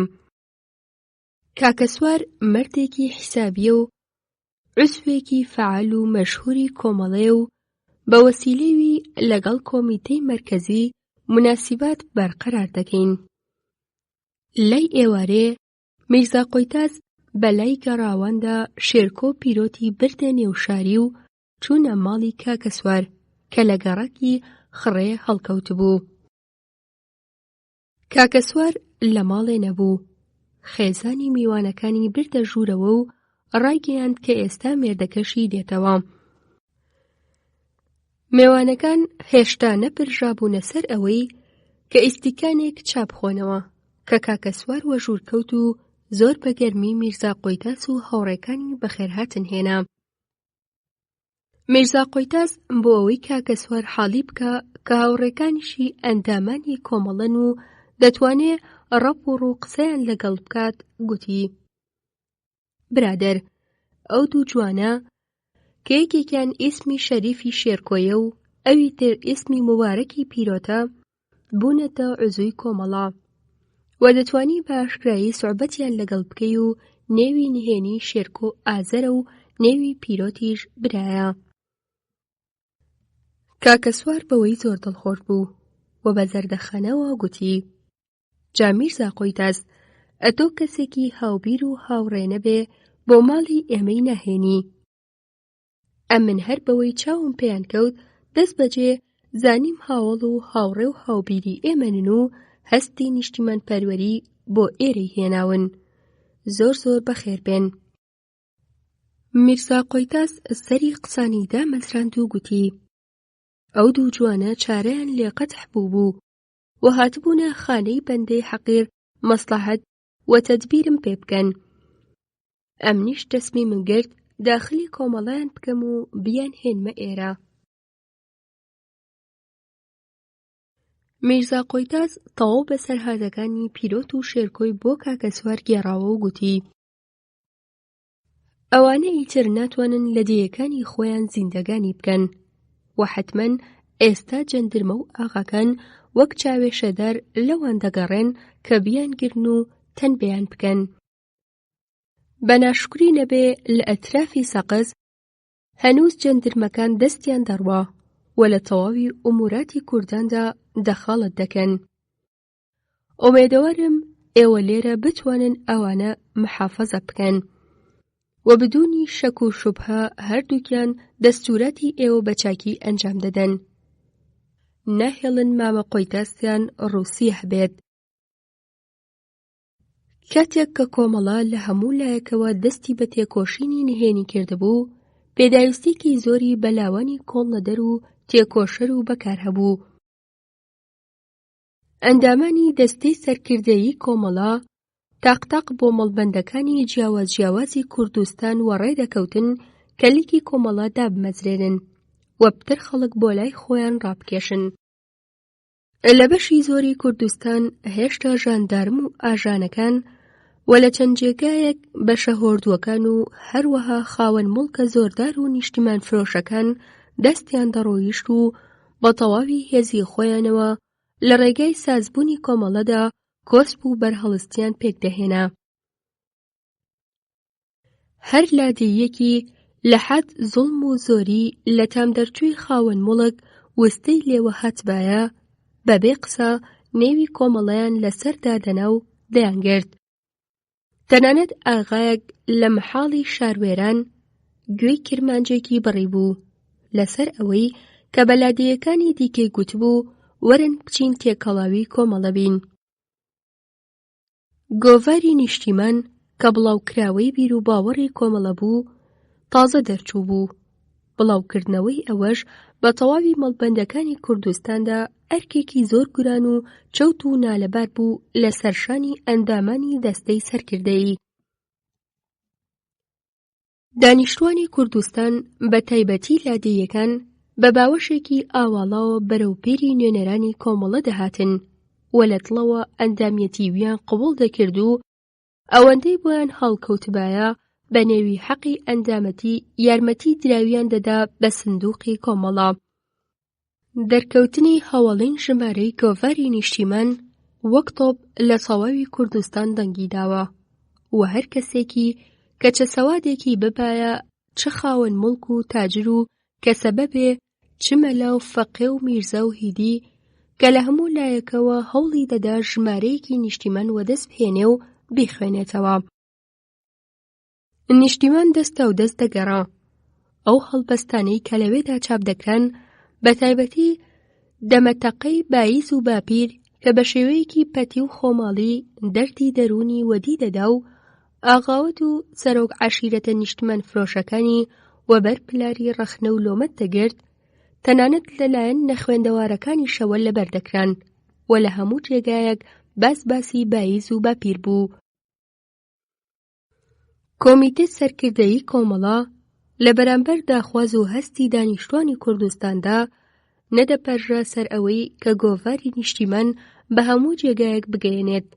لەبەر ئەوە زۆری پێداویست بەلاوانی لە خۆبرد و تێکۆشەر و کۆڵنە دەرهەبوو کە بەهۆی وان لەگەڵ تەواوی تەشکیلاتەکانی پەیوەند ڕابگرێ و گۆڤاری نیشتیمان بەنێو کورداندا بڵاو بکاتەوە. کاکە سوار بەدیتنی ئەو لاوانە گەلێک کەیفخۆش بوو و لە دڵیدا دەیگوت ئەوانە بۆ ئێمە زۆر پێویستن و دەتوانن کارێکی زۆرمان بۆ بکەن. کاکە سوار ڕووی کردە میرزا قۆیتاس و گوتی سبەی شەوێ ئازەر و برا هەڵدەگرین دەچینە لای کاک بینایی. هاوڵەکانی دیکەش لەوێ دەبن و هەرچی ئەوان بیڵێن وا دەکەین و لام وایە زۆر بەگەرمی بەخێرهاتنیان دەکەن. جێگەی کۆمیتەی سەرکردەیی کۆمەڵە لە چەند وەتاخێکی پیاوێکی هەرە دەوڵەمەندی سابڵاغ هەڵکەوتبوو. ئەو پیاوە دەوڵەمەندە لە زەمانی ڕەزاخاندا زۆری چەرمەسەری دیتبوو و بەتەنها لە پاش تێکچوونی ڕێوشوێنی دیکتاتۆری توانی بووی هەناسەیەکی بەڕەحەت بکێشێت. ئەو لە دڵەوە پیاوێکی نیشتیمان پەروەر و کوردخۆشەویست بوو. بەنهێنی یارمەتیەکی زۆری بە کۆمەڵە دەکرد. بەڵام کەس شکی بۆ نەدەچوو کە ئەو نیشتیمان پەروەر بێ و هەر لەبەر ئەوەش کۆمیتەی سەرکردەیی خانوەکەی ویان بۆ ناوەندی تێکۆشینی خۆیان هەڵبژاردبوو کە لە بەرچاوی دوژمنان دوور بێت. ئەو خانوە لە چەند لاوە دەروازەی هەبوو، تەواوی ئەندامەکانیش بە جێگای ویان نەدەزانی. تەنانەت بەشی زۆری ئەندامەکانی یەکتریان نەدەناسی و هەر یەک لە ئەندامەکانی کۆمیتەیی سەرکردەیی لەگەڵ چەند ئەندامێک پەیوەندی هەبوو. بۆ سبەی شەوێ کاکە سوار هاوڵەکانی هەڵگرت و ڕۆیشتن و کاتێک گەیشتنە کۆڵانێک گوتی ئێوە لێرە چاوەڕێ بن ئێستا دێمەوە. هێندەی پێنەچوو کاکە سوار گەڕایەوە و هاوڵەکانی بەدووی خۆیدا برد و لە دەرگایەک نزیک بووە و 4 تەقەی لێ هێنا و دەرگاکە کراوە. بە ژێرخانێکی تاریکدا ڕۆیشتن و لە پاشان چەند پلیکانێک وە سەرکەوتن و چوونە ژوورێکەوە. ژوورەکە چرایەکی فتیلەی لێدایسا و کەسی لێ نەبوو. لە نێوەڕاستیدا چەند کورسی لێدانرابوو. لە قونیچکێکی ژوورەکە پەردەیەک بە تاقەوە هەڵاواسرابوو. بەر لە هەموو شتێک ئەو پەردەیە نەزەری شێرکۆ و پیرۆتی بۆ لای خۆی ڕاکێشا. ئەوان بە وردی تەماشای پەردەکەیان دەکرد کە لە ناکاو لە پشتەوە یەکێک وە ژوورکەوت و گوتی: شەو باش. کاکە سوار و میرزا قۆیتاس دەست بەجێ هەڵستان و شێرکۆ و پیرۆتیش لە جێی خۆیان قیت بوونەوە و لە چەشنی ڕاوەستانی کاکە سوار و میرزاڕا زانیان کە ئەو پیاوە پیاوێکی گەورەیە و ڕەنگە ئەو کاکبینایی کە لە ماڵێ کاکە سوار باسی دەکرد ئەوە بێ. هێشتا هەموو بە پێوە ڕاوەستا بوون کە کاکە سوار هەڵیدایە و گوتی: قوربان، ئەو دوو لاوەی عەرزم دەکردی ئەوانن هاتوونە خزمەتت. کاکبینایی پیاوێکی کەڵەگەت و چوارشانە و بەخۆ بوو. تەمەنی لە 40 بۆ 45 دەدا و ڕدینێکی ڕەنکارەبایی تەنکی هێشت بۆوە. دایما زەردەخەنە لە لێویەوە دیار بوو و ئەوە هێندەی دیکەش سەحەتی سووک کردبوو. جلوبەرگێکی سادەی مەلایەنەی لەبەردا بوو و هەر کەسێکی نابەڵەد و نەناسیە و دیتبایە دەیگوت ئەوە فەقێی هەژاری مزگەوتی ڕۆستەم بەگا. کاکبینایی ڕووی کردە لاوەکان و پرسی: ڕۆڵە نێوتان چییە؟ قوربان، شێرکۆ و پیرۆت. کاکبینایی کە ئەو نێوانەی بیست بە نابەدڵیەوە تەماشایەکی کاکە سوار و میرزا قۆیتاسی کرد و ئەوان لە چاویویدا خوێندیانەوە کە دەڵێ: تەڕ و فێرکردوون، هەر دەڵێ نێوی نهێنیتان لێ نەناون. میرزا قۆیتاس کە زانی کاکبینایی بۆەوەی قەڵز بوو هەڵی دایە و گوتی: قوربان ببەخشە، ئیسمی هەوەیان ئازەر و هی ئەوەشیان برایە. ئەمن فەرامۆشم کرد کە حاڵیان بکەم لەمە و بەدووە نێوە تازەکانیان بڵێن. شێرکۆ و بە تایبەتی پیرۆت ئەو قسانەیان پێسەیر بوو و هیچ ڕانەهاتبوون کە بە نێوێکی دیکە یەکتر پانگ بکەن. کاکبینایی فکری دڵی ئەو لاوانەی خوێندەوە و دەستی بە قسە کرد و گوتی: ڕۆڵەکانم، ڕۆی دنیا ڕەشبێ، ڕۆڵەی کوردان بۆ ئەوەی خۆیان لە چەند دوژمن بپارێزن جارێ دەبێ نێوی ئەسڵی خۆیان فڕێدەن و نێوی دیکە لە خۆیان بنێن. بەوەی دڵتان تەنگ مەکەن و ئەوەی بزانن هەتاوەکوێ تەشکیلاتەکەی خۆمان بە تەواوی و ڕوو نەخەین نێوی ئێوە ئازەر و برایە و هەر بەو نێوانەی یەکتر بانگ بکەن تاوەکوێ خۆی پێوە بگرن. دەی کاک ئازار، کاک برا، بڵێم بزانم سەرۆکی ستادی سەقز و مینە ئاغاکەی کانێکی سەڵەتان چلۆن کوشت. ئەو کارەی ئێوە لە تاوەوی کوردستان دەنگی داوەتەوە. زۆرناچیەکانی تاران پاش کوژرانی خۆچەندی دەیانگوت ئەوە کاری کۆمەڵەیە، بەڵام لە پاش کوژرانی مینە ئاغاوە ونبوونی ئێوە ئیتر دەستیان لە کۆڵ کۆمەڵە کردوتەوە. ئێستا نێوهەر نێوی پیرۆت و شێرکۆیە. لەو ڕۆژانەی دواییدا لە حەول و حەوشی سەقز چەند کاروان ڕوود کراوە و چەند ژاندارمێکیشیان کوشتووە.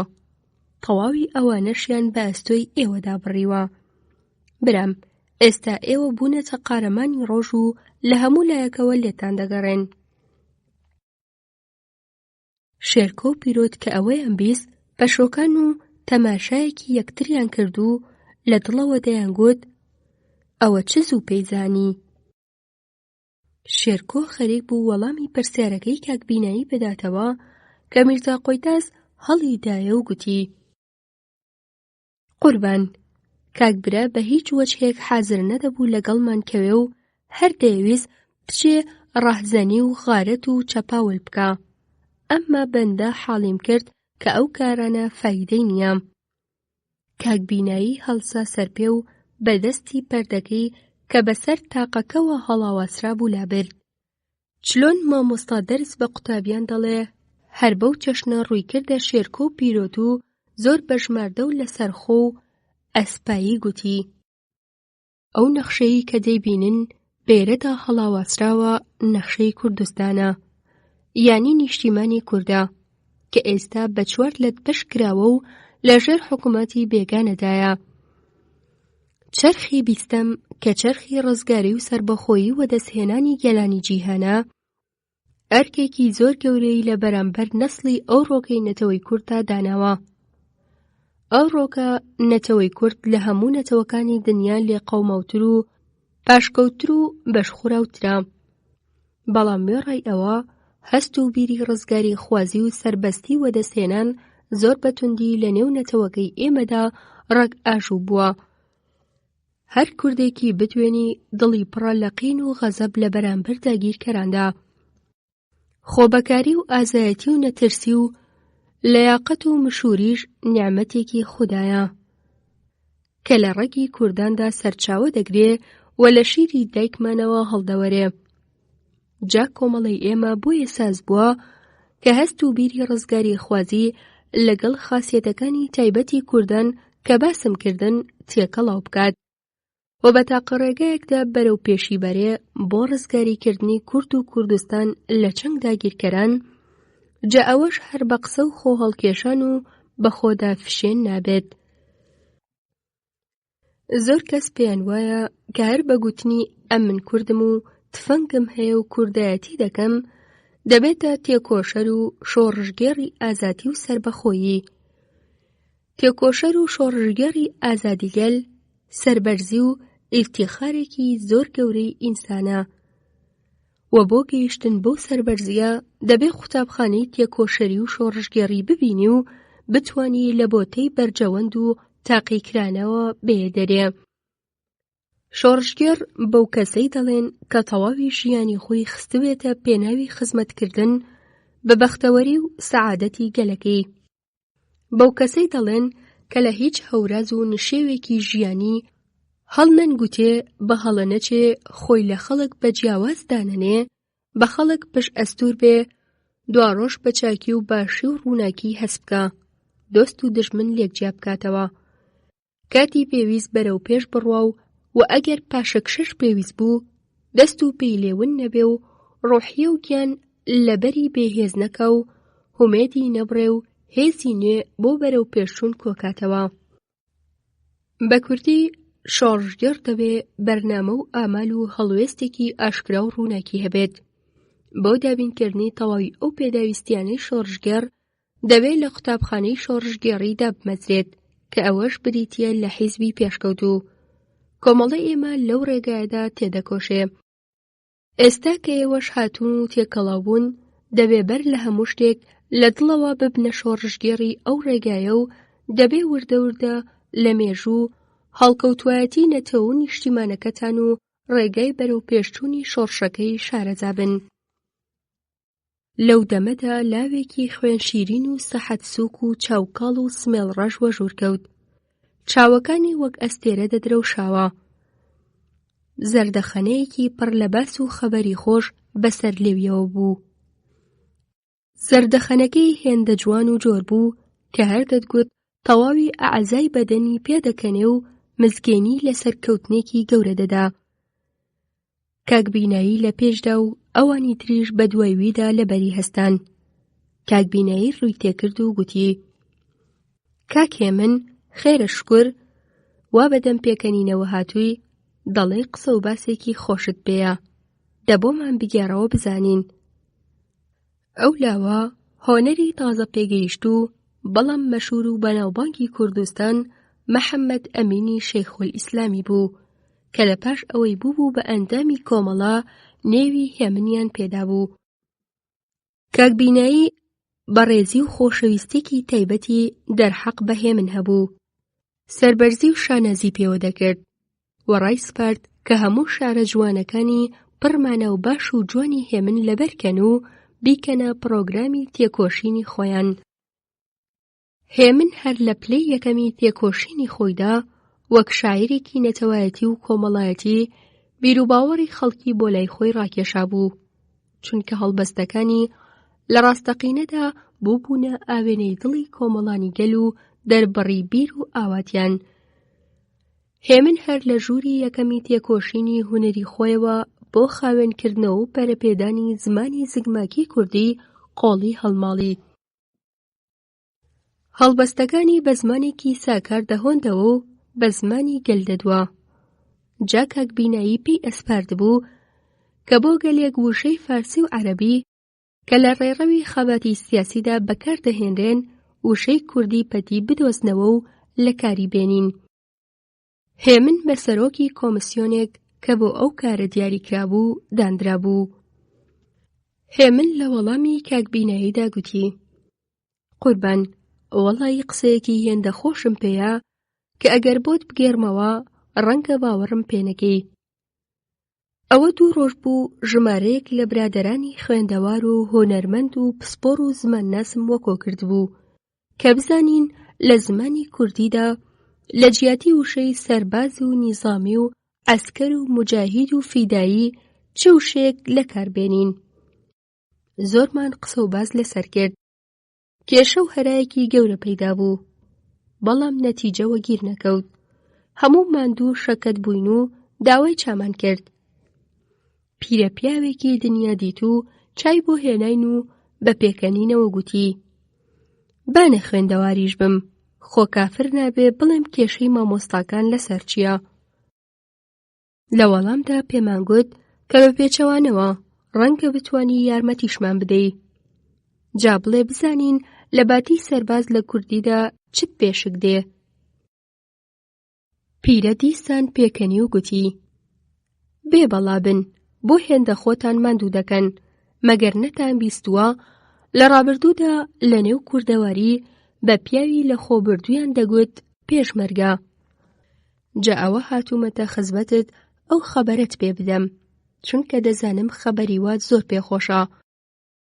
کاکبینایی ئەو وشەیەی زۆر بەدڵ بوو، لە خۆشییان چاوی پڕبوو لە ئاو و لە وەڵامی هێمندا گوتی: بێبەشی و جوڵم و زۆرداری لە حەد بەدەر هەموو کوردێکی خاوەن شەرەفی کردۆتە نیشتیمان پەروەر و ئەو هەستە نیشتیمان پەروەریە پشتیوانێکی بەهێز و دانەنواوە بۆ وەدەستهێنانی ئازادی و سەربەخۆیی گەلەکەمانە. جا بزانە ئەو پیرەنە خوێندەوارە تا چه ڕادەیەک خاوەنی هەستی نیشتیمان پەروەریە کە ئەو وشە جوان و پەڕمانایی لەسەر قاموسی زمانی نەتەوەکەمان زیاد کردووە. بەڕاستی پیاو کە ئەو وشەیە دەبیستێ خۆ بەخۆ کوردێکی کۆڵنەدەر و ئازا و بەکار و نەترس و کارچاکی دێتە پێشچاو و هەویە و هومێدی پتر و قایمتر دەبێ. بە هەویام ئەو دوولاوەش کە هاتوونە لامان وێچوایەتی ئەوەیان هەبێت کە پێیان بڵێین پێشمەرگە. شێرکۆ و پیرۆت کە بە وردی گویان لەو قسانە ڕاگرت بوو هەر تەقەیان لەسەری دەهات. پیرۆت وەی دەزانی کە لە خەوندا ئەو قسانی پێدەڵێن. ئەو قەت ئەوانەی نەبیست بوو. لە زۆر قسەی کاکبینایی نەدەگەیشت، چونکە کاکبینایی بە کوردێکی پەتی و خاوێن دەدووە. کاکبینایی چەند باسێکی دیکەشی بۆ کردن و لە پاشان گوتی: با ئەو ڕۆبەت بێ کاکە سوار، ئازەر و برا بە تۆ دەسپێرم و بەڕۆژ با بخولێنەوە و ماندویان بحەسێتەوە، شەوانەش بیان هێنە ئێرە بۆ سکاڵا، بادە 15 ڕۆژێک هەروە ڕایبوێرن و هێندێک شارەزا بن لە سیاسەت و چلۆنایەتی نیشتیمانەکەیان و لە پاشان تاقییان دەکەینەوە. ئیتر نێزیک بە پارشێ و هەر چواریان وە دەرکەوتن و بۆ ماڵێ گەڕانەوە. لە ڕێگا پیرۆت ڕووی لە شێرکۆ کرد و گوتی: ئەرێکا شێرکۆ، لەو قسانە شتێک حاڵی بووی؟ میرزا قۆیتاز نەیهێ شێرکۆ وەڵام بداتەوە و گوتی: کاک برا، ئەوە نەشوت قەرارمان چ بوو؟ مەگەر نازانی ئیسمی شەریفی ئەو ئاقایە ئازەرە؟ پیرۆت هێندێک سوور هەڵگەڕا و دەنگی نەگرت. شێرکۆ و پیرۆت چەند ڕۆژێک هەر بەو جۆرە ڕایان بوارد. بەڕۆژ لە نێو شاریدا دەخولانەوە و دەچوونە بازاڕ و قاوەخانە. شەوانەش لەگەڵ کاکە سوار دەچوونە کۆمەڵە و کاکبینایی لە مەڕ کورد و کوردستان قسەی بۆ دەکردن. ڕۆژێکی لە قاوەخانەی سەرچۆمی سوور دانیشتبوون و تەماشایان کرد. هەموو باسی ئەوە دەکەن کە چەند سەرۆک عەشیرەتێکی نیشتیمان فرۆش لەشکری خۆیان لە دەوری سابڵاغ وەخڕ کردووە و دەیانەوێ بە شەو پەلامار بهێننە سەرشاری و تاڵانی بکەن. و قازیش پیاوی وە نێو شار خستووە کە هەر کەسێکی پیاوە ئێوارێ تفەنگ و دەمانچە و خەنجەر هەڵگرێ و لە هەر چوار لای شاری کێشک بکێشێ و بە هیچ چەشنێک نەهێڵن سوارەی عەشیرەتە نیشتمان فرۆشەکان بێنە نێو شاریەوە. شێرکۆ و پیرۆت دەست بەجێ بۆ ماڵی کاکە سوار گەڕانەوە. ئەوەی بیستبوویان بۆ خانەخوێیان گێڕاوە. پیرۆت گوتی: ئەرێ کاکە سوار، ئەو قازێکیە کە خەڵک وا بە حورمەتەوە باسی دەکەن و بە دوایدا دەڕۆن.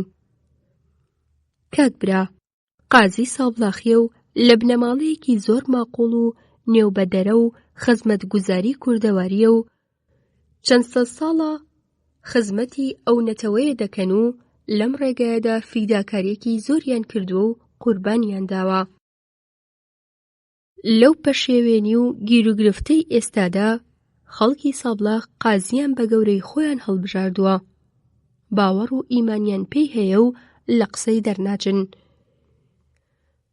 قازی شەو ڕۆژ بەبێ وچان بۆ دابینکردنی هێمنایەتی و ئاسایش و ژیانی خۆشی خەڵک تێدەکۆشێ. حەول و تەقەڵا دەدا و ڕێگای باشیان پێنیشان دەدا. تەنانەت شەوانەش حەسانەوەی نازانێ. بەنێو شاردا دەگەڕێ و لەگەڵ لاوانی لە خۆبردووی تر کێشکی خەڵکی شار دەکێشێ کە نەوەکو دوژمنان خەوی شیرینیان لێ حەرامکەن. لە پاشان کاکە سوار گوتی: چا بووە بیرم کەوتەوە. کاکبینایی ڕای ئەسپاردووە ئەو ڕۆ هێندێک زووتر بچینە لای و گوتوویەتی تفەنگەکانیش هەڵگرین. ئێوارێ کە تاریک داهات هەرسێکیان تفەنگ و فیشەکەکانیان هەڵگرت و چوونە کۆمەڵە و کە گەیشتنە ژوورەکە تەماشایان کرد. کاکبینایی ڕانک و چۆغەیەکی بۆری لەبەر کردووە. دەمانچەیەکی ناگانی بەڕووتی لەبەر پشتێندەکەی چەقاندووە و چاوەڕێی ئەوانە. هەر کە چاوی بەوان کەوت گوتی: کاکە سوار، ئەتۆ بچۆ لای پیاوەکانی گەڕەکی خۆتان و ئەمن ئازەر و برا لەگەڵ خۆم دەبەم. کاکبینایی هەردوو گلاوی هەڵگرت و وە نێو شار کەوت و هەر لە کۆڵانێک ڕابۆ کۆڵانێک لە گەڕەکێک ڕابۆ گەڕەکێک دەچوو. هێندە گورج و گۆڵ و پتە و سوگڕەوت بوو کە شێرکۆ و پیرۆت بەو لاوێنیەی نەیدەگەیشتنێ تووشی هەنازە بڕکێ بووبوون. کاکبینایی کە دیتی هاوڕێکانی ماندوو بوون لەسەر سەکۆیەک ڕاوەستا و گوتی: دەی هێندێک با ماندوومان بحەسێنینەوە. لە پاشان دەچینە قەراغ شارێ. لەو دەمەدا کە هەڵتروشکا بوون پیرۆت هەڵیدایە و گوتی: وەڵڵا کاکبینایی، ئەگەر تەواوی خەڵکی شاری وەک تۆ بە قسەی قازی وا بخولێنەوە و وریابن و کێشک بکێشن، نەک هەر لەشکری عەشیرەتەکان، لەشکری هیچ دەوڵەتێک ناتوانێ پەلامار بۆ سەر سابڵاغ بهێنێ. ئەتۆ کەوای داخوا قازی چلۆم بێ. کاکبینایی بەویستنی ئەو قسانە زەردەخەنەیەکی هاتێ و هیچ دەنگی نەکرد. لە پاشان پیرۆت سەر لە نوێ گوتی: ئەرێ ماڵی قازی لە چه حاستە و چلۆن پیاوێکە و داخوا لەگەڵ کۆمەڵی ئێمە نێوانی چۆنە؟ کاکبینایی وەڵامی دایەوە: ئەگەر لەگەڵ کۆمەڵە نێوانی خراپبایە ئێمە بە قسەوی کێشکی شاریمان نەدەدا و دەچوین لە نێو لێفە و دۆشەکی نەرمدا لی دەنووسین. پیرۆت دیسان پرسی: ئەرێ کاکبینایی، قازی ئەندامی کۆمەڵەیە یان نا؟ کاکبینایی وا دیار بوو لەو هەموو پرسیارەی پیرۆت خۆشی نایە و لەبەر ئەوە گوتی: ڕۆڵە، هیچ کات حەول مەدە هەموو شتێک دەست بەجێ بزانی. دەنا ئەگەر وابێ تووکی سەرت هەمووی سپی دەبێ و زوو پیر دەبی. لە پاشان کاکبینایی دەسرەیەکی پێچراوی لە باغەڵی چۆخەکەی دەرهێنا و گوتی: ئازەر برا، ڕەنگە برسی بوو بن. هێندێک نان و پەنیر و پیازی تەڕم پێیە. وەرن بابی خۆین و لە پاشان هەڵدەستین دەچینە قەراغ شاری و سەرێک لە کێشکچیەکانی ئەوێ دەدەین. چەند شەوێک هەتابەری بەیانی کاکبینایی لەگەڵ ئەو دوولاوە بەنێو شار و قەراغەکانیدا دەخولانەوە و هەر شەوەی کاکبینایی ڕانک و چۆخەیەکی دیکەی لەبەردەکرد و بە جۆرێک دیمەنی خۆی دەگۆڕی کە تەنانەت ئەگەر شێرکۆ و پیرۆت لە ناکەوت تووشی هاتبایەن نەیان دەناسیەوە. خەڵکی قارەمانی سابلاغ بە ورد و درشتەوە و بە وریاییەکی تایبەتیەوە کێشکی شاری خۆیان دەکێشا. نەهایەت سەرۆک عەشیرەتە نیشتمانفرۆشەکان کە ئەوەیان هەست کرد مەجبوور بوون بەرەو دوا بکشێنەوە و ڕەخۆیان ڕانەدی پەلامار بۆ سەر سابلاغ بەرن. شێرکۆ و پیرۆت بە چەشنێک گیرۆدەی سکاڵا و هەستان و ڕۆنیشتن و ڕێوشێنی کاکبینایی بووبوون کە هەر دەتگوت لە منداڵیەوە لەگەڵی ناسیاون. کاکبینایی نەک هەر وەک مامۆستا بەڵکو وەک هاوڵێکی هەرە نزیک و سادە لەگەڵوان دەدا و لە کاتی هەستان و ڕۆنیشتن و چوون و هاتن قەد خۆی لە ژووروی ئەوانەوە دانەدەنا هەرچەند بە تەمەن دەبۆ 15 ساڵ لەوان گەورەتر بوو، بەڵام خۆی وەک دەستەبرایەکی هاوڕاست بەڕێوە دەبرد و هەموو چەشنە جەفەنگ و گاڵتەیەکی لەگەڵ دەکردن. شێرکۆ و پیرۆتیش ئیتر لە ڕاستوی وەک جاران شەرمیێن نەبوون و ڕەپ و ڕوو لەگەڵی دەدوان و جەفەنگیان لەگەڵ لێدەدا. ڕۆژێک شێرکۆ و پیرۆت لە قاوەخانە دانیشتبوون کە بیستیان دەڵێن ئەوڕۆ لە چوارچرا خەڵک وەکۆ دەبن و قازی قسەیان بۆ دەکا. ئەوانیش بە ئاواتی دیتنی قازی و گوێڕاگرتن لە وتارەکانی وی بە پەلە خۆیان گەیاندە چوارچرا و لە نزیک ئەو جێگایی کە کورسێکی بەرزی لێدانرابوو ڕاوەستان. دەستە دەستە خەڵک لە مەیدان وەکۆ دەبوون. لە ماوەی سەعاتێکدا نزیکەی 20,000 کەس لەوێ وەکۆ بوون و بە جۆرێک دەوری مەیدانەکەیان گرتبوو کە دەرزیت هاویشتوایە و عەرزی نەدەکەوت. لە ناکاو لای ڕۆژئاوای مەیدانەکەوە خەڵکەکە ڕێگایەکی باریکیان ئاوەڵا کردەوە و مەلایەکی دەرپێسپی و کالە لە پێو کەڵەگەت بەو ڕێگا باریکەدا بۆ لای کورسێکە هاتوو تەواوی خەڵکەکە بە دیتنی لە چەپڵەیاندا. شێرکۆ و پیرۆت کە بە وردی تەماشایەکی ئەو مەلایەیان کرد دیتیان ئەوە کاکبیناییە. دەست بەجێ لە کوردێکی کە نزیک بەوان ڕاوەستا بوو پرسیان: ئەرێ کاکە کوانێ قازی؟ خۆ دەیانگوت ئەوڕۆ ئەو قسان دەکات. کابراکە تەماشایەکی ئەو دوولاوەی کرد، زانی کە لە دیڕا هاتوون و نابەڵەدن. لە وەڵاما گوتی: قازی ئەوەتە قسان دەکا. شێرکۆ و پیرۆت کە ئەوەیان بیست تاوێک مردن و ژیانەوە و تەواوی لەشیان ئارەقی لێدەڕژە و باوەڕیان بە چاوی خۆیان نەدەکرد. هەرچەند کە کاکبینایی نەیدەزانی شێرکۆ و پیرۆت لەوێن، بەڵام ئەوان لە شەرمان خۆیان لەوێ پێڕانەگیرە و بەدزەدزەوە لە مەیدانەکە وە دوورکەوتن. هەر دەتگوت زمانیان بەسراوە و تەنانەت لەگەڵ یەکتریش ماوەیەک قسەیان نەدەکرد. کاکبینایی ڕۆژێک پێشتر بەوانی گوتبوو کە ئێوارێ هێندێک زوو بچنە لای. شێرکۆ و پیرۆت لە ڕوویان هەڵ نەدەهات کە بچن بۆ لای و لە شەرمان وەختە بوو دیق بکەن. لای ئێوارێ کاکە سوار هاتەوە ماڵێ و بە دیتنی ماندووبوون و خەفەتباربوونی میوانەکانی لی پرسین: چیتان لێ قەوماوە؟ بۆ چووە خەفەتبار و کزن؟ شێرکۆ و پیرۆت تەواوی هەواڵەکەی ئەو ڕۆژەیان بۆ گێڕایەوە و ڕایان گەیاند کە لە ڕوویان هەڵنایە بچنە لای کاکبینایی. کاکە سوار دڵداری دانەوە و گوتی: نانە، هەستن بچن و هیچ وەسەر خۆتانی مەهێنن. ئێوە نازانن کاکبینایی هەتا خودا حەز بکە سادە و پەتیە و ئەگەر بێت و نەچن لێتان زویر دەبێ. شێرکۆ و پیرۆت بەنابەتڵی و لەرزە لەرزەوە وەڕێکەوتن و کاتێک گەیشتنە ژوورەکە دیتیان کاکبینایی هەر بەجل و بەرگەکەی ئەو ڕۆژەی دانیشت و کتێبێکی لە بەردەمی خۆی داناوە و دەیخوێنێتەوە. ئەوان تاوێک عەبەسان و مەتەقیان لێوە نەهات. لە پاشان بەرەو پێشچوون و ویستیان دەستی کاکبینایی ماچ بکەن.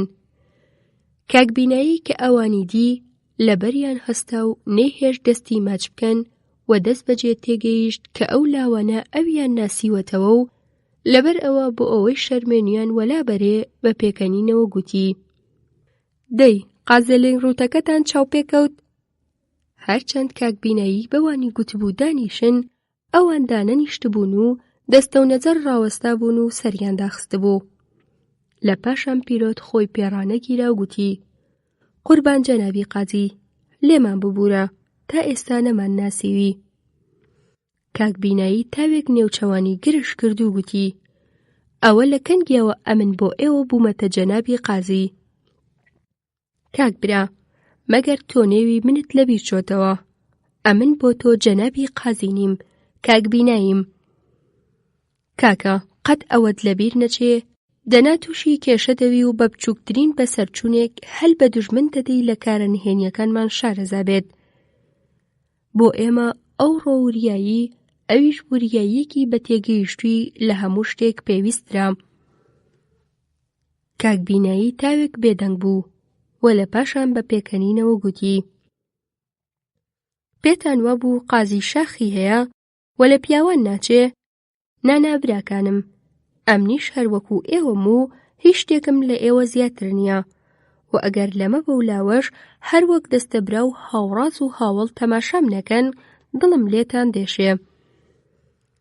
جەفەنگ و قسەخۆشی و سادەیی کاکبینایی شەرمێونی ئەو لاوانەی وەلا بردوو. ئەوان دانیشتن و کاکبیناییش لەمەڕ مێژووی کوردستان بە درێژی قسەی بۆ کردن. کاکبینایی لە پاشان ڕووی تێکردن گوتی: سبەینێ ماشێنێکی لۆری بۆ لای ورمێ دەچێ، ئێوەش سواری ئەو ماشێنە بن و ئەو بوخچە کتێبە بەرنە مەحاڵی تەرگەوەر و بیدەن بە کاک جەنگۆی هەرکی لە دەی سیرمە با بڵاوی بکاتەوە، بەڵام تفەنگ لەگەڵ خۆتان هەڵمەگرن. شێرکۆ و پیرۆت لەمێژ بوو چاوەڕێی ئەوە بوون کە لەلایەن کۆمەڵەوە و بە تایبەتی لەلایەن کاکبیناییەوە ئەسپاردەیەکی ئەوتۆیان پێ بدرێ کە خۆیان بنوێنن. پیرۆت هەر چاوەڕێی ئەوە بوو کە ڕۆژێک پێی بڵێن بچۆ بۆ فڵان سەرۆک عەشیرەتی نیشتیمان فرۆش بیکوژە و یا پەتیکە و بیهێنە بۆ شاری و یا بچۆ فڵان سەرۆکی ژاندارم ڕووتکەوە، بەڵام هیچ چاوەڕێی ئەوە نەبوو کە کۆڵێکی کاغەز لە پشتی قایمکەن و پێی بڵێن بچۆ بڵاویکەوە. لەبەر ئەوە زۆر بەنابەدڵیەوە لە لای کاکبیناییەوە دەرکەوت و لە ڕێگا ڕووی لە شێرکۆ کرد و گوتی: حەی بەڕیشی خێوی، ئەوە تەواومان کرد، جاتخوا پیاو بە کاغەز و پەڕۆ بەسەر دوژمندا سەر دەکەوێ، حەیف نییە تفەنگە ڕەشەی لە دوژمن ئاور نەدەی؟ شێرکۆ وەڵامی دا و گوتی: ئەوان لەمە ئاقڵترن و هەرچی بە مەسلەحەتی بزانن دەبێ وا بکەین. کاغەز بڵاوکردنەوەش کارێکە، لە هەموو جێگایەک تفەنگ بەکار نایە. شێرکۆ و پیرۆت هەرچلۆنێکی پێیان گوتبوون بەجێیان گەیاند و بۆ سابڵاغ گەڕانەوە. ئەو جوو تەلاوە بووبوونە خۆشەویستی کۆمەڵە و هەر کارێکی پێیان دەسپاردن بە سەرکەوتنەوە بەجێیان دەگەیاند. کاکبینایی چەند جار ئەو جوو تەلاوەی لەگەڵ خۆی بۆ نێو عەشیرەتەکان و سەفەری دوور بردبوو و لە عەینی وەختدا هەموو ڕۆژێ سەعاتێک دەرسی سیاسی پێدەگوتن. پاش ساڵێک ئەو دوو لاوە فێری نووسین و خوێندنیش بووبوون. بە کورتی قولی ئەو قولی نەمابوو. بە قەولی کاک مامەند، پیرۆتە کوڵکنەکەی بە تەواوی وڵاتدا نێوبانگی بەکاری و تێکۆشەری و ئازایەتی بڵاوبووە. پیرۆت بە تەنها لە شتێک قەڵز بوو، ئەویش ئەوە بوو کە دۆست و برادەرەکانی هەر بە برا نێویان دەبرد و نێوە خۆشە کوردیەکەی خۆی نەدەکرا بوێژرێ. ڕۆژێک پیرۆت لەگەڵ چەند دۆست و هاوڵێکی خۆی کە هەموو ئەندامی کۆمەڵە بوون دانیشتبوون نانیان دەخوارد. هەموو بە برابرا نێویان دەبرد. لە پڕا گورپەیەک بە میاو میاوکردن و ژوور کەوتوو. پیرۆت کە گورپەکەی دی لە قاقای پێکەنینیدا، هەموو پێیان سەیر بوو، لێیان پرسی بۆچی پێدەکەنی؟ پیرۆت گوتی: لەلای ئێمە مەلایەک هەبوو کە نێویان نەبوو مەلا ختفس. ئەوەش لەبەر ئەوە بوو کە ئەو مەلایە بەو دوو قسەیە یانی بە خەتفس زۆر تووڕە دەبوو. فەقێکانی ڕۆژی جومعە دەچوون ڕاتبەیان دەکرد، ڕۆن و برنج و مریشکیان وەکۆ دەکرد و بە ئیشتیاوە پڵاو و مریشکیان لێدەنە و کاتێک گوێڕای مەلاوەکۆ دەبوونەوە سەرمەجوعمە پڵاو و گۆشتەکەی بخۆن گورپەبۆریان لێوە ژوور دەکەوت. فەقێکان لە ترسی مەلاکان نەیان دەوێرا بڵێن ختا فسە و مەجبور بوون بە نێوی دیکە گورپەکە دەنگ بکەن. یەکێک دەیگوت وەحە، ئەوی تر هەچە، سێیەمی کسکس. بەڵام گورپەبۆر گوێی لەو قسانە ڕانەدەگرت وەکە هیا چکە گۆشتی چەوری دیبایە دەیفڕان. چەند جار ئەو کارە دووپاتەوە بووە و ئیتر یەکێک لە فەقێکان حەجمینی لێبڕا و ڕۆژێک کەنانیان دەخوارد و گورپەبۆر وە ژوور کەوت. گوتی وەڵڵا مەلا بشم کوژی ختی شوفسیش. جا ئێستا ئێوەش دەمکوژن و دەمبڕن کەیفی خۆتانە، نێوی من پیرۆتە، برابرام لێدا مەنێنەوە. پیرۆت لەو کاتەوە کەلەکانی سەوزە دەرکەوتبوو هیچ کاتێک باب و دایک و خوشک و براکانی لەبیر نەچوو بوو. بەهۆی ڕێبواری ناچیا و هەر بە چەند مانگ جارێک درا و پێڵا و قەند و چای بۆ ماڵێ دەنارد. وە کاک مامەند بەو هۆیەوە لە چەنگ زۆڵم و زۆری لە تامدەرچووی قەرەنی ئاغا ژیانێکی نەبر و نەژی بەڕێوە دەبرد و هەردوو ئای بۆ ئەمر درێژی کوڕەکەی دەکرد. پیرۆت هەر وەک چەند جارێک هەڕەشەی بۆ قەرەنی ئاغا ناردبوو وە گوتبووی ئەگەر ڕۆژێکم بمێنێ تۆڵەی خۆم و بابمی لێ دەکەمەوە. پیرۆت چەند جارێک ویستبووی بۆ ئەنجامی کارێک لەلایەن کۆمەڵەوە بۆ مەڵبەندی لای سەقز بینێرن. بەڵام سەرۆکەکانی کۆمەڵە کە دەیانزانی لەوێ مەترسی بۆ پیرۆت هەیە و لە هەموو لایەکەوە لی دەگەڕێن ئەو داخوازی ویان قبوڵ نەکردبوو. قەرەنی ئاغاش لە هەڕەشە و نێوبەدەرەوەیی پیرۆت زۆر ترسی کەوتوبووە بەر، نەیدەوێرا لەگەڵ کاک مامەند دوژمنایەتی بکات. بەڵام لە ژێرەوە و لە ڕێگای جیاوازەوە بۆ پتر ماڵوێرانکردن و چارە ڕەشکردنی خێزانی کاک مامەند لە هیچ چەشنە خراپە و ناپیاوەتیەک نەدەپرینگاوە.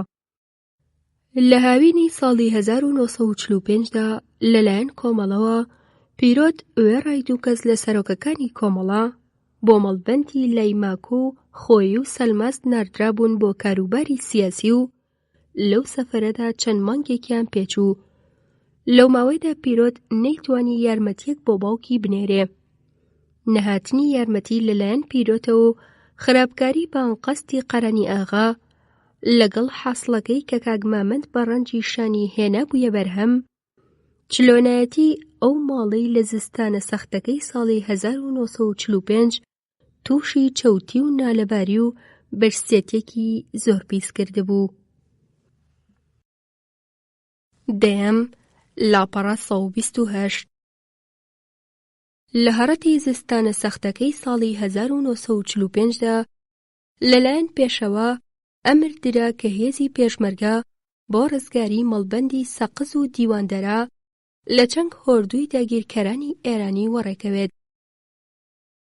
بەر لەو ئەمرا لەلایەن حکومەتی میلی کوردستانەوە چەند جار بە سەرۆک فەرماندەی هۆردووی ئێران وێژرا بوو کە بەبێ شەڕ و خوێنڕێژین سەقز و دیواندەرە بەتاڵکە. بەڵام حکومەتی ئێران ئەوەی قبوڵ نەکردبوو. ڕۆژ بە ڕۆژ بەشە هۆردوو چەک و قۆرەخکانەی تازە بۆ سەقز دەنارد و تەنانەت چەک و قۆرەخکانەیەکی زۆریشی بە چەند ئاغایەکی خۆفرۆشی وەک قەرەنی ئاغای کانی سەوزەدا بوو کە بە پێچەوانەی هێزی پێشمەرگە بەشەڕبێن. ئەو ئەمرەی پێشەوا بۆ پیرۆت و هەروەها ئەو پێشمەرگانە کە لە مەڵبەندی سەقزەوە هاتبوون وەک مسگێنیەکی زۆر خۆش و گەورەوە بوو. پیرۆت بەبیستنی ئەو ئەمرە تەواوی پێشمەرگەکانی کانی سەوزە و دیەکانی حەول و حەوشی لە دەوری خۆی کۆکردەوە و هەرکەس ئارەزووی خۆی دەربڕی. پیرۆت دەیگوت هەرکە گەیشتینەکانی سەوزە ئەمن بەر لە هەموو شتێک دەستی بابم ماچ دەکەم، چونکە ئەمن بۆ جاری هەوڵ نێوی کۆمەڵەم لەوی بیست و ئەو بە دوو وشەی پەتی و سادە تەواوی مانای قوڵ و هەموو لایەکی کۆمەڵی لێ حاڵی کردم. بەڕاستی ئەو نەک هەر بابمە بەڵکو هەواڵین مامۆستای خەباتی منە. پیرۆت لە پاش ئەو قسانە چاوێکی بە پێشمەرگەکاندا خشاند و تەماشای کرد شێرکۆی براو دۆستە هاوڕازە دایمەکەی هێندێک عاجزە لێی نزیک بۆ بۆ ئەوەی دڵی خۆشکە گوتی: کاکەگیان، دڵت تەنگ مەکە، خەزاڵی خوشکم بە دیزەیەک دۆی ساردەوە دێتە بەرەو پیرت. بۆ خۆم داوەتەکەتان بۆ دەکەم و سەرچۆپیەکەی دەگرم. لەو کاتەدا یەکێک لە پێشمەرگەکانی کانی سەوزە هەڵی دایە و گوتی: ئەرێ کاک پیرۆت، بیستومە قەرەنی ئاغا کاغەزی بۆ پێشەوا نووسیوە و داخوازی کردووە کە قبوڵیکەن بێتە ژێر ئاڵای جمهوری کوردستانەوە.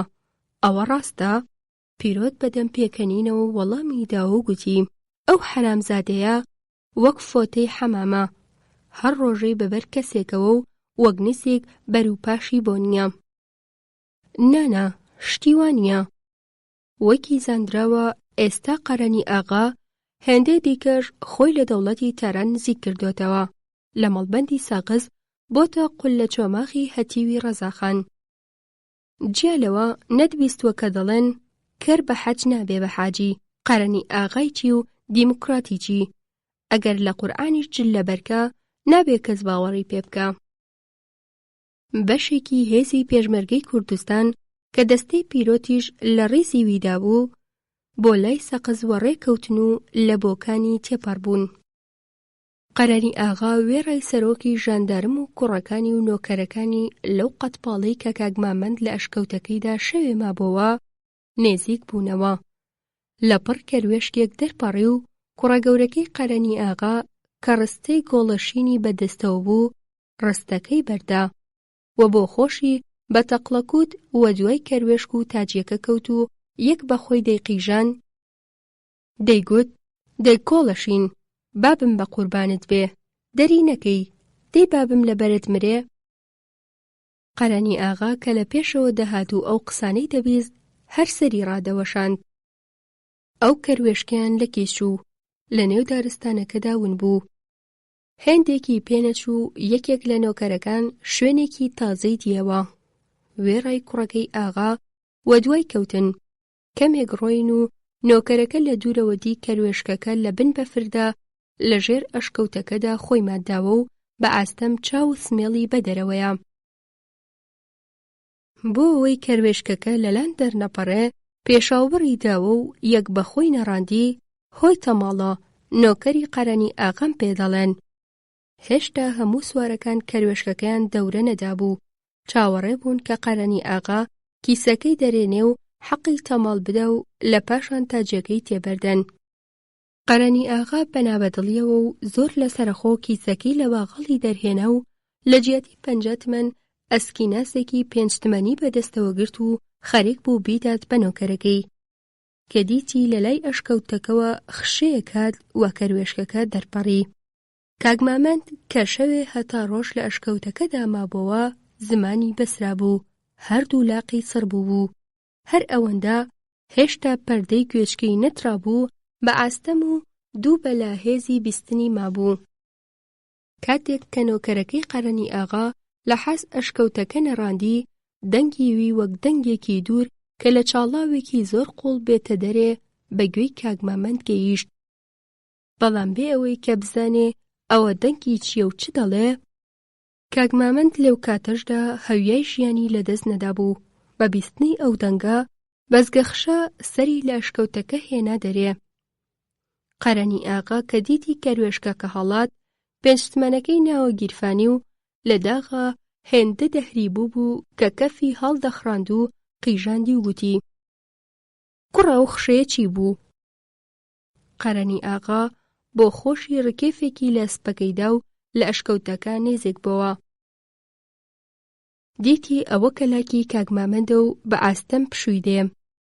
ئاغا هێندەی دیکەش تووڕە بوو، دابەزی بە پێلاقە تێیبەر بوو، دەستی کرد بە جنێودان: ئەی توو لە باب، لەو کێوەش بۆ کەیف و خۆشی من بەرهەڵس پێک دێنی؟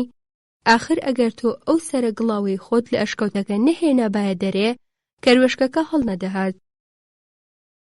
کاک مامەندی بەستە زمان هەر ئەوەندەی مابوو بە چاوێکی پڕ لە قین و تووڕەیی و خەزەبەوە تەماشای قەرەنی ئاغا بکات. قەرەنی ئاغا دانەمرکا و هەر لی دەدا و دەیگوت دەی با گیانت دەرچێ لە برسان، ئاخری هەمووتان هەر لە برسا مردنا، کرمان چییە کە لە حەس ئاغا بڵێ ئەو نیشەم. جابا ئێستا پیرۆتی کوڕت بەدەنگتەوە بێ. سەرۆکی ژاندارم کە زانی ئەوە کاک مامەندەکەی بابی پیرۆتە، زەردەخەنەیەکی هاتێ و قەرەنی ئاغا لەو زەردەخەنەیەدا ڕازیبوونی سەرگوشمیرانی لەو کارە هەست کرد و هێندەی دیکەش لە کاک مامەندیدا. کاک مامەند لە بەرچاوی سەرۆکی ژاندارم و قەرەنی ئاغا گیانی دەرچوو. لەو دەمەدا تاقە سوارێک لە کانی سەوزەوە بە تەقلەقوت بۆ لای قەرەنی ئاغا و هاوڕێکانی هات. قەرەنی ئاغا بە دیتنی ئەو سوارە کەوا بە تەقلەقوت دەهات دڵی وە خوڕپە خرب کەوت. سوارەکە کە یەکێک بوو لە نۆکەرەکانی قەرەنی ئاغا لە ئاغا نزیک بۆ و بە لەرزە لەرزەوە گوتی قوربان، پێشمەرگەکان کەیشتنە دێ و هیچ کەس تەقەی لەگەڵ نەکردن. لە پێش هەمووانەوە پیرۆتی کوڕی کاک مامەند بە جلوبەری ئەفسەریەوە هاتە دێ و ئێستا لە ئێوە دەگەڕێ. قەرەنی ئاغا بە بیستنی ئەو خەبەرە وەک جاو سپی هەڵگەڕا و بۆ ئەوەی دڵی ئەهوەن کاتەوە ڕووی لە سەرۆکی ژاندارم کرد کە بزانێ مەسلەحەتی وی چییە. سەرۆکی ژاندارم کە لەو حەلەدا هەر دەتگوت چەکچەکیە لەسەر ئەسپ هەڵتروشکاوە متەقی لێ بڕابوو، قسەی بۆ نەدەهات، بەغەڵ بەغەڵ بەوە گوتی هەڵاتن لازمە، دەنا ئەو پێشمەرگانە بمانگرن زیندە بە گۆڕمان دەکەن. تاریک و ڕوونی بەیانی دەستەی پێشمەرگەی پیرۆت لە کەلی وەسەرکەوتن و بە خوێندنەوەی تێکڕای ئەی ڕەقیب هەرماوە قەومی کورد زبان، نایشکێنێ دانەی تۆپی زەمان. گەیشتنەکانی سەوزە تفەنگ بە دەستەکانی قەرەنی ئاغا کە هەموو لە لادێیەکان پێک هاتبوون لە دڵەوە ڕقی دنیایان لە قەرەنی ئاغا بوو. مەلای دێ کە بەنهێنی ئەندامی حیزبی دیموکرات بوو چەند جارێک لەگەڵ ئەو تفەنگ بەدەستانە دوا بوو، حاڵی کردبوون کە قەرەنی ئاغا دوژمنی کوردانە و نەکەن لە سەروی گولە بە برای خۆیانەوە بنێن و لە حاس کوردان خۆیان پیاو خراپکەن. جا لەبەر ئەوە هیچ تەقەیان نەکرد. پیرۆت نەیدەزانی قەرەنی ئاغا لە ماڵ نییە. لەبەر ئەوە چەند پێشمەرگەیەکی ناردە سەر ڕێگاکەی سەقەز کە ڕێی لێبگرن و نێڵن هەڵێ. پۆلێکی دیکەی لە پێشمەرگەکان ناردە ماڵی قەرەنی ئاغا و بۆ خۆشی وێڕای شێرکۆ ڕووی لە ماڵە خۆیان کرد.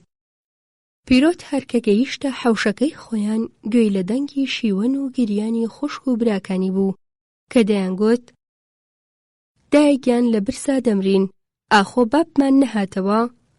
پیرۆت بەویستنی ئەو دەنگە تەواوی دنیای لە بەرچاو تاریک بوو، وەک شێتان خۆی لە ژوورێ هاویشت. خاتمەنیچ لە حەلی ئەوەڵدا کوڕەکەی نەناسیەوە. پیرۆت کە بە کراس و دەرپێی جاوەوە چەند ساڵ بوو ڕۆیشت بوو، جلوبەرگی جوانی ئەفسەری هێزی پێشمەرگەی کوردستانی لەبەرکردبوو و ئەستێرەکانی سەرشانی بریقەیان لێوە دەهات و هیچ وە پیرۆتەکەی چاران نەدەچوو. منداڵە ورتکەکانی ماڵیش وەیان زانی ئەوە ئەفسەری ژاندارمە کە لێیان وەژوور کەوتووە، هەموو دەستیان بە قیژاندن کرد.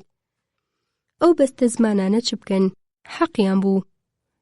لە پاش کوژرانی خۆچەندی و مینە ئاغا و بێسەر و شوێنبوونی پیرۆت چەند جار ئەفسەری ژاندارم بە وەخت و بێوەخت لێیان وەژوور کەوتبوو.